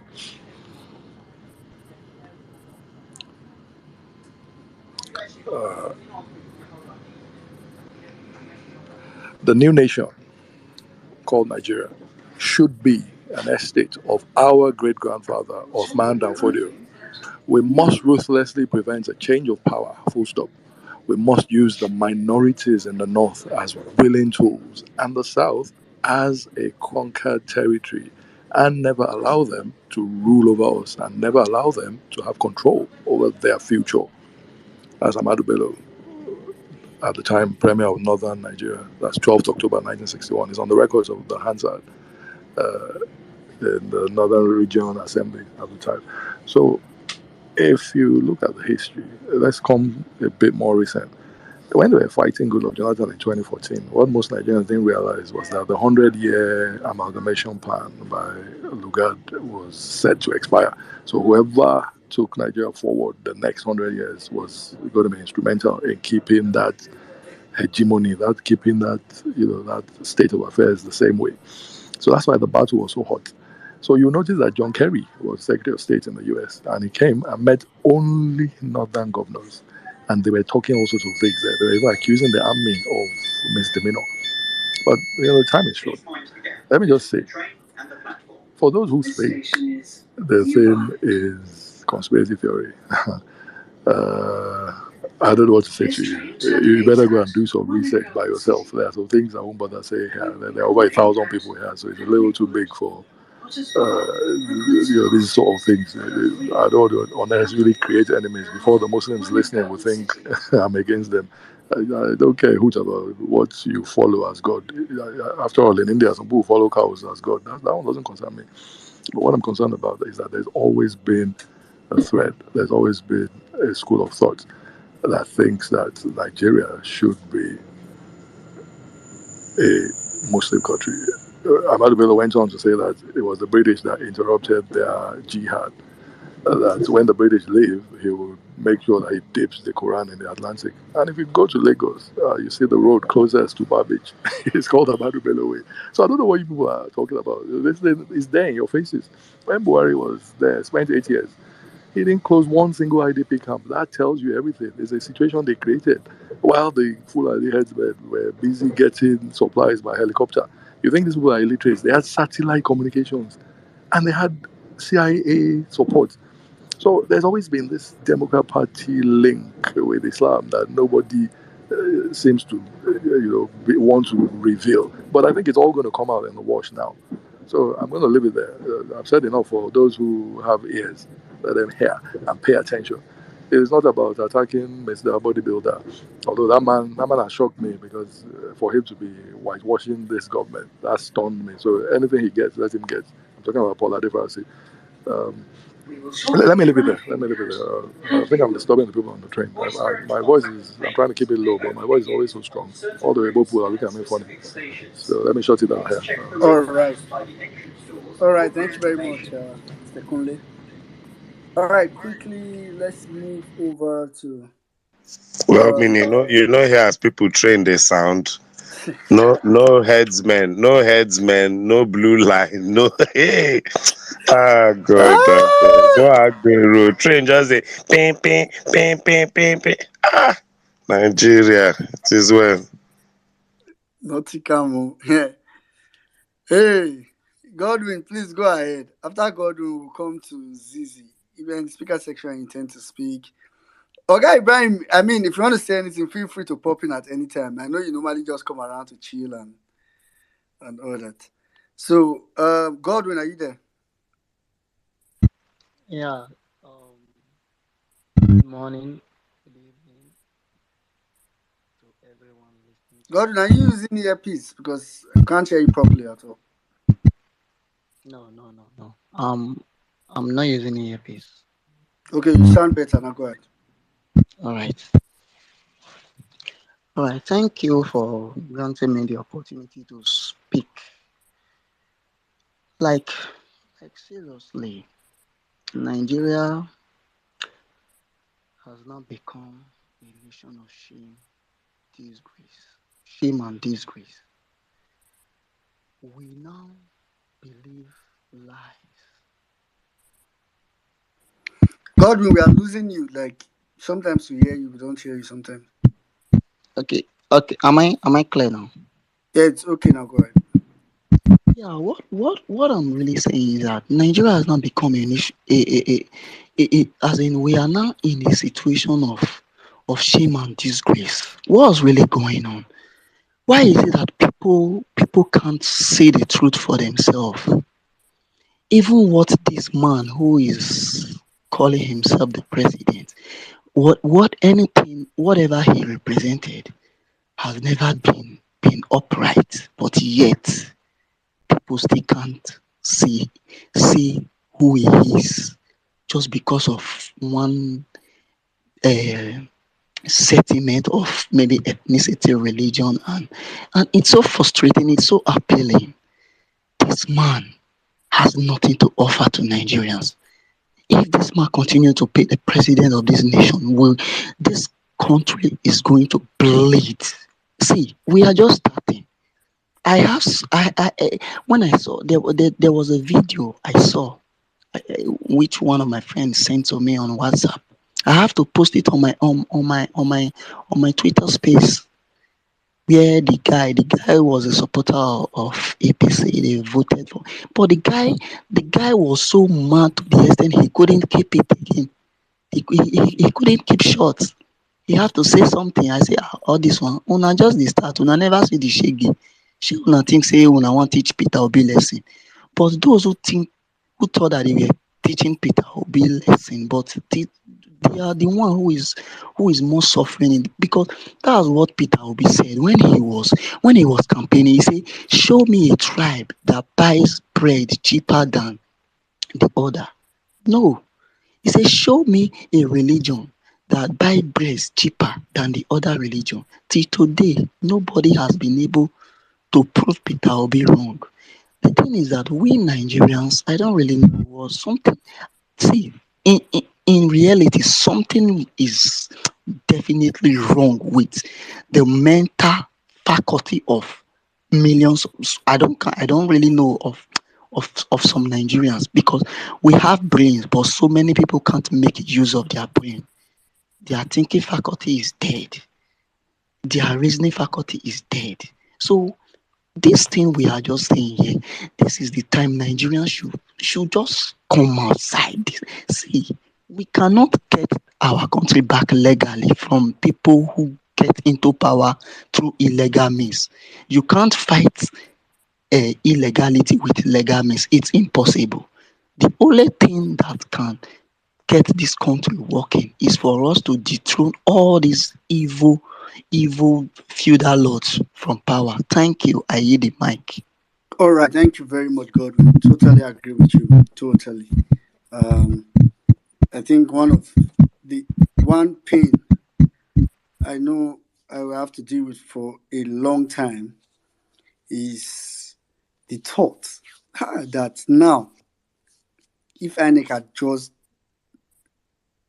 sworn in the people's choice or declared the people's choice, by now I know where for don't they they pay me. But I think the only joy is that I can see Abados are also, in fact, they are suffering it the most. So I think that one they give me joy from one side. All right, quickly we'll go over to Zizi. Please, Dr. Olu, an episode, ensure your hand is up if you are free to speak. Zizi, go ahead. Hello, everyone, and well-meaning Nigerian. Before my time starts to count, I really want to say something, and I don't want this to feel like an attack to you, Sinzu, or Jimmy, or Emir. This is my personal opinion as a Nigerian who wants well for our nation. And what I've observed is, if you have given someone 5 minutes to express themselves, please let them finish. It doesn't matter if you like what you're saying. It doesn't matter if they want to put in a conspiracy theory that you don't believe in. It doesn't matter if they're from the other camp. It's called democracy for a reason. Let them express themselves. Let them finish. There have been countless of times. Again, this is my opinion. I'm one person. It doesn't have to mean anything, but I have to say it. Hello, Zizi. There is a jumbotron. Please stick to the topic. Give your opinion. Thank you.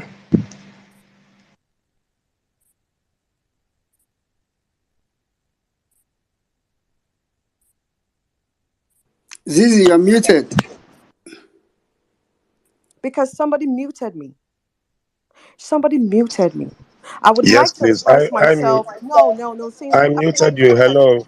Yes, I do take offense to what you're saying. First of all, it is not democracy here. We made that very clear, especially if you're new to this movement, let me tell you.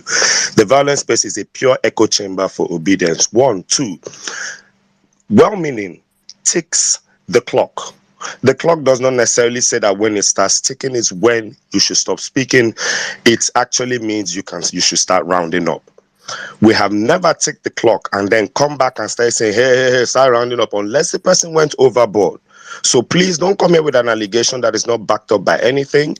And if you have been an avid listener of this space, you know that it is not a democracy here. We had an era where we had this space open and there were Agbado speaking and everybody speaking, and it was utter disaster. So please, my sister, do not indict us on something that was actually painful that we have overcome. So I beg you, one more time. You have 5 minutes on the clock. There is 3 topics, very interesting topics. You sound like a very intelligent young lady, and I really want to hear your opinion on them. Please, everything else you can send us a DM rather than this calling out or chastising on our own platform here. God bless you as you comply. All right, thank you very much, Sido. But I think Zizi has dropped. She'll be fine. The space button is an option open to every Twitter user, and she can open her own space. Even better, open her space insulting me right now, and it's all democracy as she wanted. Cheers. Next speaker, please. All right. So thank you very much, Sido. So I, just to clarify, or probably I know probably what's so violence space, like NC said, it's of course an echo chamber. So even if an Abado comes here, maybe the person was able to skip through my my check and get here. I wouldn't say if you start speaking, our line finish speaking. If you come and you are speaking and you are not speaking to the topic, I will not allow you finish, because what's the need of me telling you at the end of your submission that you were not sticking to the topic? If you come and start speaking and you say something out, I mean, of course, currently violence space we tend to be a little bit liberal with the extent to which, and I'm just saying this to every other person, not really because of this, so people can probably understand. Of course, recently we are a little bit more liberal. Gone are the days where before you say slap, we don't say please. We don't promote violence here. So that Yes, now somebody we should tell people that your words are for you and to for be. you exactly. Where is this coming from? There was a young lady who came here and was saying something, a private discussion she had with somebody about something, Peter being messed up or whatever, whatever. We called the young lady to order, said that was a private discussion between you and somebody else. But now you are replying, you're repeating it between 1,000 in front of 1,200 people, and that is not a sentiment we would like to entertain here. We motivate, we uplift, and we ginger obedience on this platform. So now the young lady understood what we were talking about. We told us that okay, no, there's where her story is heading. She understands. We had a giggle about it, and we allowed her. She flowed, and it made sense. So please, and for me, it was the tone. Guys, I want to say what I want to say, and from where to where now? From where to where? Please, I beg. 1 minute, please continue. Yeah, all right. Thank you very much, Caesar. So those are like very warranted situation where you need to stop. There are so many times people will be speaking, I do not agree, or I don't think it's, but I'll just let them finish and all that. So that's how it works here. So we can't allow everybody finish their submission, even if they are saying the wrong things, even if they are There's a reason why promoting. all the problems Yeah. obedience have entered in this movement. Violence space has never had anybody recorded from violence space out there as propaganda that they're pushing, because we always streamline these conversations to be around facts and figures. Go and check. There has never been anywhere Agbados came to violence space and cut a portion of violence space and spread it that somebody said rubbish. So what we're doing is a tight ship, but it works. It keeps everybody on violence space out of trouble and educated. So that thing she's asking us for, in our early days, we used to do it, and it got us into a lot of trouble. And we have learned over this 1 year period and streamlined these conversations like this. So please, that energy she came with was not based on any data, and I had to cut it short. I'm sorry. Continue, All please. right. Thank you very much, Sue. That was rightly so, actually.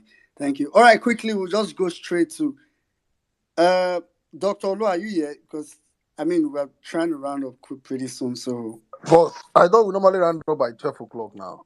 okay, now why you can't stay here. You I did just you get can't. paid, you did anyway, no problem. All right, quickly, let's take Anyway, I I'll got take, and Mom Bonali, I'll probably want to, I don't know if you want to speak now, you just want to speak towards the end of the space. But that's why I didn't call on you. But just go ahead, if maybe I'm sure you probably are okay speaking. After which we'll come to Andy. No. I'm okay to let people who haven't spoken speak, please. I'm here. I'll wait. All right, thank you very much, ma. Andy, please go ahead. After which we'll come to Papi Okay, Chulu. a quick one. I thought you guys should have shut down that lady on Tinubu and FBI. I think something came out late this evening. We still have to sift through all that and put back all the redacted names and all that. I think a lot of kudos goes to David Udein, who sounded like nothing was coming yesterday, but this evening something came out. I think that's a plus for the movement. We just have to find time to read those documents and piece up all that we have on this man. I still feel that one way or the other, this man should be sued, whichever way, whether for faking certificate, some form of litigation that holds the space down for the next 4 years. There must be something, and it's in the US. On the ticket, we saw the dangers of a fugitive coming into the country, Muslim immigration, Muslim Air Force, and then head of states. Those things are not ordinary. The choice of words were deliberate. The man speaking is operating from Malaysia, and he was invited. An extremely controversial figure. And Nigeria is divided along religious lines. And a lot of people make pretenses as to what is going on. The Adefarasins, the Kwojoyemades, the Adeboyes, the Kumuyis. Now, there's something with the faith which I find a bit troubling. The way Christianity is being represented today in the world should get every Christian worried. In North America, in America now, you see what is more like a Christofascism. If you come to Africa, you see a lot of docility. In between is confusion. I've stopped going to church for years now. I didn't even introduce my children to Christianity. Rather, I gave them books on critical thinking. I introduced them to maths textbooks. I introduced them to literature. Now, on the danger on Wike and Sim, in rounding up, we should all be grateful. No godfather had gone unchallenged in Nigeria. No godfather. Even Ambode challenged Tinubu. Everybody in Nigeria, most governors want a replication of Tinubu's legacy, one way or the other. If you go to Nasarawa State, for instance, cars were given out today. A lot of cars were given out today to people in government, judges. Is the same template, state capture. But some states have not been able to succeed, basically because of the nature of the people. It is almost impossible to become a godfather in Edo State. It is impossible. The average Edo man, the Isha man, does not believe in a godfather. It's also almost impossible in the Southeast. But Lagos has been a very troubling state. I see the way people reason here, educated people, exposed, cosmopolitan, enlightened, and they are flowing with Tinubu. And all through these 24 years, he got away with murder, got away with every shenanigan. I rest my mic. All right. Thank you very much, Mr. Andy. Thank you very much. Very, very apt submission. All right, quickly, let's go straight to Papi Chulo. Papi Chulo, you have 3 minutes because we are cutting down the time so we can take everybody we have. Go ahead, sir. Okay, 1 minute. Man, I just want to say you guys are doing a great job. Sizu, God bless you, Jerry. You know, I mean, don't feel bad. What you did was the right thing to do. Any day, anytime. The reality still stands. A lot of people didn't know how we started this journey. The things say now today. Obedience died. People died. Well-meaning Nigerians died for this journey. And somebody will come here and try to say, "Oh, this is not the time to entertain any form of yes or this thing." It's not a joke. Like, people put in a lot of effort, finances, a lot of things went into it. So I beg, no feel bad. Say one person won't come drive the narrative. Yeah, we don't know. I beg. Saddam, you're doing a great job, guys. I just came up here because of that. Because all this why I just like to listen, because I know how this movement started. So, as in the case of Tinubu and FBI, don't be surprised if Tinubu don't trade Nigeria for one or two things. So, and later when I go find out, go make sense. Because now the reality, I swear, just like breaking news, they always David could just drop and you just say, man, they don't say this country go far. You understand? But by then, it must have been too late. Look at the way Amana at which Naira is, so as Naira they depreciate. They go come, cook up propaganda, say Naira enter 700, only for you to now realize that Naira has gotten to like 1,003, 1,005. And I kid you not, if care's not taking Naira is going to 2,000 Naira by the end of December. Now, let's keep that aside. Now, on this platform, if you are not new on violence space, don't come and try to change the narrative. Stick to the point and let's, don't. It's not necessary. Please, guys, because all these informations, people really need it. A lot of people don't even know what's going on in this country. Nigeria is finished. Nigeria is super finished. No be say this thing, Nigeria don't finish. Pata, pata, pata. Things have gone up, prices have gone up. So how will somebody come here and try to? That's gaslighting, bro. You don't try, I beg. N6, you don't try. If not before self, I know Jimmy go down on now. Jimmy go down come out for space self. I swear. Jimmy, the military violence space chairman. But nonetheless, man, guys, we are doing well. God bless everyone, man. Let's keep it up. Let's keep it up. Violence space no go stop now. We are not stopping. In fact, for say they say the 1 day power, we go show them shaggy. We go they bring out facts and figures. Not only say we go they bring out facts and figures, we go only to show them say we go say every of their rubbish they want to do for this country. All of us gotta get them. You get so no peace for the wicked. Thanks, guys. I yield. Yeah, thank you very much, Papi Chulo. Thank you very much. Like you said, the truth is that the person on table the journey to go on the anyway. Let's uh let's keep pushing. The only thing that concern me now. Now wait till go remove Tinubu for this office. Every day wait Tinubu they spend for that office, they give me a headache. No, I making don't day like there, it go hot for him. Making day there, it go hot for him. Because we go to, before he chop our money, we go to let her know say Ogbeni, before you go spend 1 kobo, we don't know how you want run am and wetin they use and run. yeah. Make him just dey there. You know go easy for him, Papa. Thank you very much, Papi Chulo. All right, real level best. Now lay your hand there up. Real level best, I will give you time today. I know say now something I actually carry you come up. So anyway, just go ahead and just as short as you can, bro. Real level best to you know where your network. Village people. Okay. One Jimmy, go minute ahead. before, Wait yeah, a minute. before Can Real I know? Level Bears. Real Level Bears, sorry, hold on. So, there's been an accusation about she Can getting anyone kicked hear out of the me? space. Will Real Level Bears, hold on, please. There's been an accusation that she was kicked out of the space, and which I really doubt. We don't do that. I'm not sure She how she wasn't came up kicked with out.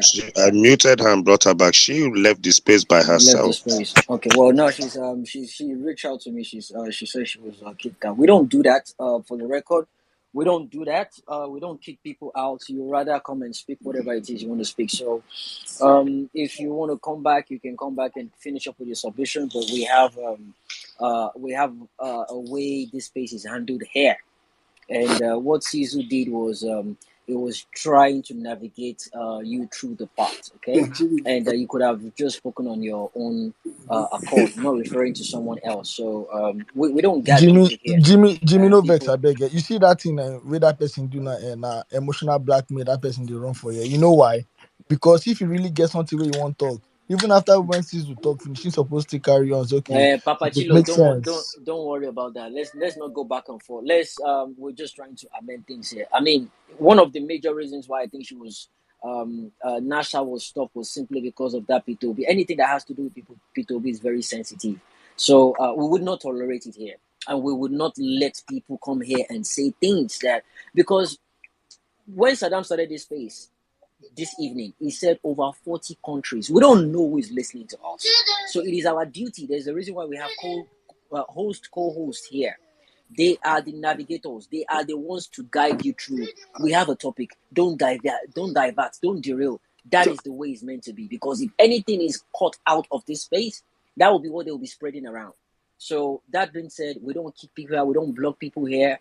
It's in as much as we are practicing democracy, people have freedom of speech, but you don't have freedom of coming in here to say nonsense. Okay, so that's just the difference. It's a freedom of speech, but you don't come here and say nonsense. So when people are about to say that, we curtail and we put them back on track. That's just what it is. We are all obedient to one family. So If that was the case, please, I would like her to come back and finish her submission so she can, And do they'll that cut and that just part and focus say on obedience has yeah, started focus on fighting. the You topic. can see they are Yeah, started fighting again. that is the point I'm trying to avoid. That is the point I'm trying to avoid. So, please, guys, just let her come back. But before then, relive her best. Go ahead, please. Thank you, guys. All As right. I said, she sounded like a very intelligent lady, and I really want to hear her comments on today's topic. So, she can come back. I'm very interested in that. She wasn't kicked off the space, but I didn't like the energy you on this platform. You just come chastise us, boom, boom, boom. Something that is being recorded and will be posted for posterity. I'm sorry, ma'am. It didn't put me in a good light and didn't put you in a good light. So come here. Give us your opinion on the topics at hand, and I'm very interested in listening to you. I said that before. So the floor is still open to you. I'm sorry, I beg. Let me just come in briefly. I beg. We're wrapping up very soon, so let's take our speakers are here. Let us wrap up this space. I beg. Thank you, guys. Well, Nigeria, please continue. All right. Thank you very much. All right. Quickly, read our best. You have. Huh? Is it possible to give Anyway, you read our best 2 minutes? Read our best. You get 2 minutes. I don't know how you want one. Good good morning. Oh God. Good morning, good afternoon, good evening, depending where you're spacing from. First of all, I want to thank everyone on this space. It's been a while since I came here. Yeah, I've not really had time to actually be on this space. A lot is going on, but I've not really put myself together, to actually speak. But this evening, while I'm listening, I just okay, let me just come and greet. Women, you know that you can't give me 2 minutes, but just thank your God, I'm not in mood. I just came to greet everyone on this space and just clean my chair. I just to say that I'm still around and I'm still with you, but I have a whole lot going on. I'll be perhaps weekend, maybe Saturday, I will come and be able to speak on space. So I just came to greet everyone here, Emir Saddam Sezo, Weminin, Jimmy, my man, Madam Bolanle, Dr. Lu, Madam Ankade, the general, everyone. I'm seeing Abokina Gerinelo. Please, I can't call all the names, but I just came to say, Madam Ankade, I don't know who. Oh, Lily. Oh God, Omega. I can't call everybody's name, but if I had opportunity, I would have called everybody's name. So, but I just want to greet all of you, every one of us here. Please, thank you for what you do. Let's keep standing. Let's keep pushing. Let's keep doing whatever we can do, to make sure that we'll bring sanity in this country. A lot is going on. Perhaps I'll come on Saturday and do my submission, but today I just came to greet. Please, I'm not saying Sweet Angel. Emia Saddam, please, could you help me and just say hi to Sweet Angel, please, All wherever right. she is. Thank you very much. Read our best. Okay, I Hey. never get the memo. We don't have spaces on Saturday anymore, my brother. Spaces ends on Tuesday and Thursdays, eh? So Saturday, maybe. Okay, Thursday. Okay, maybe I for five. I'm so busy. I don't have anything in my head. I'm writing project. I don't have anything in my head. I'm so empty. No wahala, bro. No wahala. I know this feeling. The truth is that the sacrifice that people have made for this movement is why it will not be well with Tinubu. As in, the sacrifices that this would have been the first time that we'll be having a president that was solely elected by the people. Solely elected by the people. He didn't have to shake hands with Wike to become president. He didn't have to strike deals with anybody that we You need to go didn't and need to pay drop over. 25% to a godfather. Oh, good. Man, for my Nigerians. Anyway, we'll find a way. We'll find a way. That's just the truth. Because something you got to give one way or the other. Anyway, quickly, we'll just go straight to. Okay, Mr. Valera has dropped. Okay, Dr. Lu, let's have you now so that after you come on, Hello, good evening, everybody. Good So, evening. wait a minute, Nigeria. I hope Saddam heard the message I sent him. Did he hear it, Abi? Which message be that? They've greeted us with angels since you were not here. Rapture. Bye-bye. My rapture message. So, Dr. Lu, sorry, before you proceed, Saddam, please, I beg, I would love Zizi to come back and wrap up his submission. Yeah, if she's the last person we take, I beg. I want us to come up and wrap up a submission and we can end the space. I just wanted to speak before it doesn't turn into something else, because now the accusation is she was kicked out, and I'm certain she wasn't kicked out. So let's just clear that one out of the way. I'm begging. All right, Dr. Olu, go ahead. Jimmy, when are you going to beg me as well? Anyway, um, good evening, everybody. And well, I just want to give everybody flowers now. Personally, I have been going through the FBI case since I came back from work, and I can tell that people, I don't know, I believe obedience, but general public, especially the APC guys, they don't really understand the implication of these things. They still believe that this is a joke. This is like a football match. They don't understand the long term effect. As in, if you have any APC friend, if you have any encounter with them and you discuss about these cases, the way and manner at which they react, you will know that we're actually living with with animals. And that is why it is so difficult that anytime almost of them comes to Arise TV trying to defend Tinubu, they always look foolish. Because they don't understand the implication. And I keep on saying it. If you are actually actively living in the outside in the diaspora and what you are doing is legit, and you know especially I'm a medical doctor and I know the implication of how protective my registration is with the United Kingdom, it will be unfair for me as the effect of the FBI case in any mistake or any mismanagement that may warrant them trying to do investigations, linking up, going back to my country is always a deadly blow. Most of the Indians I work with here, once you stretch them too much or give them query before they call Jack Robinson, those guys have gone back because they have a country to go to fall back on. So personally, I'm not happy. When I mean I'm not happy, because it's as if light and darkness, and the people that are in dark, which are APC people, refuse to see the light. The negative effect of this APC government, I cannot comprehend it. I cannot comprehend it. I'm trying to just give you, sorry to bring this up. If you're a doctor on this face and you're in Nigeria, for you to come to as in, when I wanted to come to you for my exams, everything I did, as far back as 2019, we only need less than ₦1 million to write our example of flight, for everything. Because the exam fee is still the same for the past 5 years. It has not increased. But if you want to come to now, it's about 5 point something million that you need, which you are not even sure you are going to pass the exam. So pass, and your salary as a Nigerian doctor still remain the same. So how will you even be able to cross over? So that is the problem, and that is the long-term implication that people are not seeing. Having a president like Tinubu who has no capacity and is full of negative, negative 5. There is no way Nigeria can be better. But what is paining me is that this guy is a Yoruba man. He's already using the slot of Yoruba people. And the image of me as a Yoruba man, I don't think I have the courage to talk out, especially with people from Edo State, that Yoruba people used to be learned, we are this, we are that. But unfortunate thing is that these APC guys are not seeing it. That is my own problem with all these things. So I don't have problem with father. At least if you are a Catholic and you went to go and confess your sin to father, what the father will ask you is out of contrition. Are you remorseful with your sin? Have you accepted that you have sinned against God? But APC guys they still believe that FBI is just like a banter. They don't still understand the implication. That is my own worrying mind. And unfortunately, these APC guys are my friend right from medical school. I can't detach myself away from them. So at the end of the day, I am in a situation whereby if I try to put anything on WhatsApp status, the moron will still be asking me that FBI, what is FBI? What is the big deal about FBI? So that is my own issue. The issue of Wike and Sim, I don't even have interest. I'm one of the victims of Wike, so I don't want to talk about that guy.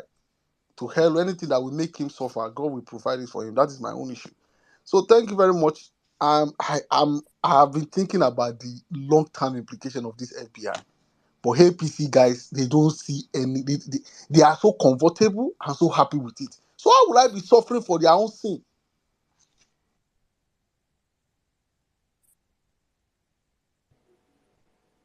Or I'm done. okay. Now mic drop, you shall not be. You don't need mic. You just drop the mic. All right. Thank you very much, Dr. Olu. All right, quickly let's take Mommy Bolanle. Okay, thank you for letting me speak again and all of that. I didn't thank you guys. I mean, it's like, I love all of you anyway. I mean, for all you've done for the movement and for all you continue to do for the movement. Because had it not been those times, over the course of the last year plus where people got tired, I mean, it was people who weren't in it from the start don't know how bad it was.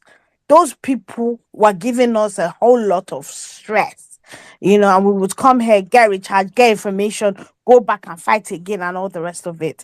And if people were to try and quantify, in money terms, the efforts you all put into the movement, no, the BM movement cannot pay it, and whilst I say that, there's so many everyone else, who have done so much and have given so much, and therefore you can understand why they are pained, why they're upset, because we won an election, and the vampires of Nigeria decided that instead of them to allow us, right, they decided that they would do whatever it takes. But you know what, I kind of like, I'm past that. I mean, I know the contribution of all of us as a movement was immense, and history has been written, whether they like it or not.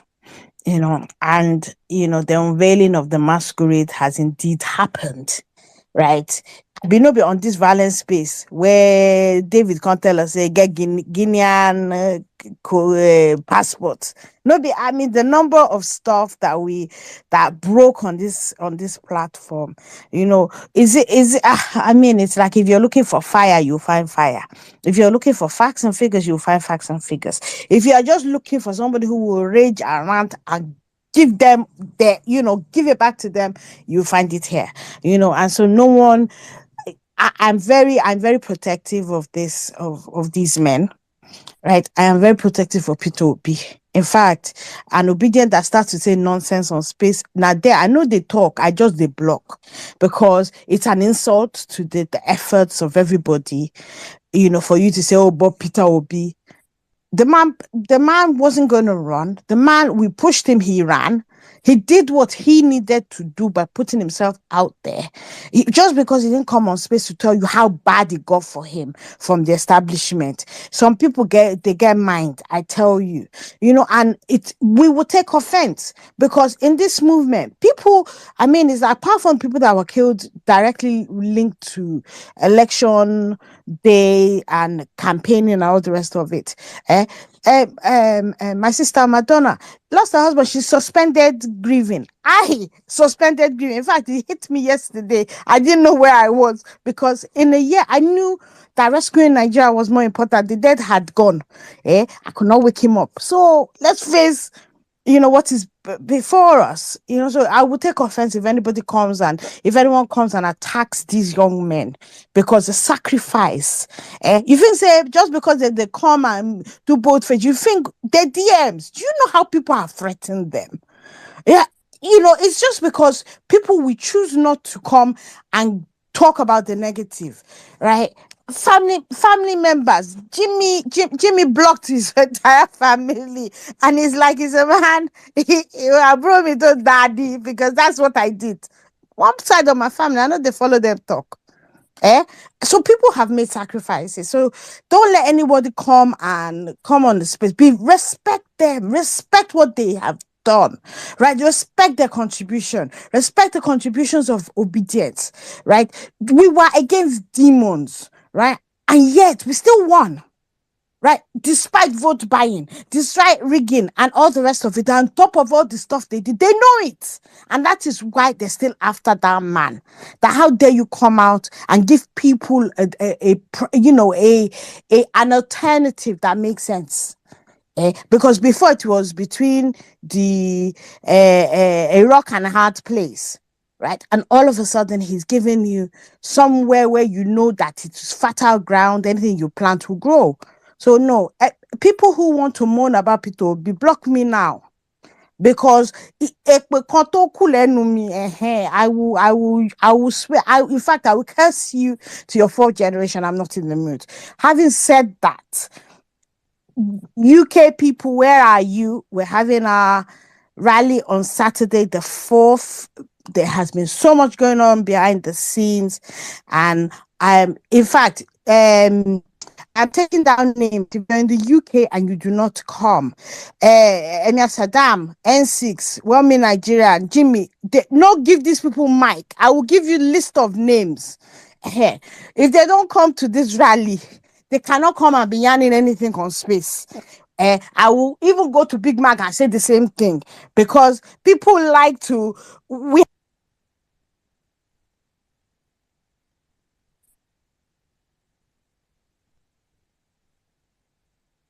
Am I lost? I was about saying, I thought I was trying to look at my Wi-Fi. I want to check whether rapture don't happen. What is that? Yeah. We Sorry, lost you we for lost about you, 30 ma'am. seconds there. Sorry. I was saying that our list of names of people who I know are in the UK, they don't turn up, they're not getting. In fact, I'll give you the list. Do not allow them on space. Big Mac too. I will tell him enforce it, because at the end of the day, right? Dr. Olu alluded to it. It's about our reputation. Like people might. Mommy, please let me just call one name. If Gaboni don't show. Gaboni don't show. In fact, I will block him. If Dr. Olu don't show, please, these two people, these are my two targets, the Gaboni and Dr. Olu. Continue, man. Because now then they give me an excuse past everybody. So it's like, it's about our reputation. I don't know people understand how much this is going to affect us. Right? If you have not thought about it, let me just draw you into my world. And this is one of the things that has motivated me. Right? It is bad enough when they were doing Yahoo. And 419. Talk to any Oyinbo person, they will tell you they know what it is. Right? And for a lot of us, we have sort of overcome that, and we have showed them that we're not fraudsters. And then all of a sudden, we have somebody who, even us as Nigerians, we don't know who this man is. And this man has a FBI, DEA, dossier. In fact, if you think about it in real terms, go and Google, right, the most pages on any individual, because usually it's on an organization. They might have FBI might have pages and pages on Hamas, or they might have it on the other ones, Al-Qaeda and what have you. One man, 70,000 pages. Do you know what that means? It means that this one is Ogbologbo criminal. This one is not a small fry. Right? And therefore, do not let anybody try and tell you that, oh, it's nothing. It is something. When you want to have a conversations with your colleagues, and they're asking you, oh, I read somewhere this is happening. Oh, it's so embarrassing, but that's not even the extent of it. It's not just about our hurt pride. It is more about our future, the future of any child you have in the UK, the future of anybody who wants to come into the UK. If you think about it, if a person wants to appoint somebody, well, they've done a recruitment drive, they have an Oyibo person and they have you. And they know you come from Nigeria, and they know the additional costs associated with them having to really, really double check your qualifications. They will not say it out there. You will just say, I'm very sorry, I regret to inform you didn't get the job. Right? And it's already happening. Policy will start changing. They're doing it subtly now, and it's going to go full blown. If you thought UK was racist before, welcome to the new racism, and they have a justification for it. So if you keep quiet, it means you're accepting, right, that yes, so this man, with all of his criminality, right, and all the issues relating to his identity, like, if you're quiet, then that is you saying it is okay. Right. And that's one of the reasons why I said, as tired as my bones are, and I am tired, right, I will not give in. Right. And even if it means one day, just one, even if it is 1 hour self that cut off this is government, right, even if it is lessened by 1 hour, I will still fight to the end, because I know how hard I've worked here. Right. And so while some people are really laid back about it, and what do we do? 'Cause Supreme Court has done their worst, blah, blah, blah, blah, blah. It is not about that. Be selfish about this. This is about me. I made it very clear. It is about me. It is about my family. It is about me knowing the implications of us having the person sitting on the highest seat in the land, right, being somebody who has dossiers with the FBI and the DEA, right? And the extent to which, although they try to redact it, it is easy to join those dots if you've read all the other bits, right? And other people who are non-Nigerians have written it, right? And so therefore, when they start calling your identity into question, yeah, I'm rounding up. Sorry, Saddam. Yeah, so it's like, please join us at Trafalgar Square on Saturday. We do not have media to help us promote it. Please, I put it on the Jumbotron. Please help me retweet the flyer. If you have profiles on other social media platforms, please help me retweet there. Encourage people, not just Nigerians, encourage Africans, encourage Afro-Caribbeans, encourage anybody whose skin is black and even white self, so that they can hear us say we reject this man in his entirety, and his criminality and everything else that is associated with it. Thank you so much. I yield the mic. All right. Thank you very much, Mommy B. Thanks. I think that's actually a good place. Please, UK people, please, let's turn up. Let's turn up. The truth is that we all decided to get into this fight to free our country from the shackles of these people, and a lot of us met each other in this, in the movement, and have been great towards each other in one way or the other. So please, it's okay. It's just right for us to, have some kind of mutual respect for everybody. But what is most important now for me, and I think it should be for everybody, should really not be, in fact, as I am now, I don't want to hear from Peter Obi. And when I say I don't want to hear, it's not like I'm not one of those people that say, oh, I'm just waiting to hear from Peter Obi. No, no. If you talk, if you not talk, kudos, sir. For me, Peter Obi has done everything he needs to do. For me, it doesn't even owe me or owe anybody a press conference or anything. But if not me, Peter Obi now, all I want for Peter Obi now is just pictures. Good pictures.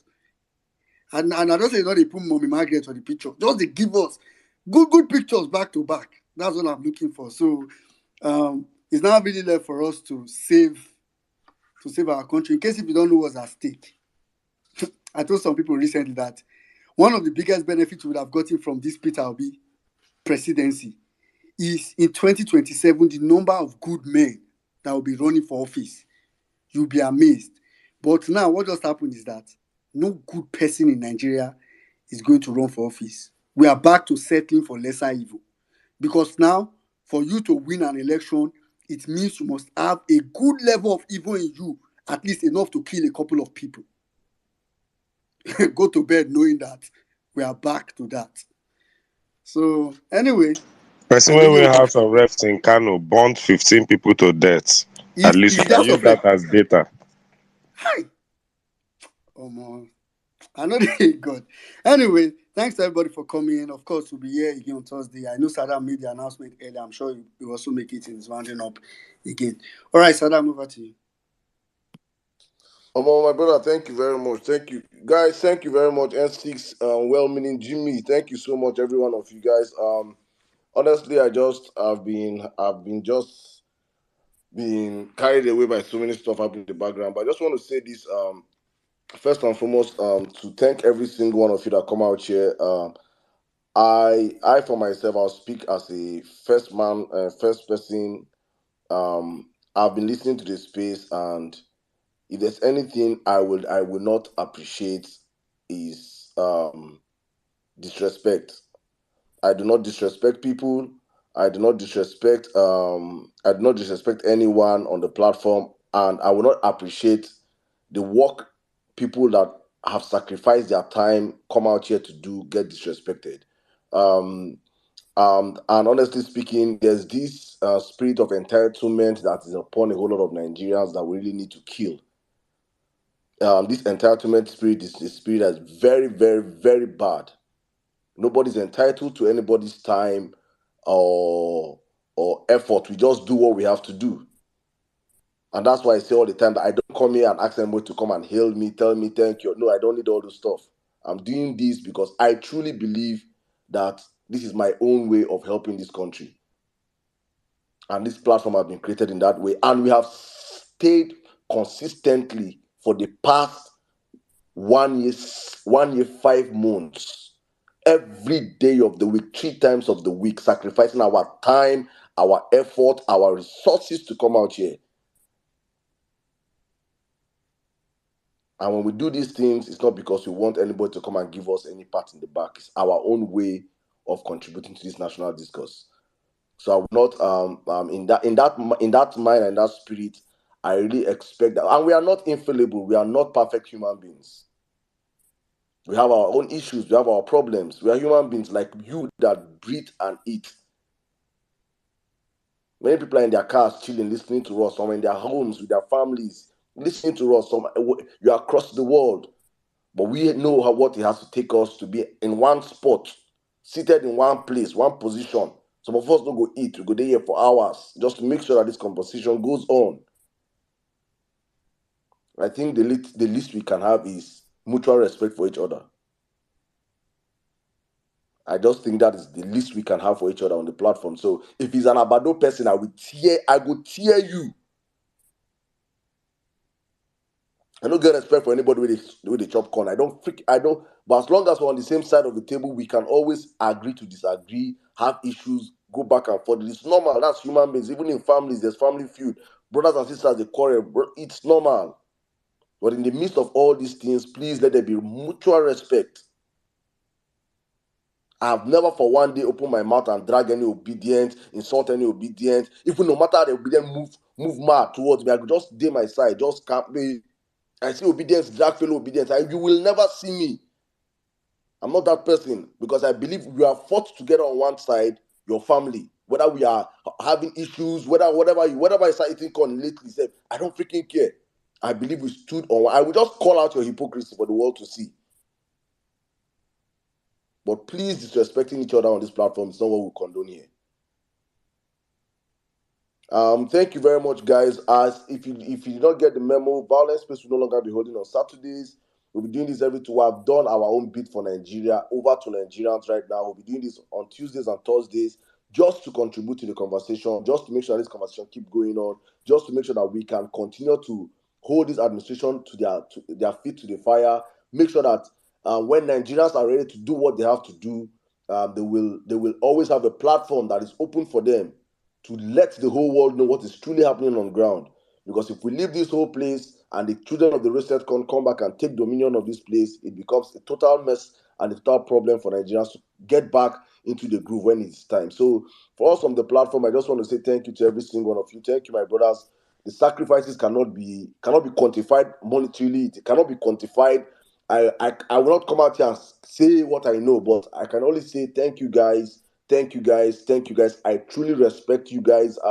And I'm saying this N6, well-meaning Jimmy, and every one of you that come out here every day. Some of you have been here from as I open the space, begin playing music. They're here till now. Much respect to you guys. Thank you so much. I know there's space fatigue right now. Many people are not coming up. I've given up on the struggle, but you guys are still here.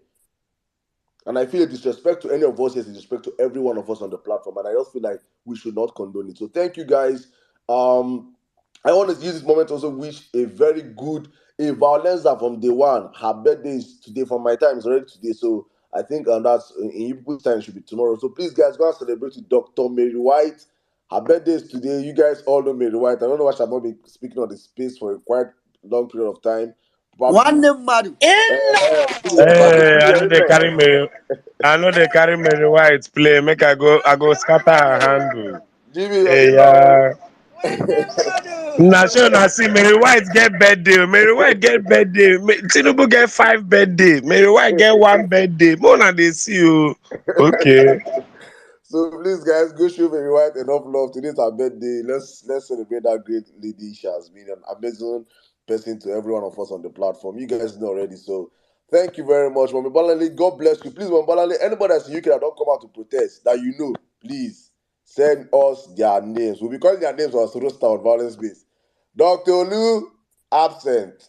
Gaboni, absent. This one. Whiskey, Bonner Boy, all of them. Call them. Kule came out the last time. Kule just they do fresh boy for protest. Kule no God they do fine boy for that protest. So we don't they smile. No, they make your picture will come up for that protest. No show say they smile, please. You know you're a fine boy, please. We don't need any smiling picture, eh? Bone that no brush mouth, eh? No brush, no bath, eh? Make everywhere they choke. All right, guys, thank you very much. Please, if you didn't get a chance to speak, please, we'll be back on Thursday. We have a time cap to this space right about now, and we're trying to make sure that we keep the conversation as short as possible. Thank you very much, my brother. Yes, also please, this almost skipped me. Please, if you're in Abuja, on behalf of the Violence, please, if you're in Abuja, we have our brother MC Mitty. You guys know the comedian called MC Mitty. MC Mitty is a comedian that Mama Papa Pikin comedy. Since he got into the comedy and he exposed himself as an obedient, his career has been suffering. They have blacklisted him. NCC, you understand what I'm saying? Same with that blacklisted in the entertainment industry for putting out your face and saying you're supporting P2B, you get blacklisted. And he's having a comedy show on November 5th. Please, guys, if you can sponsor, buy tickets on his behalf. I think the regular ticket 5,000 naira on behalf of the Violence Space. I think we're going to be buying 50,000 naira worth of tickets. If you're in Abuja and you need a ticket, reach out to me or Wellbeing Nigeria or Jimmy or N6. Let us know. We'll be having 50,000 naira worth of tickets. How many tickets are there for those who do quick mass? I think that should be like five.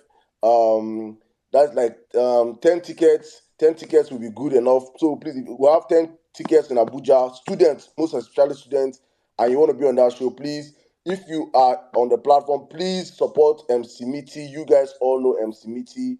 I'll be posting his flyers tomorrow. His concert is on the 5th of November, this coming weekend, next weekend. Please let's support and show your brother love on his concert. That's what we can do for ourselves on the platform. Thank you to all of you on the platform. If you didn't get a chance to speak, no vex for us. We'll come back on Thursday, God willing, 7 p.m. Nigerian time. I see you, my sister, Field Marshal. Field Marshal, please do not change your mind, please.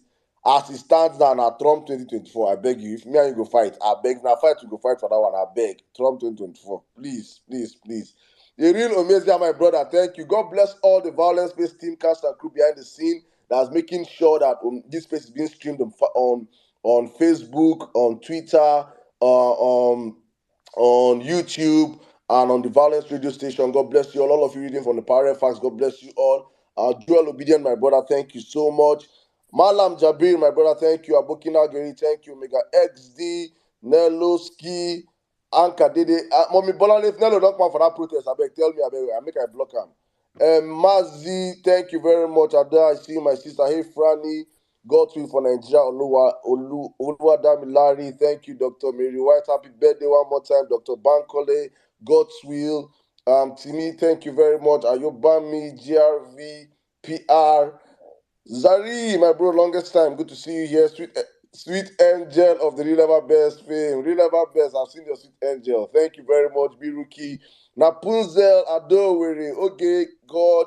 Zege, Uncle Zege, longest time. Good to see you again on the platform. Fetch, Lamido, Tony, Otumba, DK, Estate, Mide, Amoda, my brother. Just OJ. Wow. Opata C, almost see just OJ, you don't come back space. So good to see you, my brother. Rosemary, people wait on for space. It's February 26th. Abako, it's good though. Thank you. Welcome back, Mr. Valeri. Good to see you, Stella, Emmanuel, Patience, Wait, JR, so Saddam, Mike. which OJ they talk? Which just OJ they Just talk? OJ. Nah, lie. I swear to God, I see just OJ. You don't change picture, don't do fine boy. Hey, wow. If I say don't go shoot your shot space, shoot your shot. Just OJ, shoot your shot. Don't go do five boy. This is your airport. No wahala. Good to see you back, my brother. Mugzi, it's good to have you on the platform. Toby, my brother, how you doing? Good to have you. Fatai, Pelumi, Nasa, Kelly, every single one of you on the platform. IK, thank you so much, guys. I can't call all the names. Ponty, but from my side and from every one of us, Dr. Ekena, thank you so much. John Vic, thank you so much. Seyon, Chidi, Nzemama Wakiri, thank you so much, every one of you on the platform. I can't call all the names, but from the bottom of my heart, it's all love and light. Big Joe, thank you. God bless you all. We'll be back here, God's willing, on Thursday, 7 p.m. Nigerian time. As always, on the platform, we do this for God and for country. Please stay safe and do not fret. We will win this battle at the very end. Good night and stay safe.